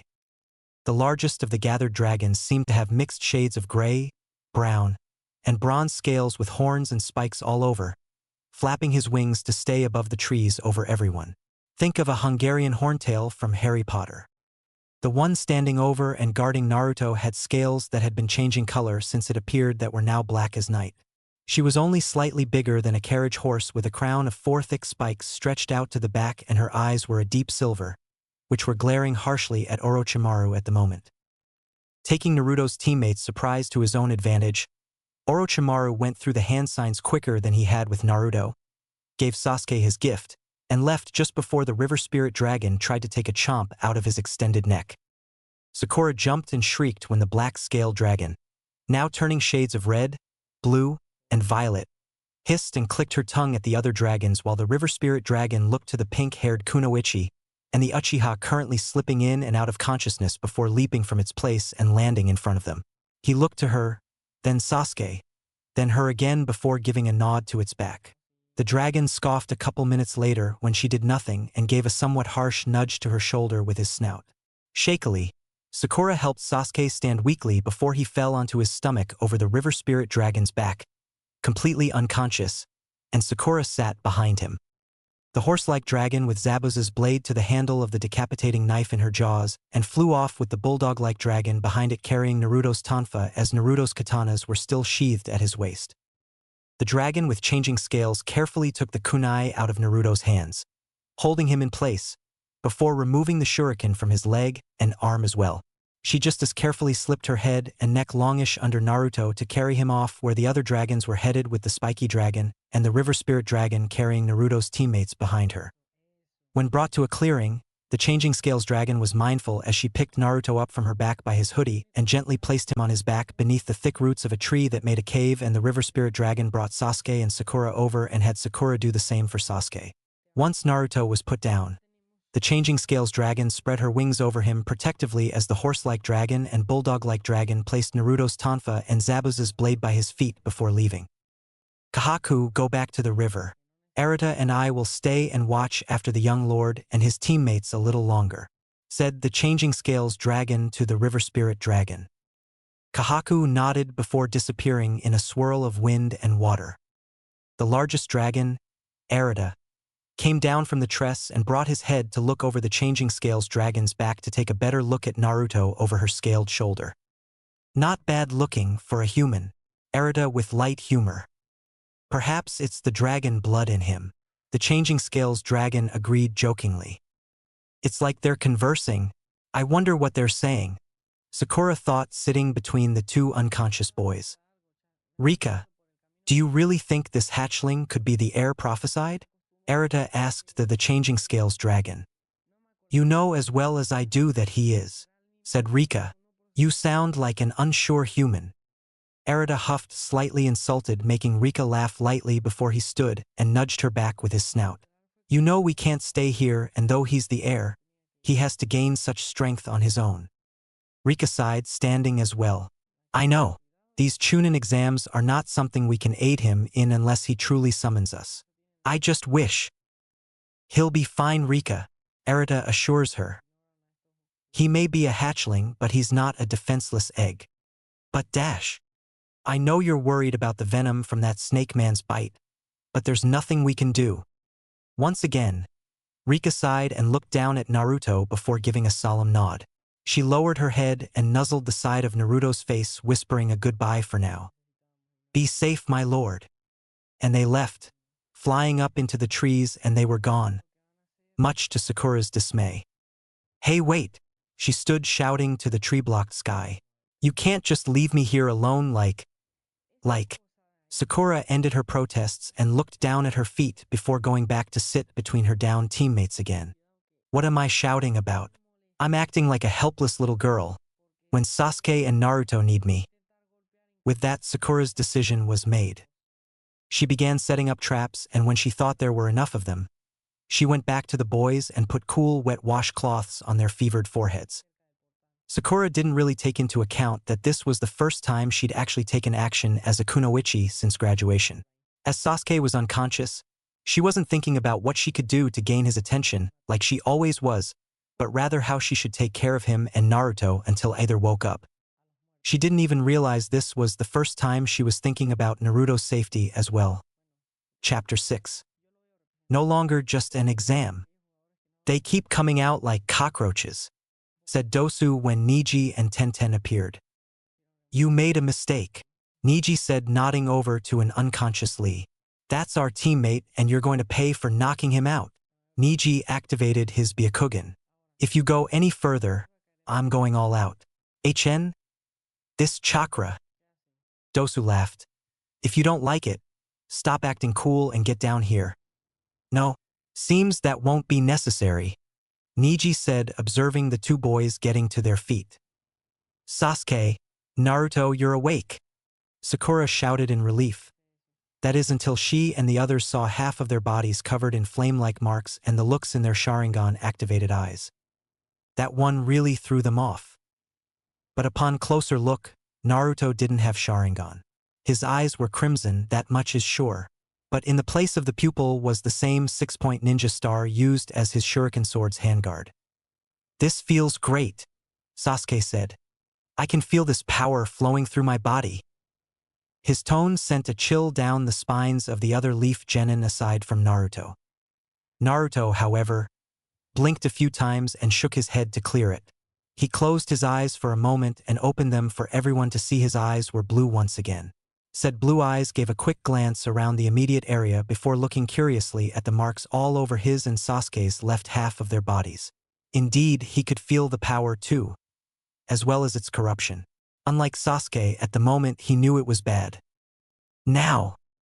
Naruto looked over to Sasuke at his calm, though clearly pissed tone. Who hurt Sakura? Sasuke asked, glaring at the sound Nin. Naruto glared as well, feeling Orochimaru's chakra inside them react to their anger. The anger made the markings spread to completely cover their bodies as Shikamaru shouted for Ino to get back into her own body while he and Choji went for cover. This chakra, thought Niji. It's not their own. I can see it spreading and taking over the chakra that is theirs, but at a slow pace. How did this happen? This is, thought Dosu with wide eyes, feeling the massive dark chakra aura grow. Their chakra's too large. How can they possibly have this much? I did. What of it? Zaku said, smirking proudly, readying his arms. No, Saku. Dosu shouted to stop him. Don't you realize dash? Ultimate Sakuhaha. Everyone ducked, dodging the attack set in Team 7's direction. When the cloud of dirt cleared, there seemed to be nothing left. Ah, see? Blew them away, Zaku said smugly. Who? Two voices said. Zaku looked behind him to find Sasuke with Sakura behind him, and next to them was Naruto with his tonfa back in their sheaths and balancing Zabuza's blade over his shoulder. Of course, Zaku only got a glimpse of all this before Sasuke backhanded him and sent him flying. Naruto was in front of Zaku when he landed and sort of bunted him back to Sasuke using the blunt edge of Kubikirabocho as a bat. Sasuke caught Zaku by the wrists and Naruto was behind Sasuke, Kubikirabocho over his shoulder like he hadn't moved. Zaku was on his knees with Sasuke's foot to his back. his wrist still in Sasuke's iron grip. Naruto stabbed Kubikurabocho into the ground and used it as an elbow rest. On the outside, Naruto looked bored watching, but inside something was nagging him to stop Sasuke. There's something I can do. I feel it. But dash. You sure are proud of these arms, Sasuke said, grinning maniacally. Just before yanking the arms back out of their sockets with a sickening pop, Zaku screamed in pain and groaned as Sasuke dropped him, letting him fall forwards in the dirt. Sasuke looked over his shoulder, grinning darkly at Dosu. You're the only one left, the Uchiha said, turning his body to face the last Sannin standing. I hope you let me have more fun. Letting instinct guide him, Naruto suddenly appears, grabbing Sasuke by the shoulders from behind, stopping his raven-haired teammate in his tracks. Sasuke looked over his shoulder at the blonde with a scowl. What are you doing? He asked in a demanding tone. Trust me, Sasuke, Naruto said as his canines lengthened and his eyes turned crimson with the 6-point shuriken once again. This is gonna hurt me more than it hurts you. With that, Naruto stretched the color of Sasuke's shirt with one hand and grabbed Sasuke by the hair with the other before bringing his head back and stabbing his fangs into Sasuke's cursed seal mark with a crunch that made everyone flinch and began to suck. Naruto! Sakura shouted, ready to jump up and stop him, but Neji leaped down from the trees in front of her. Stop, he said, Byakugan active, watching as Sasuke grabbed hold of Naruto's hair and wrist to try but fail to throw the blonde off. He knows what he's doing. What? Sakura shouted in outrage and confusion towards Neji's logic. He's extracting the foreign chakra from the Uchiha's body, Neji said calmly, though his slightly raised eyebrows showed he too was surprised. Sakura's eyes widened. What? Naruto resisted the urge to gag at the taste of Orochimaru's venomous chakra, only to choke and cough at the swallowing pins and needles feeling slithering down his throat with a burning essence. But, still, he continued to drink. Everyone watched in horrific awe as the marks covering Sasuke receded, and both boys fell to their knees, bodies trembling for different reasons. Naruto continued to fight himself from stopping before finishing for another minute before coughing a bit. He yanked himself from Sasuke and threw himself to the ground. He rolled onto his back, clawing and kicking at the dirt beneath him, screaming through his nose, back arching in pain, lips pinched together for another moment before he couldn't resist coughing any longer, black liquid leaking from his lips. He couldn't stand it anymore and brought himself up on his hands and knees and started hacking up the chakra venom he'd extracted from Sasuke. Sasuke shook his head, clearing it as he brought his hand up to his neck before hearing the retching, and looked over to see Naruto violently vomiting up this black sludge, the blonde's markings receding as well. Emptying out the last of his stomach contents, Naruto spat the taste from his mouth as much as he could, though it didn't help much. Bringing his trembling body to his feet with heavy breaths, Naruto glared with his eyes still crimson and lengthened canines at Dosu, who flinched at the look. Take your teammates and get out of here before I get my strength back, Naruto barked through slightly clenched teeth. Dosu nodded and tossed his team's scroll to the blonde's feet, just to give the blonde no more reason to go after them, and hurried off with his teammates slung over his shoulders. Taking a couple of breaths, Naruto straightened up and went over to his Kubikurabocho and put it on his back before rubbing a kink out of his neck. Bushy brows and Ino okay? Naruto asked, wiping the remaining black gunk from his chin with his sleeve. Snapping out of a daze, Tenten dropped from where she'd stayed in the trees as Neji joined her to check on their downed teammate. Lee will be fine, she said. He'll just be out for a bit. I'm fine, Ino said. Sakura, I'll fix your hair. Sakura nodded in thanks. Everybody else okay? Naruto asked. Getting nods, he said, good, before wincing and grabbing his shoulder in a sharp pain. Sasuke, let me see your shoulder. Hesitantly, Sasuke got up and stretched his shirt's collar for Naruto to see his own bite mark, but the cursed seal was gone. Naruto nodded and patted his shoulder to tell him he's fine.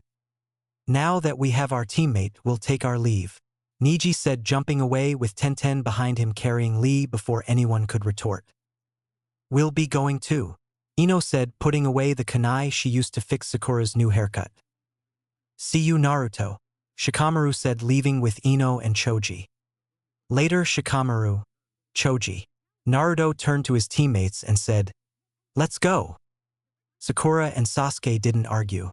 They found themselves at a river when Naruto stopped and took off his Teisho weapons belts and lay them down. He still felt a bit naked without his weapons, but at the moment, he wouldn't be able to carry them around in his state with his weight seals still active. And if he was going to work on being seen or walking about without them, it might as well be now. "Sasuke, gather some rocks while I get some firewood," Naruto ordered. Again, Sasuke didn't argue. When Naruto has the wood they needed and Sasuke set up the rocks for a fire, Naruto crouched down and snapped his fingers, gaining wide eyes of confusion from his teammates when a spark came from his fingers. "What the? Damn, I forgot," Naruto muttered to himself, taking off his hoodie and sleeveless fishnet shirt. Naruto ignored his teammates' raised eyebrows as he focused his chakra until the demon seal on his navel appeared, with the 5-part seal around it. Taking deep breath, Naruto summoned and focused all the chakra he could without hurting himself into his right hand, noticing but paying no mind to his teammates' widening eyes when his fingers started steaming up and glow with chakra. He winced but fought the burning and stabbing pain in his shoulder, spreading through the upper left side of his body. 5-part seal release. Naruto shoved his steaming, glowing fingers into his navel and hunched over in pain. After coughing a bit and a couple of dry heaves, he sighed in relief as the 5-part seal disappeared and his demon seal faded away, only to curse when he saw the cursed seal markings cover the upper left side of his body. Focusing a little chakra into his fingers once more, multiple sparks appeared, starting the fire.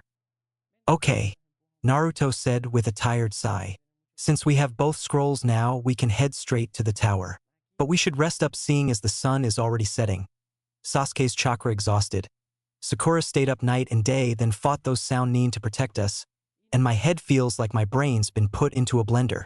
Not to mention, this damned cursed seal on my neck seems to activate when I use any large or semi-large amount of chakra."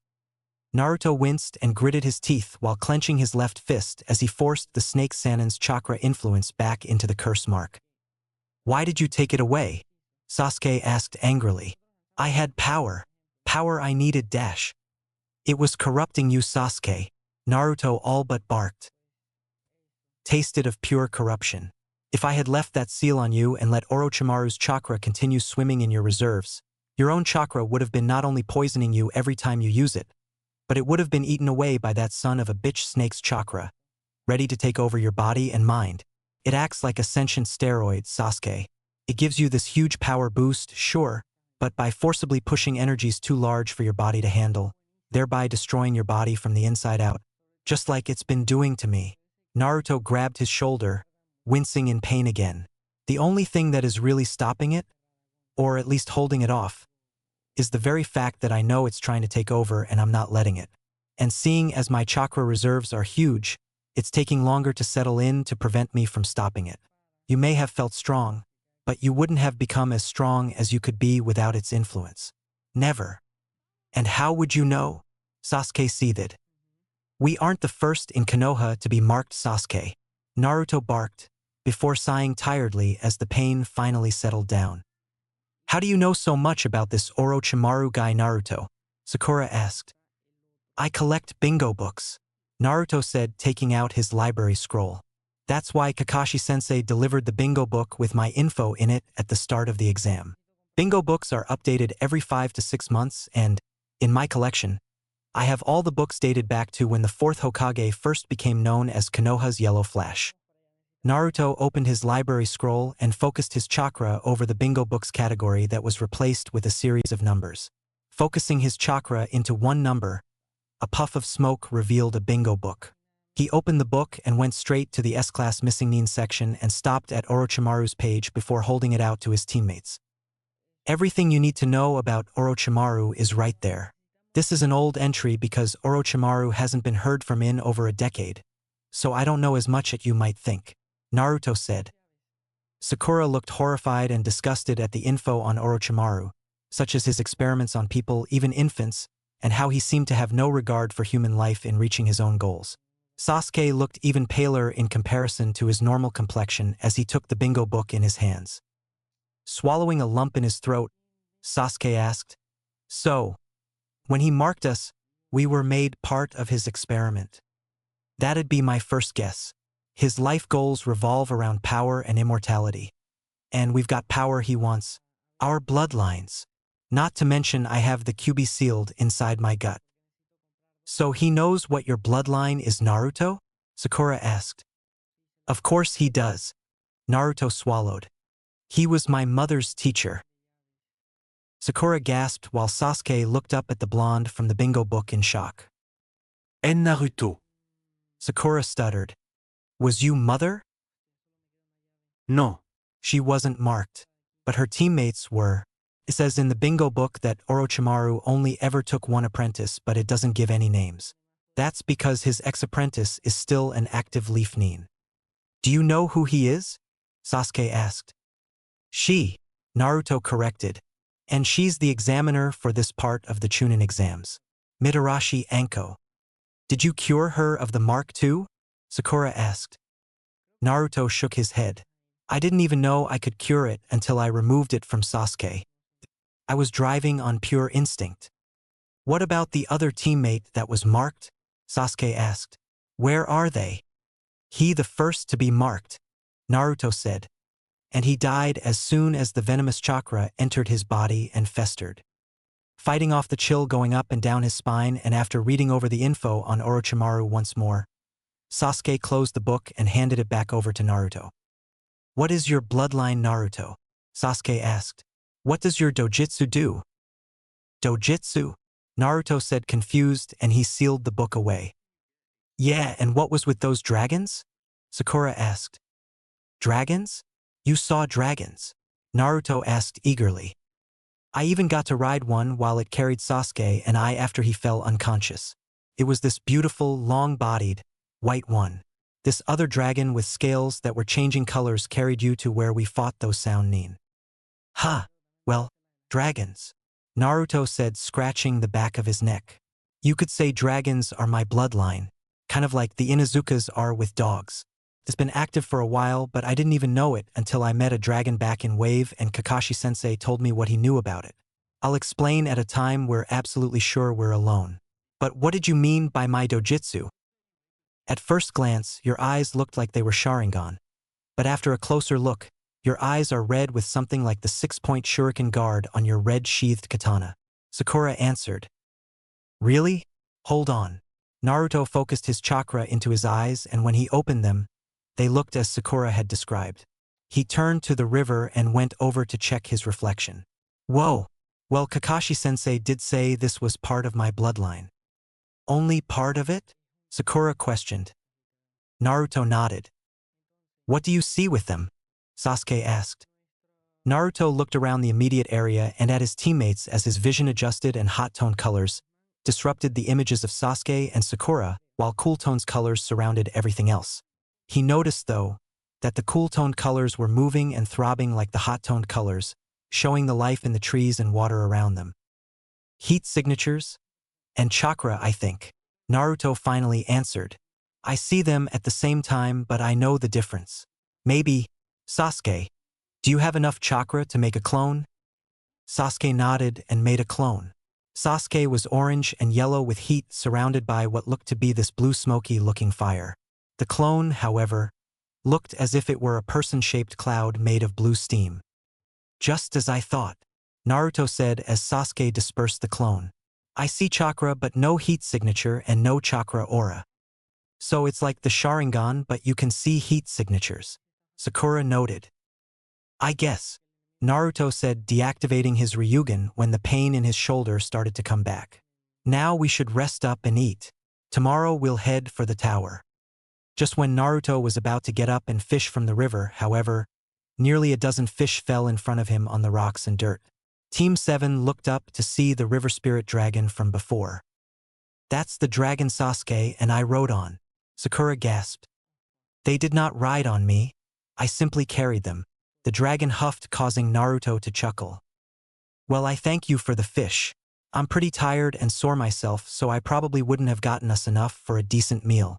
Naruto said to the dragon. May I ask you name? It was my pleasure to assist you, my lord.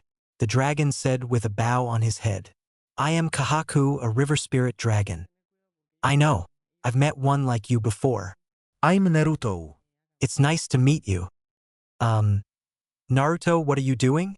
Sakura asked as if the blonde had finally lost it. What do you mean? Naruto asked, looking back at her. Are you talking to it? I'm a he not an it. He says he's a he not an it. And I told you, Sakura, it's like Inuzukas with dogs. I can talk to dragons. Oh, right. The kunoichi nodded, embarrassed she hadn't thought of that. Anyway, thanks for your help, Kahaku, the blonde said, turning back to the dragon.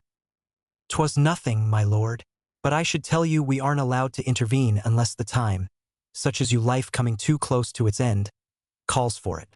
We dragons have our own laws, one of which being that we are not to interfere in human affairs unless we have been officially summoned through contract or if a Ryonoko, such as you, my lord, is directly involved.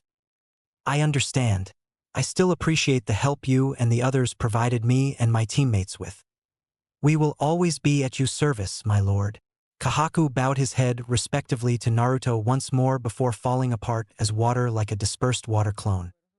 After they'd all cleaned, cooked, and eaten the fish, Sasuke took first watch for the first half of the night while Naruto took the second till morning. This time for food, Naruto took out his food summoning scroll, earning a raised eyebrow and look of confusion from his teammates. Just trust me, Naruto said, unrolling the scroll. Naruto made a couple hand signs this time before sliding his hand over all off the summoning webs. After a thick line of smoke came and went, there on the scroll lay 6 ham, truki, tomato, lettuce, and cheese sandwiches, 3 apples, 3 oranges, 3 small cartons of milk, and 3 large bottles of water. Couldn't do this yesterday with my low chakra amount or the doohickey would have spread again, Naruto said, smiling at their surprised expressions. Well, go on, eat up. Save the water for the trip to the tower. That doesn't look like your library scroll, Sakura mused as they picked up their meals. That's because these aren't storage seals, they're summoning seals, Naruto said. Summoning? Where'd you summon the food from? Sasuke asked. The grocery store or course, Naruto said in an obvious tone. Naruto, that's stealing, Sakura shouted in disapproval. We're ninja, stealing is one of the many things we're taught to do. Hell, the first and second part of this exam is mainly pinpointed around stealing, Naruto pointed out with a shrug, embarrassing Sakura, who seemed to have forgotten that. Besides, I grew up stealing food to survive. I'm kind of used to it. Sakura and Sasuke looked to him questioningly. Sasuke then raised an eyebrow, remembering what Kakashi-sensei and the Hokage told them when Naruto got his new clothes. They wouldn't sell you food like they wouldn't sell you clothes, Sasuke said. Oh sure, they sold me food. It's just that whenever they did, the food was either half-eaten or rotten and they'd charge me 3 to 4 times the real price. I made sure to have permission from the old man when I was 6. He said I could think of it as a form of stealth training. Naruto chuckled, rolling up the scroll. Was that before or after you defended yourself? After, Naruto answered after a moment with a sigh. It gave me a real wake-up call on surviving. I realized that it was better to get what I need myself rather than go to a dirtbag of a shop owner ready to cheat me. Why would someone try to kill a 6-year-old boy? Sakura breathed in sad disbelief. He was a drunken villager who'd lost his family. I was out late at night, walking home from a lesson with Ni-sensei, and the villager had somehow gotten his hands on a sword. All I had on me were a couple blunt academy kunai to practice with along with a wooden shorikatana Ni-sensei had given me to practice with when he was on missions. The sword the villager had was really dull, so defending myself with a wooden sword did just fine. Flashback. Stay still, you demon brat. The drunken villager shouted in rage, making chopping motions like the dull sword was an axe. Naruto was able to block every attack as well as dodge them easily. He'd already started wearing weight seals for about a month, but he wasn't thinking about unsealing them. Naruto didn't know why Guy was attacking him and wasn't given the chance to ask. He was panicking, scared, and fighting the drunk man for his life. He'd hit the guy in the legs a couple times, but the drunk kept getting back up to try and kill Naruto. Naruto was going by instinct and reflex while his terrified and confused mind was drowning with questions. Then there was the unfortunate stumble on the drunken villager's part. As he fell, he thrust the sword forwards in attempt to gut the blonde boy.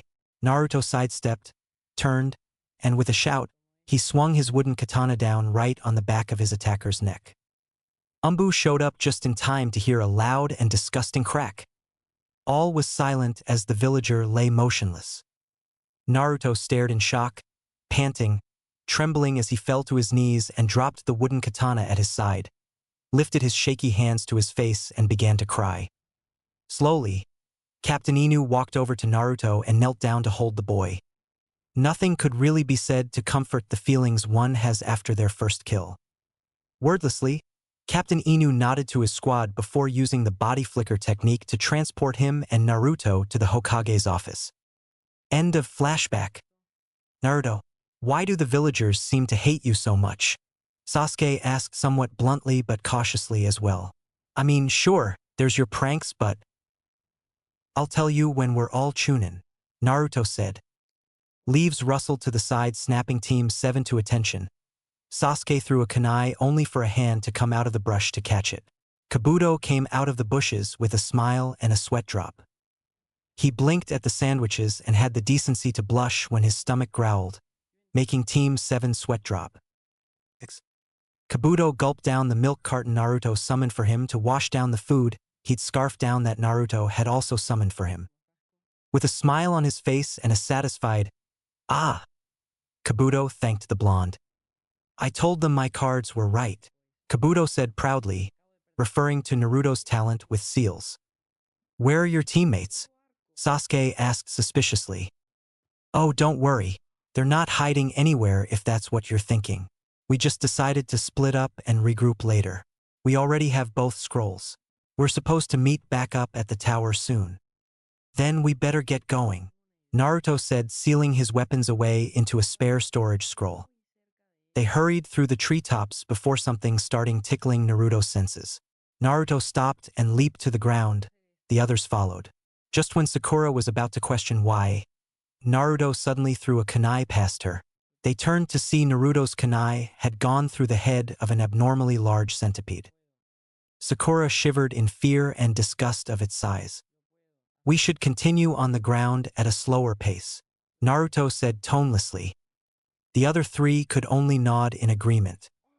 Naruto walked ahead a few feet before suddenly vanishing into thin air, making Kabuto and his teammates look around confusedly. They couldn't sense him anywhere. Sakura went to where Naruto was standing a second ago and was about to call out for him when a disembodied hand came out of nowhere waving in front of her face. Sakura jumped back with a scream to see Naruto standing there confusedly. How did you do that? Sakura all but screeched. Where'd you go? How? Naruto raised an eyebrow before realization hit. There's a genjutsu set up here. Genjutsu has no effect on me.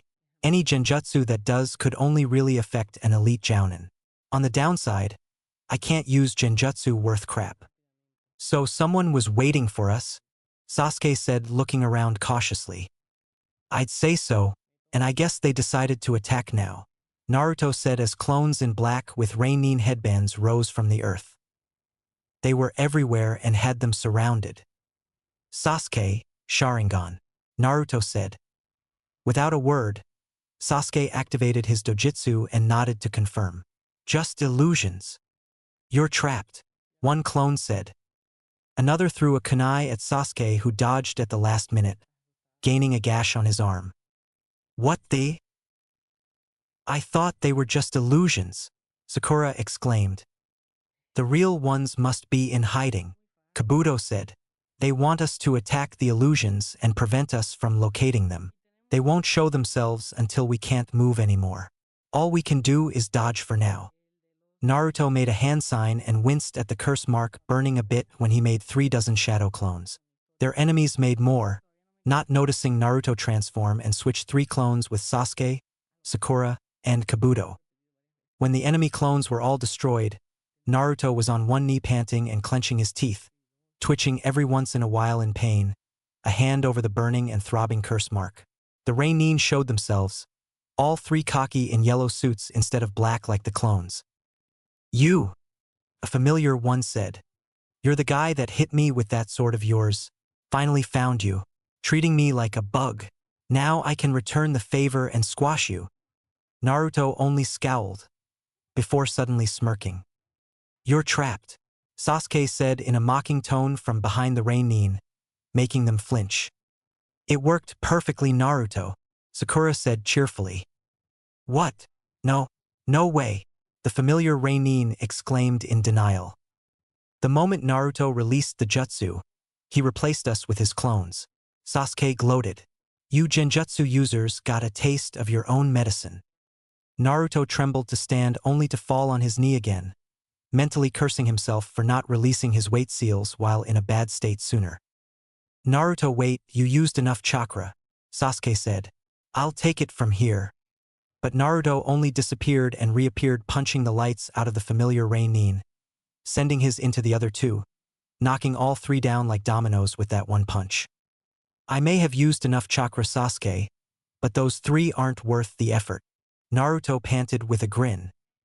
Sasuke blinked before shaking his head with a small smile, but it was cut short. Ack!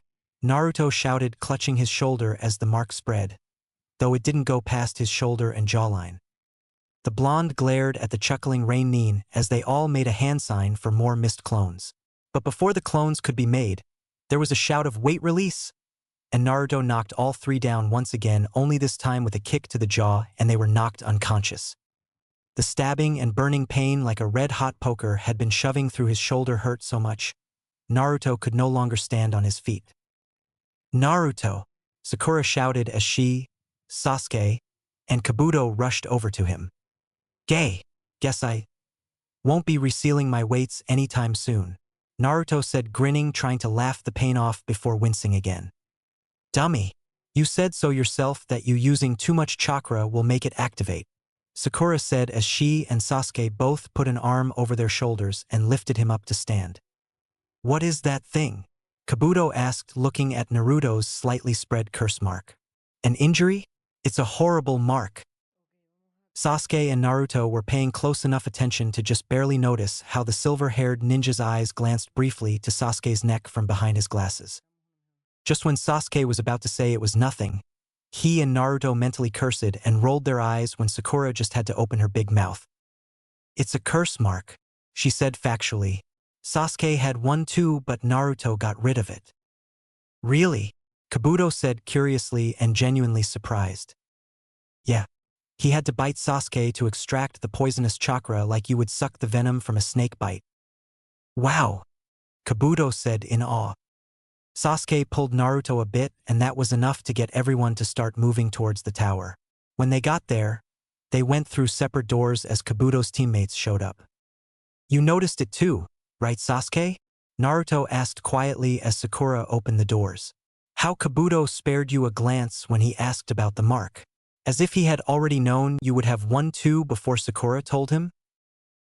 Sasuke only gave a confirming nod as he helped Naruto walk inside. After we entered the tower, we opened the scrolls. The seals painted on them summoned Irika to congratulate us on passing the second part of the exams.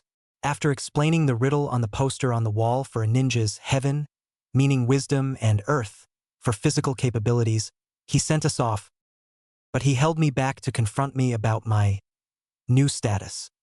Flashback. Naruto, Irika said to me, stopping me from following my teammates at the moment. But I was kind of scared to look him in the eye, so I didn't turn to face him.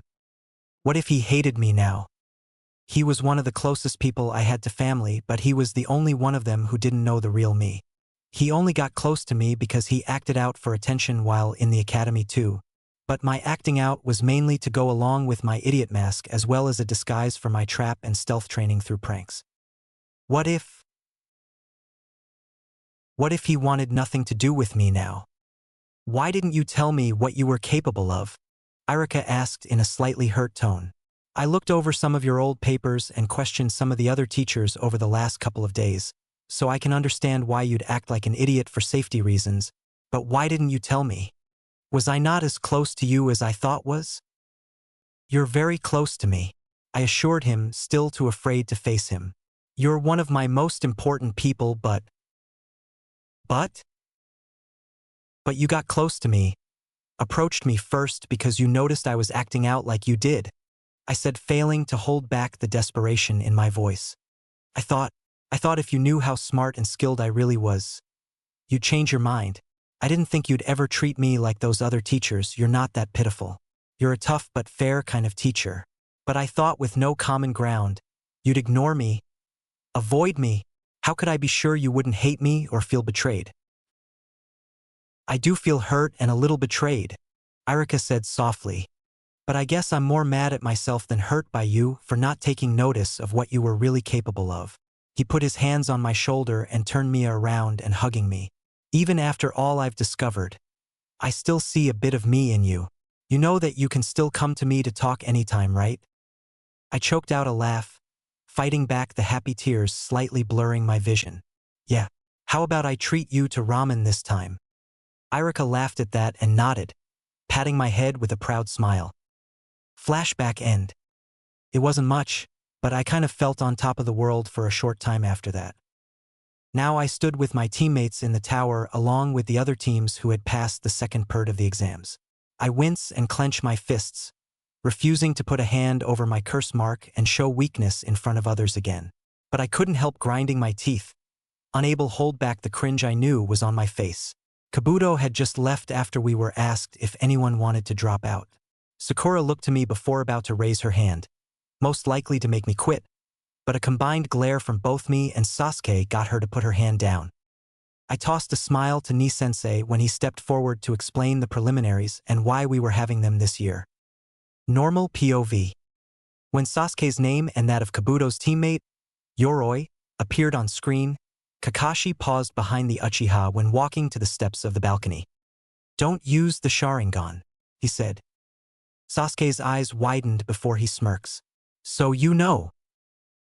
If that curse mark becomes active, you might lose your life." "I might have."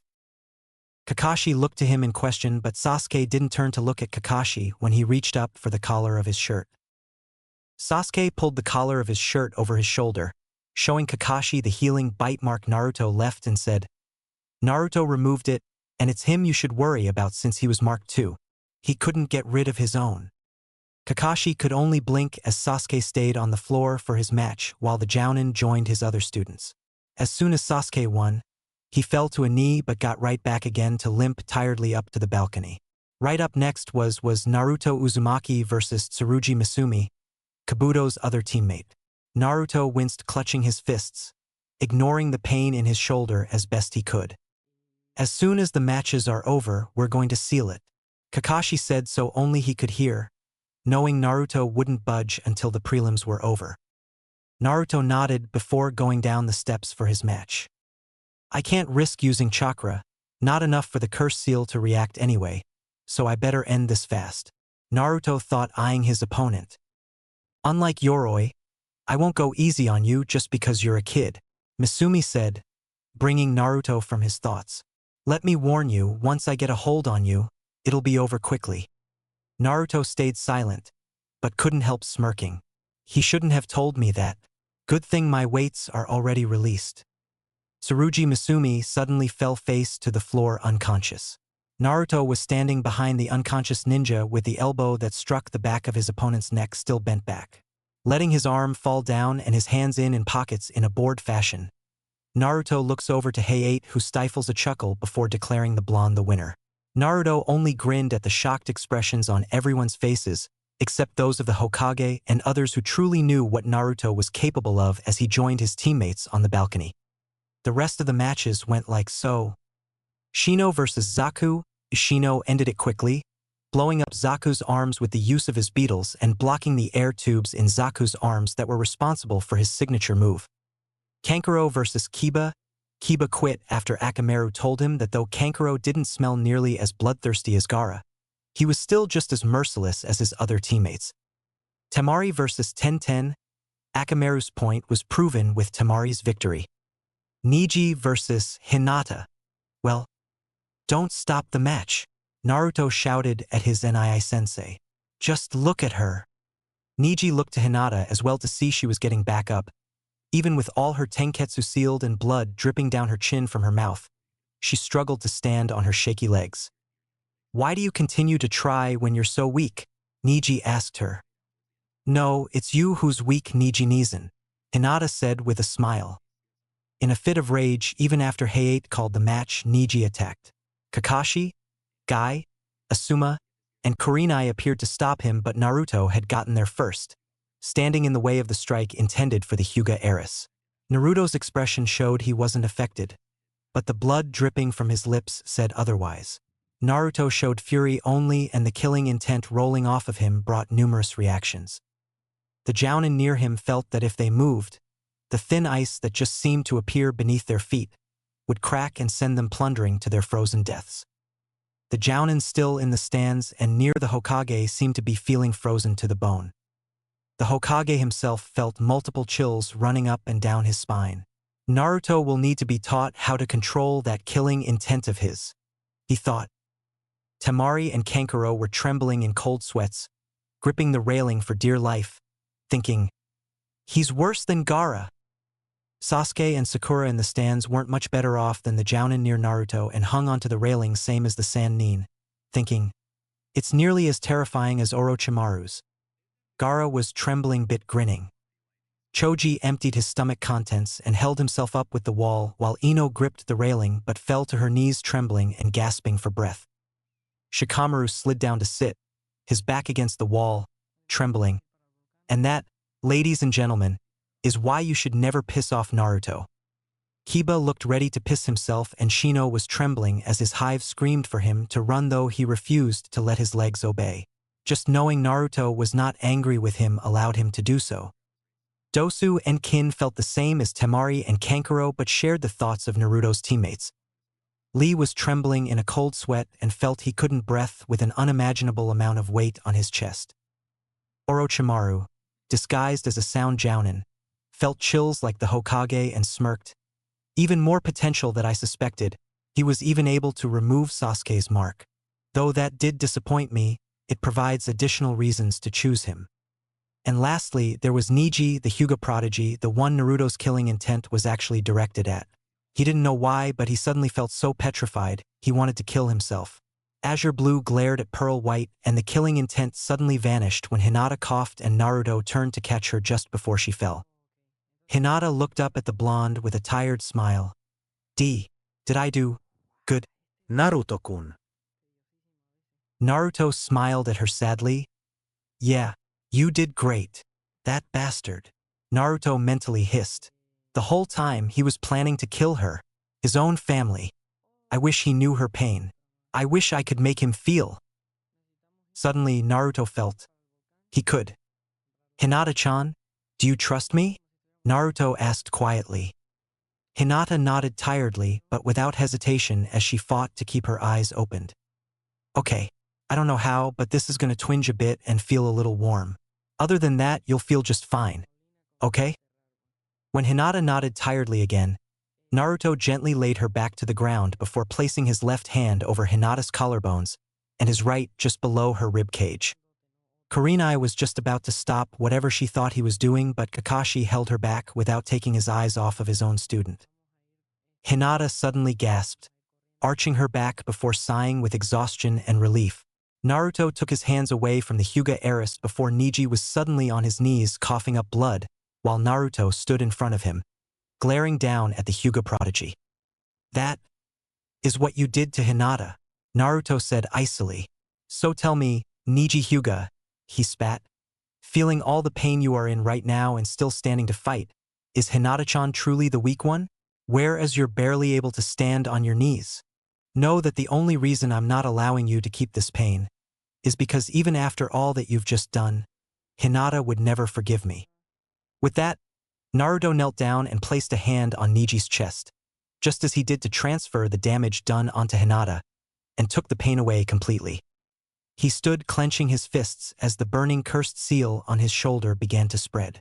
His left arm trembled as he forced it back, gaining mental praise and awe from all who knew of the curse mark. "Kakashi-sensei, get me out of here before I end up killing someone," Naruto said without turning to face his teacher. Kakashi didn't argue and placed a hand on Naruto's shoulder, and used the body flicker technique to get them out of the tower. A shadow clone Kakashi made body flickered back as soon they were gone. What's wrong with her? Kurenai anxiously asked the medics, who finally decided to show up, checking Hinata's vitals. Nothing, said the medic in awe. There's absolutely nothing wrong with her. She's sleeping off chakra exhaustion, but that's about it. He really did it, Kakashi's clone said in awe as well. He transferred her pain to Niji, then took it away completely. He can do that? Asuma asked in surprise. Healing with a touch is part of his bloodline, but I've never seen an Uzumaki do that before, Kakashi said. The medic Nin took Hinata away to rest. Guy took Niji back up to the balcony while the Hyuga prodigy could scarcely believe what had just happened. The next match was Gaara versus Lee. It didn't end well. Lee's injuries could jeopardize his ninja career. Sakura versus Ino double knockout. Shikamaru versus Kin. Shikamaru won brilliantly with moves that made the sound Kunoichi judge his mental state. Choji versus Dosu. Choji lost rather quickly. Chapter 7. Nice to meet cha Erosenin. I rubbed my shoulder in irritation on my way to the hospital, wanting to see how my friends were doing. Last night's sealing of Orochimaru's cursed seal hurt like a bitch. Now it just feels a bit sore and itchy. Kakashi told me what he got from his clone after it dispelled. I was mainly headed for the hospital to see Lee. I knew I couldn't use my natural Uzumaki healing touch because with the damage Lee got, it would heal things wrong. So I couldn't do that, but there was something I could do, and I fight Niji in the finals of the exam. Good. Though imagine my surprise when Kakashi offered to train me. Flashback. I stare at Kakashi and blinked blankly a couple of times. My fishnet shirt and red hoodie had my arms through them just when I was about to pull them over my head. You want to run that by me again? Asked. The pain of the sealing of my curse mark had my ears ringing, so I must be hearing things. Tomorrow, I can start training you bright and early. This time I won't be late, Kakashi promised. I blink once, twice, then smile shaking my head as I slip it through the collars of my shirt and hoodie. Okay, I wasn't hearing things. Thanks, Kakashi-sensei, but you can't, I said. Yes, I can, and I heard from both Sakura and Sasuke what happened in the Forest of Death. The way you removed Sasuke's cursed seal, your eyes activating, the dragons, it may not be Sharingan, but from what they told me, it's pretty similar. I can train you with them. I appreciate it, Kakashi-sensei, but you need to focus on training Sasuke. I can handle the Hyuga prodigy just as I am now. Or did you forget? Besides, Sasuke's up against a Jinchuriki, a very unstable Jinchuriki. What? Really? Kakashi questioned. How do you know? I could feel it, I said. I don't know how, but I knew the moment I met him. Kakashi-sensei nodded in understanding. So, I can get you a trainer at least. No thanks, I assure him. I can ask around and find out what type of dragon has my eyes. And I can train a bit with Ni-sensei if he's not too busy. Kakashi-sensei's shoulders seemed to slouch slightly. Geez, you're a prodigy yourself. I'd rather not be called a prodigy, I said quickly. Kakashi-sensei raised an eyebrow in question. Why not? Because every other prodigy I've met, aside from you, seems to have a windmill shuriken or a 10-foot pole up their ass. I'm not sure who has which though, I deadpanned. Kakashi-sensei can't help but laugh at that. End flashback. After that I'd gone home to get a good night's sleep. Before I'd gone to bed, I'd added 50 pounds to each weight seal on my limbs and 100 to my torso. 6,000 pounds total. I'm done with weight seals for the next few years, if not completely forever. I walked into the hospital and went straight for the front desk. I'm here to see Rock Lee, I tell the nurse at the front desk. Room 306, the nurse tells me. Thank you, and can you send a doctor to the same room, please? I asked. The nurse gives me this funny look. I honestly can't blame her for it with how I worded that last suggestion, before nodding hesitantly. I thank her again and head for Lee's room, bumping into Shikamaru on the way. He was visiting Choji. We got to talking as he walks with me to Lee's room. I start telling him about my bloodline when he asked, just before I feel a familiar bloodthirst. I book it to Lee's room, Shikamaru right behind me shouting to tell him what's going on. I slow to a stop and silently tell Shikamaru to stay quiet as we stand outside Lee's room. Using basic signs, I tell Shikamaru to use shadow possession and to let go as soon as I have a hold on Gaara. As soon as the shadow possession jutsu was complete, I wrap a chakra chain around Gaara's torso, and as soon as Shikamaru let the jutsu go, I yank Gaara away from Lee's bed and into the hall with us. We get to talking with Gaara.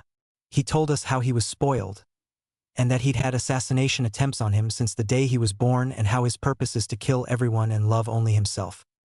You're not the only one with a monster inside you, Gaara, I say, letting a little of the Kyuubi's chakra loose and into my eyes, so Gaara and Shikaku could feel the Kyuubi's aura and see his eyes as mine. But only for a moment. Gaara grabs hold of his head with a yelp of pain, saying next time he'll kill us before hurrying away. You're going to do to Lee what you did for Hinata, right? Shikamaru asked a couple minutes later as we entered Lee's room and the tension calmed. I only nod before placing my hands over Lee's left elbow and knee. Lee stirs, but he didn't wake. Soon the doctor I asked for arrives, and just when he looks like he's about to stop me, I take my hands from Lee's arm and leg and put my palm together. Not even a second later I fall, only for Guy-sensei to come out of nowhere and catch me, with my left leg and arm in the same condition as Lee's had been before. The doctor sent me a glare before checking on Lee. No doubt this doctor was one of the ones that as me at the Kyuubi incarnate. He's Impossible. He's completely healed, the doctor exclaimed. Troublesome, Shikamaru muttered before saying, that's because Naruto transferred Lee's injuries to himself. The doctor looked like he was ready to argue before he saw my bleeding left limbs. Just as he did for Hinata, Shikamaru added, but decided to keep the fact that I transferred the pain to Neji to himself. Thank you, Naruto, Guy says, surprisingly quiet. Your flames of youth burn as bright as ever. That's great and all, Guy-sensei, but I need medical attention right now. I remind him. I'll get a doctor who can tell the difference between a storage scroll and a kunai, Shikamaru says indignantly while sending a glare to the doctor in the room before leaving. He knows, Guy-sensei asked me. Of course he knows. He's one of my best friends. I told him as soon as I found out. Old man Hokage knows I told him. Besides, with his IQ, Shikamaru would have easily found out on his own. Guy-sensei nodded with a smile, before looking to Lee. So now he's only sleeping. Yep, he'll be good as new by tonight, just in time for your late-night exercise. Uzumaki Naruto, just what am I going to do with you? I look over my shoulder to see a brown-haired, black-eyed, slightly plump woman standing with her hands on her hips in the doorway with Shikamaru. I smile. Haya Akimichi-san, I say with a grin. This was Choji's mother, one of my regular doctors and one of the only people who work in this hospital that I can trust. She smiled and shook her head. Follow me, Guy-san. You can leave now, Doro-san, she said to the doctor still standing by Lee's bed harshly with narrowed eyes, making said doctor flinch. While Guy-sensei carried me behind Akimichi-san, Shikamaru went back to Choji's room. So Naruto-kun, where are those swords Choji told me about? Akimichi asked me. You're wearing the tonfa at least. In a storage scroll. I answer. I feel naked without them, but I'm trying to train myself into being more subtle with them. I'm proud to wield them, but a ninja is nothing without deceit. Besides, I knew it'd be a bad idea to carry my weight seals and swords with my injuries. Tonfa are lighter. You've been planning this, haven't you? She asked with a knowing smile. From the moment Kakashi-sensei told me what happened to Lee, I said smiling. Honestly, Naruto, she sighs. If I didn't know better, I'd say you're a pain-seeking idiot. That got me laughing. My arm and leg bones were moving back in place on their own and started healing by the time we reached the room. Guy-sensei set me down on a bed for Akimichi-san to look over my injuries, only to sigh, not at all surprised my limbs were already healing. She just shook her head before bandaging up my arm and leg, knowing they'd probably be fully healed in a day or two. By the way, Naruto, how much weight are you carrying now? Guy-sensei asked before he could leave the room. 6,000 total, and I'm stopping there, I say casually. If I ever add more weight, it'll be years from now. Getting wide-eyed looks from both adults, I quickly add, I don't have them sealed right now though. Guy left spouting about my flames of youth, and Akimichi-sen only shook her head muttering how she swears I'm trying to kill myself. After an 8-bowl of ramen lunch at Ichiraku's, I head for the hot springs by the bathhouse. The old man came to my apartment soon after I woke up and said Anko wanted to meet me there around 10. It was already 5 after. When I got there, I hear and see a long white-haired old man, giggling pervertedly while looking through a little peephole in the women's side of the bathhouse. Knowing Anko, she was in there. I unsheath my tonfa and throw chakra chains around this old pervert's shoulders and torso, jump, and push his headband down over his eyes with the heel of my right foot before using my chakra chains to throw him out from under me over the wall of the women's side of the baths, causing some to scream. Anko. This guy was peeking through a hole in the wall, I said loud enough for them to hear. Thank you, Naruto-chan. I hear a chorus in reply, making me blush before I start hearing sharp yelps, shouts, and pain-filled screams from the guy I tossed in there after pulling my chakra chains back. About 10 minutes later, I watch as the peeking pervert is thrown over the wall and lands in the hot water spring outside several feet in front of me with a big splash. A minute after that, Anko, followed by Kurinai, Inuzuka Hana, and Yuzuki Yugao, come out of the women's side of the bathhouse all fully dressed. So that's why there was a chorused reply. Did you have to call me Naruto-chan? I ask, slightly whining, gaining their giggles. So, what did you want to meet me for, Anko? I heard what you did about the Uchiha's cursed seal, she answered. And you want to see if I can do the same for you, I guess. She nods. I think for a moment, I might.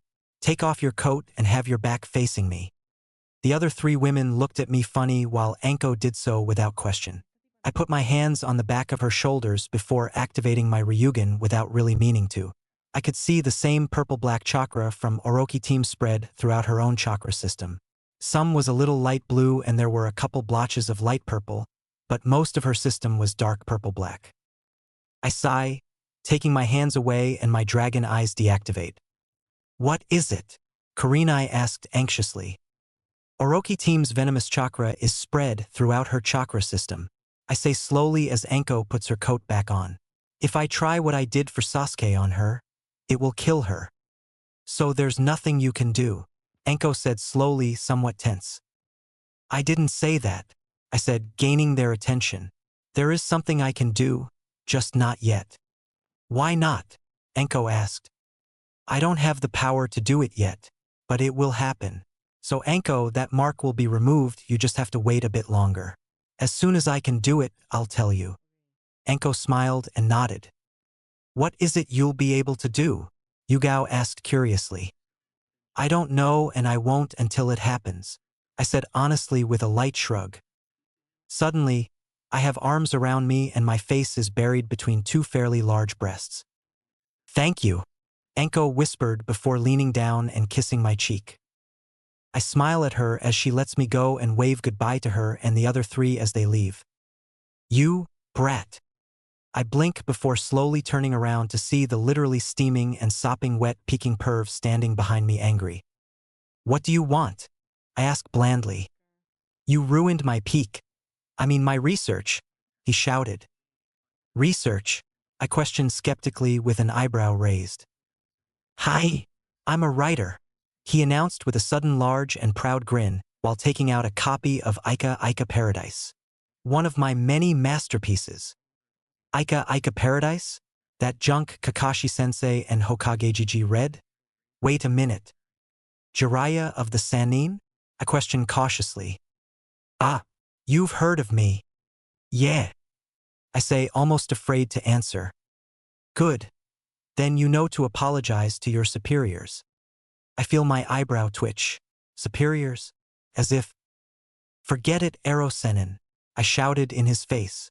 I'm not going to apologize because you're stupid enough to peek on women in a ninja village.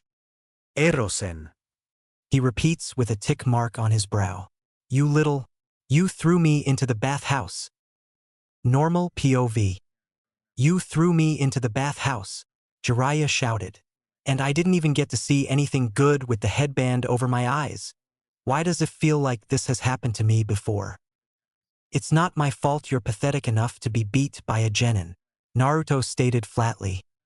You little… who are you anyways? None of your business, you pervy toad sage, Naruto yelled, turning to leave. That guy taught Dad? Unbelievable. Naruto's pulled back by a hand on his shoulder and is thrown to land in the hot spring like Jiraiya had been. Only for Naruto to show Jiraiya up by having the common sense to land on the water rather than in it, making sure not to land on his still healing leg.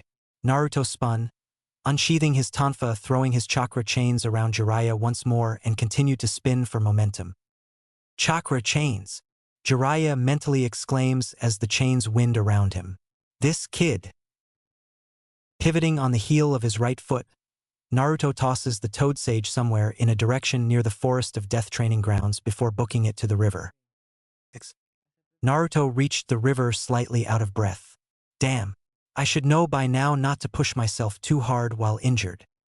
He sat down to catch his breath before crawling to the river for a drink.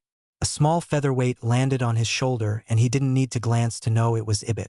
His only greeting to the bird was a smile. Ibit had decided to train on his own while Naruto was in the Forest of Death when he wasn't with Kakashi to improve in spread and strength. Okay, Ibit. Show me what you've accomplished, Naruto said, sitting back up from the river. Ibit skyrockets from Naruto's shoulder to a tree on the other side of the river. Had Naruto not been able to keep up, his eyes would have only seen a brown line zip in a zigzag through the tree branches before zipping back over to Naruto's shoulder. A second later, all branches on the tree fell to the ground with clean-cut stumps on the tree still standing. Naruto smiled brightly at the sparrow. Brilliant! Ibit puffed up his feathers with pride before hopping up onto Naruto's head. Found you! Naruto looked over to the side to see Jiraiya with his hands on his knees huffing, out of breath. Geez, what do you want now, Erosenin? Naruto all but whined. Stop calling me that brat, the toad sage shouted, completely refreshed. Why should I? Naruto asked, shouting back from where he remained sitting. It fits a little pervert like you perfectly. I am not a little pervert, Jiraiya argued. Really? Naruto questioned skeptically. Then what are you? I'm a super perv, Jiraiya said with a proud pervy grin. Naruto both sweat drops and gains a tick mark with an eyebrow twitching, disturbed. That's not exactly something to be proud of, you know, the blonde stated dryly. Enough of this. How do you know chakra chains? The toad sage demanded. I don't, Naruto said with a shrug. Don't lie. I'm not. You just used them. That was with my tonfa. Huh? Jiraiya questioned, taken aback. It's a Teisho weapon, Naruto said, unsheathed said tonfa to show the perv. These tonfa were made with my mom's consciousness. Your mother? Damn. Uzumaki Kushina, Naruto answered slowly. Jiraiya looked the blonde up and down, as if finally taking in what, or rather who, he looked like. What's your name? Naruto sighed, slightly frustrated with himself, but answered anyway, Uzumaki Naruto. This kid's really, Jiraiya thought. No wonder it felt like that happened before. It did. Kushina did that to me. Kid, how'd you like to become my apprentice? Naruto blinks in surprise before thinking a moment.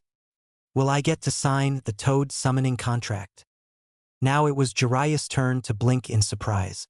Yeah. Okay, Naruto said with a shrug like it was no big deal, making Jiraiya grow an angry tick. Were you coming here for the water walking technique? Jiraiya asked curiously after stomping down his irritation. Before, it looked like you already had it down. Ido. I was actually coming here to combine a couple chakra control techniques, Naruto said. Really? Jiraiya asked in interest. Which ones? Water walking and balancing on kunai. Jiraiya's eyes widened. Just how much chakra control do you have?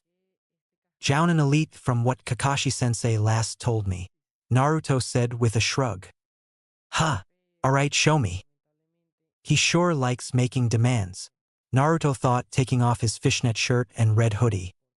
Jiraiya eyed the sealed curse mark but gritted his teeth and said nothing but raised an eyebrow at the bandaging wrapped around the blonde's left forearm. He watched as the sparrow he hadn't noticed hiding in Naruto's hair flew off and made itself comfortable on Naruto's discarded hoodie as the blonde took out a couple kunai. To start out, Naruto held onto the handles as he did a handstand with the kunai points in the dirt. Naruto concentrated and focused his chakra before using the kunai to walk to the water of the river. Carefully, he took a step on the water with the kunai. The kunai sunk 3/4 up the blade but stopped. Naruto took a second step, getting the same result with the other kunai. Slowly and carefully, as to not put too much strain on the arm still healing, he kunai hand walked to the center of the river. His left arm began to tremble, so he leaned more on his right only for the kunai in his right hand to sink to the handle, sinking further to Naruto's hand. A minute later, Naruto sunk into the water and got out, making a pair of shadow clones and repeating the exercise till sunset. "I have to admit, I'm impressed," Jiraiya said with a light bout of praise. "You'd have to be from the beginning to offer me apprenticeship," Naruto pointed out, getting a laugh of agreement from the pervy sage. "What happened to your arm?" Jiraiya asked curiously. "I transferred the pain of a friend from him to myself," Naruto said, putting his shirt and hoodie back on. "You what?" Jiraiya asked in surprise. "Yeah, the damage down to his left arm and leg could have cost him his ninja career, and with my healing rate, I'd be fine," Naruto said with a shrug. "Anyway, I'm going home. It's getting late and I'm hungry." Jiraiya was left with his thoughts before heading to the Hokage's office. Who better to get info from on his new apprentice? The next day, Naruto woke up and removed the bandages from his left arm and leg to change them, only to find the injuries all healed. "Ha!" Naruto thought to himself. "Guess all the chakra exercise yesterday sped up the healing process by half. Good to know for future injuries."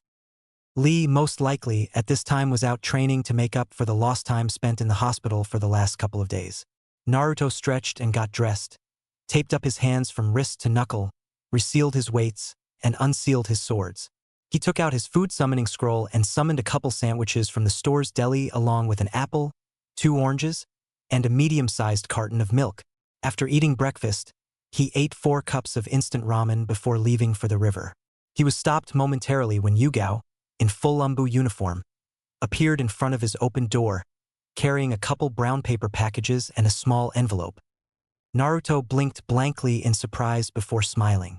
"Good morning, Nico-chan." "Morning, Uzumaki-san," she greeted, though you could tell by her tone that she was smiling underneath her mask.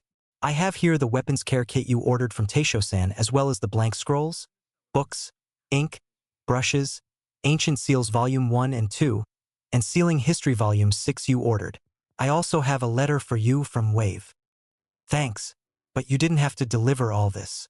I could have just picked it up from the old man next time I went to the tower," Naruto said, taking the packages she handed him before turning to place them on his table and opening them as Yugao entered and closed the door behind her.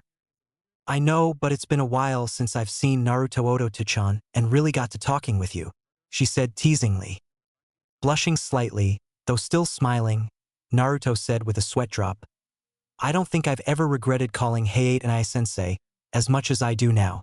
Nearly 9 years gone by, and to this day there are still Umbu operatives that call me Oto-chan, professional or otherwise," he said, sorting through his delivered items to seal them into his scrolls. Yugao giggled. "So what have you been up to? Hayate's told me you've mastered everything he has to teach you." "I haven't had much time to myself to make the final moves in surpassing him, but I've been made an apprentice again," Naruto said. "To who?" Yugao asked curiously. "Jiraiya of the Sannin," Naruto said, smiling at her. "Seriously?" "Yep, but..."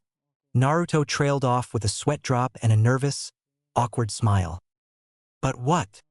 You know that dirty old man that was peeking on you and the others at the bathhouse the other day?" "Yes, by the way, thank you for covering his eyes before throwing him to us." No prof. "But that was Jiraiya."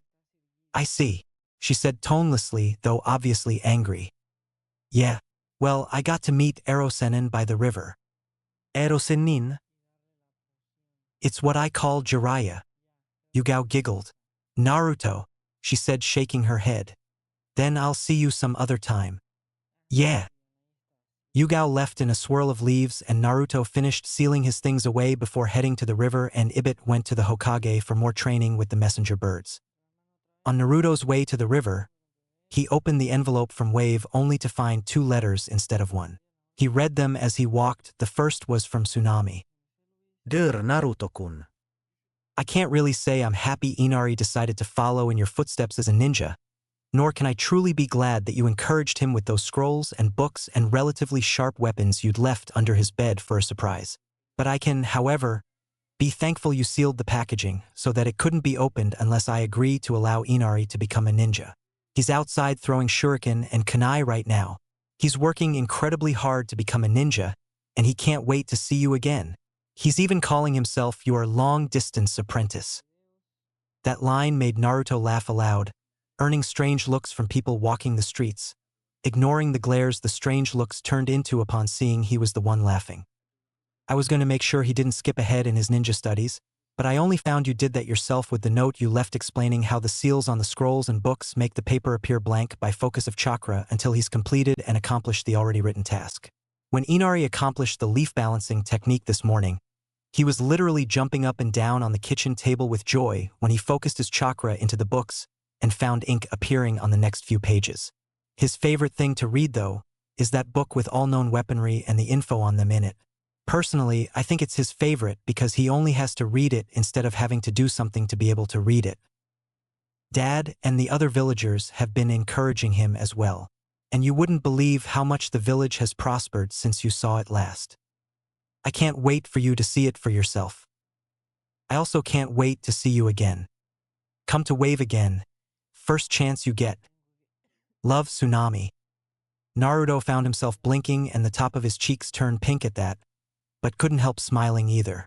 He found himself blinking again, remembering the other letter in the envelope when he saw it as he was putting Tsunami's letter back inside. This one was from Tazuna. Hey kid, do me a favor and don't mention this to Tsunami if you send a reply with the future scrolls and stuff you promised Inari in that note. She doesn't know I sent this with her letter when I mailed it. Listen kid, Tsunami's only 18. She had Inari when she was just a few years younger than you because of an asshole boyfriend she had at the time. Dumped her as soon as he was told she was pregnant. And I saw her blushing when she was finishing up with her letter and smiling like I haven't seen in a long time. You'd be good for her. Sure, you're young but you'll grow. Think about it at least. I even had a small talk with Inari about having you as a dad and he was ecstatic. And I saw the way you looked at Tsunami when you were saying goodbye, so don't you deny it. You'd be good for her and Inari. Not to mention, I'd be a proud man bragging about who my son-in-law is. Think about it, kid. Tazuna. Naruto's face was on fire by the time he'd finished reading Tazuna's message and put it away when he was nearing the river. He shook off the flush on his face as best as he could. No way was he going to let Erosenin see him like that. At the river, he found Jiraiya wasn't there yet, so he sat and unsealed his new sealing history book to read.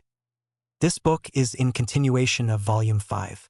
Volume 5 of Sealing History covered what it means to be a Jinchuriki and basic properties in sealing a being such as a bijou in something like a rock and the difference it makes sealing a bijou into a living, breathing vessel.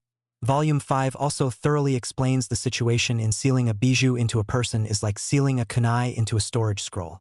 The idea of the sealing is exactly the same while the action of the sealing is completely different. Index. Chapter 1. PG 3-28 Sage of Six Paths. Chapter 2. PG 29-73 Properties of Bloodline Seals. Chapter 3. PG 74-118 Properties of Bloodline Sealing. Chapter 4. PG 119-162 Properties of Sealing Bloodlines. Chapter 5. PG 163-204 Testing Theories. Chapter 6. PG 205-279 Thesis on Advanced Seals Yet to be Tested. Chapter 7. You know sealing jutsus? Naruto looked up to see Jiraiya was crouched behind him, reading over his shoulder. So much for reading while he waited. Yeah, Naruto said, closing the book. You ever try creating any? Jiraiya asked, taking note on the advancement book the blonde held. No, but I do have an idea for one, but I haven't really been able to really think about it. I only got the idea recently, so it's not even really an idea yet, just one random thought that sort of stuck with me for a day or two. Naruto said, sealing away the book into his library scroll. But I have made adjustments and advancements to a storage scroll or two, as well as my one summoning scroll. But it's nothing really impressive. Just something I did learning from the basics when I was a kid. Huh, what was that random thought? Jiraiya asked curiously, hiding just how impressed he was with the library scroll. Well, it's complicated, Naruto said with a sigh. Smon, telme. Well, it's something a medic Nin could use. Ah, medicnin. Yeah, and maybe the guys in the interrogation department. It's something that can be used for both. Both? Okay. Quit stalling, just tell me, Jiraiya said impatiently. Okay, geez, it all has to do with pain. Pain? Jiraiya questioned almost urgently. Yeah, it came to me after the prelims when Kakashi-sensei sealed my curse mark. The pain of the sealing when Kakashi-sensei joked how the sealing wouldn't hurt a bit, then said it didn't hurt him at all when it was over. I thought back to when I transferred Hinata's pain to her Asava cousin Niji. Niji had closed off all of her chakra points and was planning to kill her. Pissed me off. Anyway, I ended up thinking about it more when I transferred Lee's injuries to myself yesterday. What if I created a seal or two that could seal the physical pain and/or injuries? Jiraiya's eyes widened at the thought. I mean, think about it, Naruto continued. Medics could use the seal on the field for injured ninjas with fatal injuries while healing the ninja. Of course it would be dangerous too, because if the injured ninja doesn't feel the pain they're in, they could end up killing themselves if they continue fighting. But think about sealing the actual injury into a scroll like you could with anything else. Interrogation ninja could use the pain of the sealed injury as a new form of torture, same with just the pain. Torture with physical pain but no injury at all.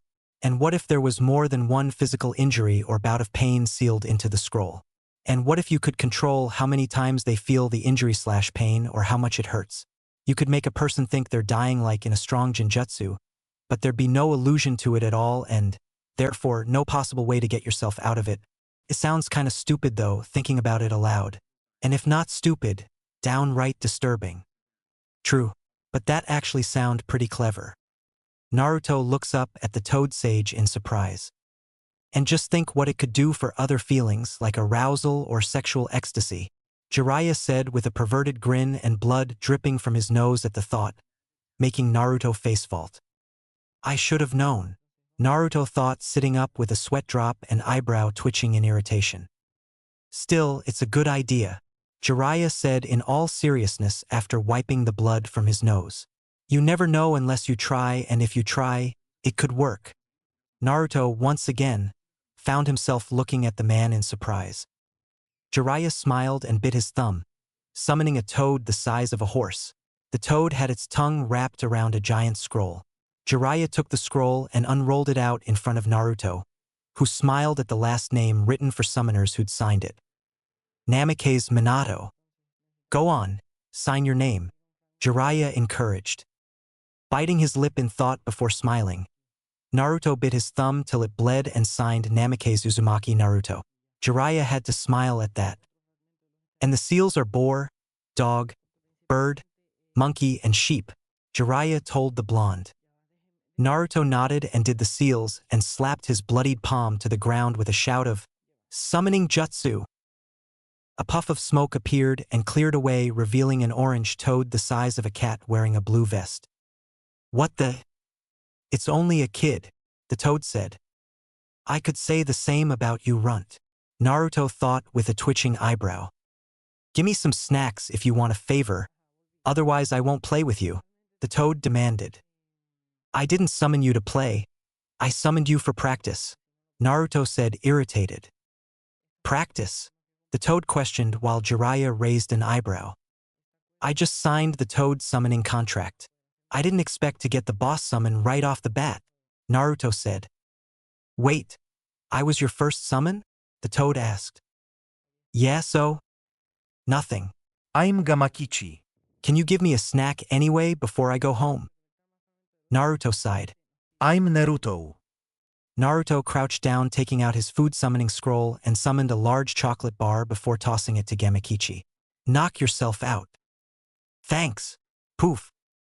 Gamakichi on the first try. Not bad, kid. Jiraiya said as the toad he summoned with the contract disappeared in a cloud of smoke. Naruto sighed and tried summoning a toad again. Jiraiya clutched his sides laughing when nothing but a tadpole appeared. Naruto's eyes went white and a vein throbbed on his forehead over his twitching left eyebrow out of his irritation and anger of being laughed at. Shut up, Orochimaru! Naruto shouted, shaking a fist at Jiraiya. Naruto gritted his teeth before taking off his weapon belts and shirts to practice his water walking / kunai balancing, seeing as he still didn't quite get it. It was near sunset when Naruto found he was finally able to balance himself on kunai on the water's surface. Sighing tiredly and smiling at his accomplishment, Naruto got down on his feet and walked back to land. Putting the kunai away, Naruto bit his thumb, did the hand seals, and tried to summon the boss toad summon. Seeing the small amount of smoke though, Naruto sighed. Gamakichi again? He was left blinking in confusion, however, when it wasn't Gamakichi, but an old-looking green toad with a small white beard, long fuzzy white eyebrows, and a crop of white hair atop his head. Jiraiya's eyes looked like they were about to fall out of their sockets. Fukusaku. He summoned Fukusaku on his third try. Huh? You're not Gamakichi, Naruto said, still crouched down, blinking in confusion. Who are you? Minato? No, he's dead, and you're much too short. I'm taller than you, Naruto said with a lip jutted out in a slightly embarrassed pout. And where is little Jiraiya? The old toad asked. Little Jiraiya? He talking about you, Orochimaru? Naruto snickered, looking over to Jiraiya, who was looking embarrassed. Orochimaru? The old toad questioned, turning to Jiraiya as well. Orochimaru? Pwahahaha. That fits you to a T, Jiraiya. Jiraiya only frowned sulkily as the laughing old toad and young blonde boy. So, little Jiraiya, why have you summoned me? The old toad asked. He didn't summon you, I did, Naruto told the old toad. The old toad looked over his shoulder at Naruto before looking to Jiraiya with an eyebrow raised in question. It's true, Jiraiya said, and only on the third try too. The old toad blinked in surprise. Well then, I am Fukusaku, one of the two sage toads and just a rank under the great sage toad. So I have to summon a rank higher than you, Naruto said with a tired sigh. No, actually a rank under me is the boss summon. My son, Chief Toad Gamabunta, Fukusaku said. Oh, okay. Thanks. Suddenly, Naruto fell flat on his face, unconscious. I'm surprised he even stayed upright for that long, Jiraiya said. He's not even sage level and he was able to summon you. Unbelievable. This kid just won't stop surprising me. Who is this child, Jiraiya? Fukusaku asked. My new apprentice, Naruto. He's Minato and Kushina's son, Jiraiya said, going over and sealing Naruto's Teisho weapons and shirts into a storage scroll. So this is the child carrying the nine tails, Fukusaku mused with a hum. Yeah. I won't tell Bunta. I want him to see for himself when Naruto-chan summons him tomorrow. Alright, bye. Fukusaku disappeared in smoke while Jiraiya picked Naruto up and took him to home before going to the Sandaime to inform him what Naruto had accomplished today.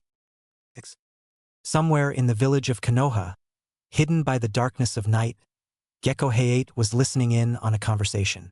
It was a very informative conversation going on between Kabuto, who was suspected of being a traitor, and Sanjonin Baki before finding he'd been caught listening.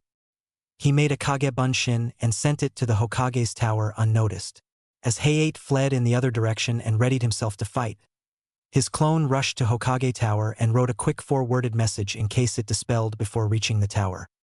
The Hokage had just stood and stretched from his seat when Hayate's clone appeared in front of his desk before suddenly dispelling and dropping the little rolled-up parchment. The Hokage raised an eyebrow in confusion before going around his desk and retrieving the message. His eyes widened and he sent Umbu to find Hayate and another squad to gather all the Jonin, Chunin, and spare Umbu. He eyed the 4 words written in haste with a frown. Suna Odo attack Konoha. Naruto woke with a start, gasping, as if waking from a nightmare he could no longer remember. The sun was down and full moonlight lit up his room through his open window. He had a sense of dread, as if something terrible had happened and he didn't know why. His heart was pounding so hard it hurt his chest and his whole body felt like ice, yet he was sweating so much. He lay back down when he caught his breath and turned to the clock. 2:53 a.m. Naruto sighed, getting the feeling he wouldn't be falling back to sleep anytime soon. But he tried anyway. Hours later, he was dressed and equipped like always and met Jiraiya at the river like he had been. Today, he summoned Gamabunta on his first try. Jiraiya, where are you? What the hell did you summon me for? Naruto whistled sharply to get Gamabunta's attention, gaining attention immediately, judging by the giant toad's eyes looking up at him where he sat on the chief toad's head. You Gamabunta? Naruto asked loudly. What of it, Squirt? Where's that perverted old man Jiraiya? Why'd he summon me here today?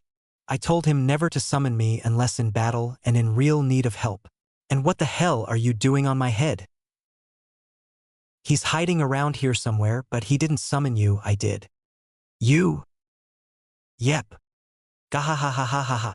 Punk, if you're gonna lie, say something believable. No way a shrimp like you could summon me. Gahahaha. Well, if you don't believe me, why don't you go back and ask that geezer toad Fukusaku? Naruto said plainly. Gamabunta grew silent.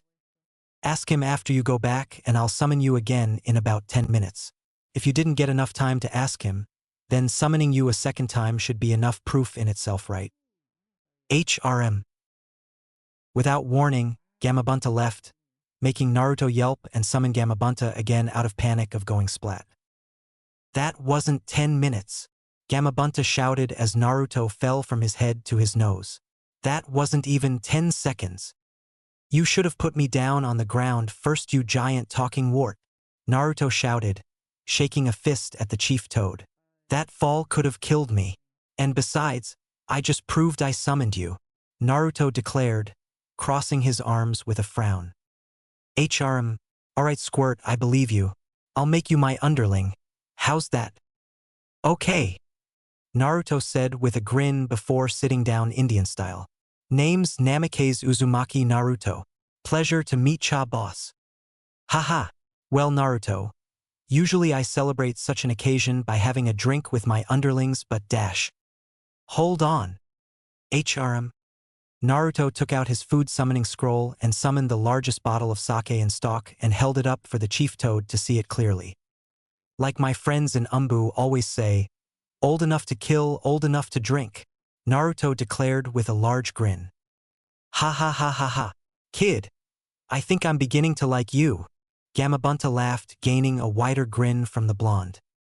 Now this is a surprise, Jiraiya thought, smiling in his hiding place, watching the boss toad and blonde Genin converse as they drank. Naruto got Gamabunta to accept him rather quickly. Took me years to accomplish acceptance, but he even admitted to liking the brat. Wait till sensei hears this. 3.5 hours later, Naruto was asleep in a drunken haze on Gamabunta's muzzle. Some drool trailed down from his widely smiling lips. With a chuckle, Gamabunta jumped and landed in front of Konoha Hospital, leaving indents of his feet in the earth as he placed Naruto down in front of him and disappeared just when a group of doctors and nurses came out. Naruto upeofał. I groaned tiredly at the light in my eyes. Finally awake, huh? Shikamaru said from the chair he sat in beside I was in. Don't tell me. I'm in the hospital, I guess, with an irritated groan. Yeah, you've been out for 3 days. You were left in front of the hospital drunk. Who did you drink with this time? When you drink with Hayate-san or Umbu, They sign you in and everything or just take you home depending on how drunk you are and if you went through some harsh training that day. I drank with Gamabunta, I said with a grin. Who? Shikamaru asked confusedly with an eyebrow raised. Chief Toad and boss summon of the Toad Summon contract. Shikamaru blinks at me with wide eyes before sighing. Honestly, I don't know how you continue to surprise me after all the years I've known you. I snickered. Anyway, what are you doing here? I know you're my friend and all, but shouldn't you train? I'm still training, but I came to visit Choji too when I heard what happened to you. What? I exclaimed, sitting up with surprise and worry. Choji's still in the hospital from the prelims? I thought he only got knocked out. Don't be silly. Choji ate so much so quickly after getting out of the hospital the first time. He made himself sick and injured his stomach muscles, Shikamaru said in slight amusement. I laughed good and hard. Ha ha, that's just like him. Ha ha ha. Hey Naruto. Shikamaru said slowly, silencing my laughs. That guy, Gaara, when you told him he wasn't the only one, did you mean he's? Shikamaru didn't need to finish. It was obvious what he was asking. Yeah, I said with a sigh of resignation. It scares me to think that, if I hadn't had people like you or Irika-sensei, the old man and the others, I could have ended up like him.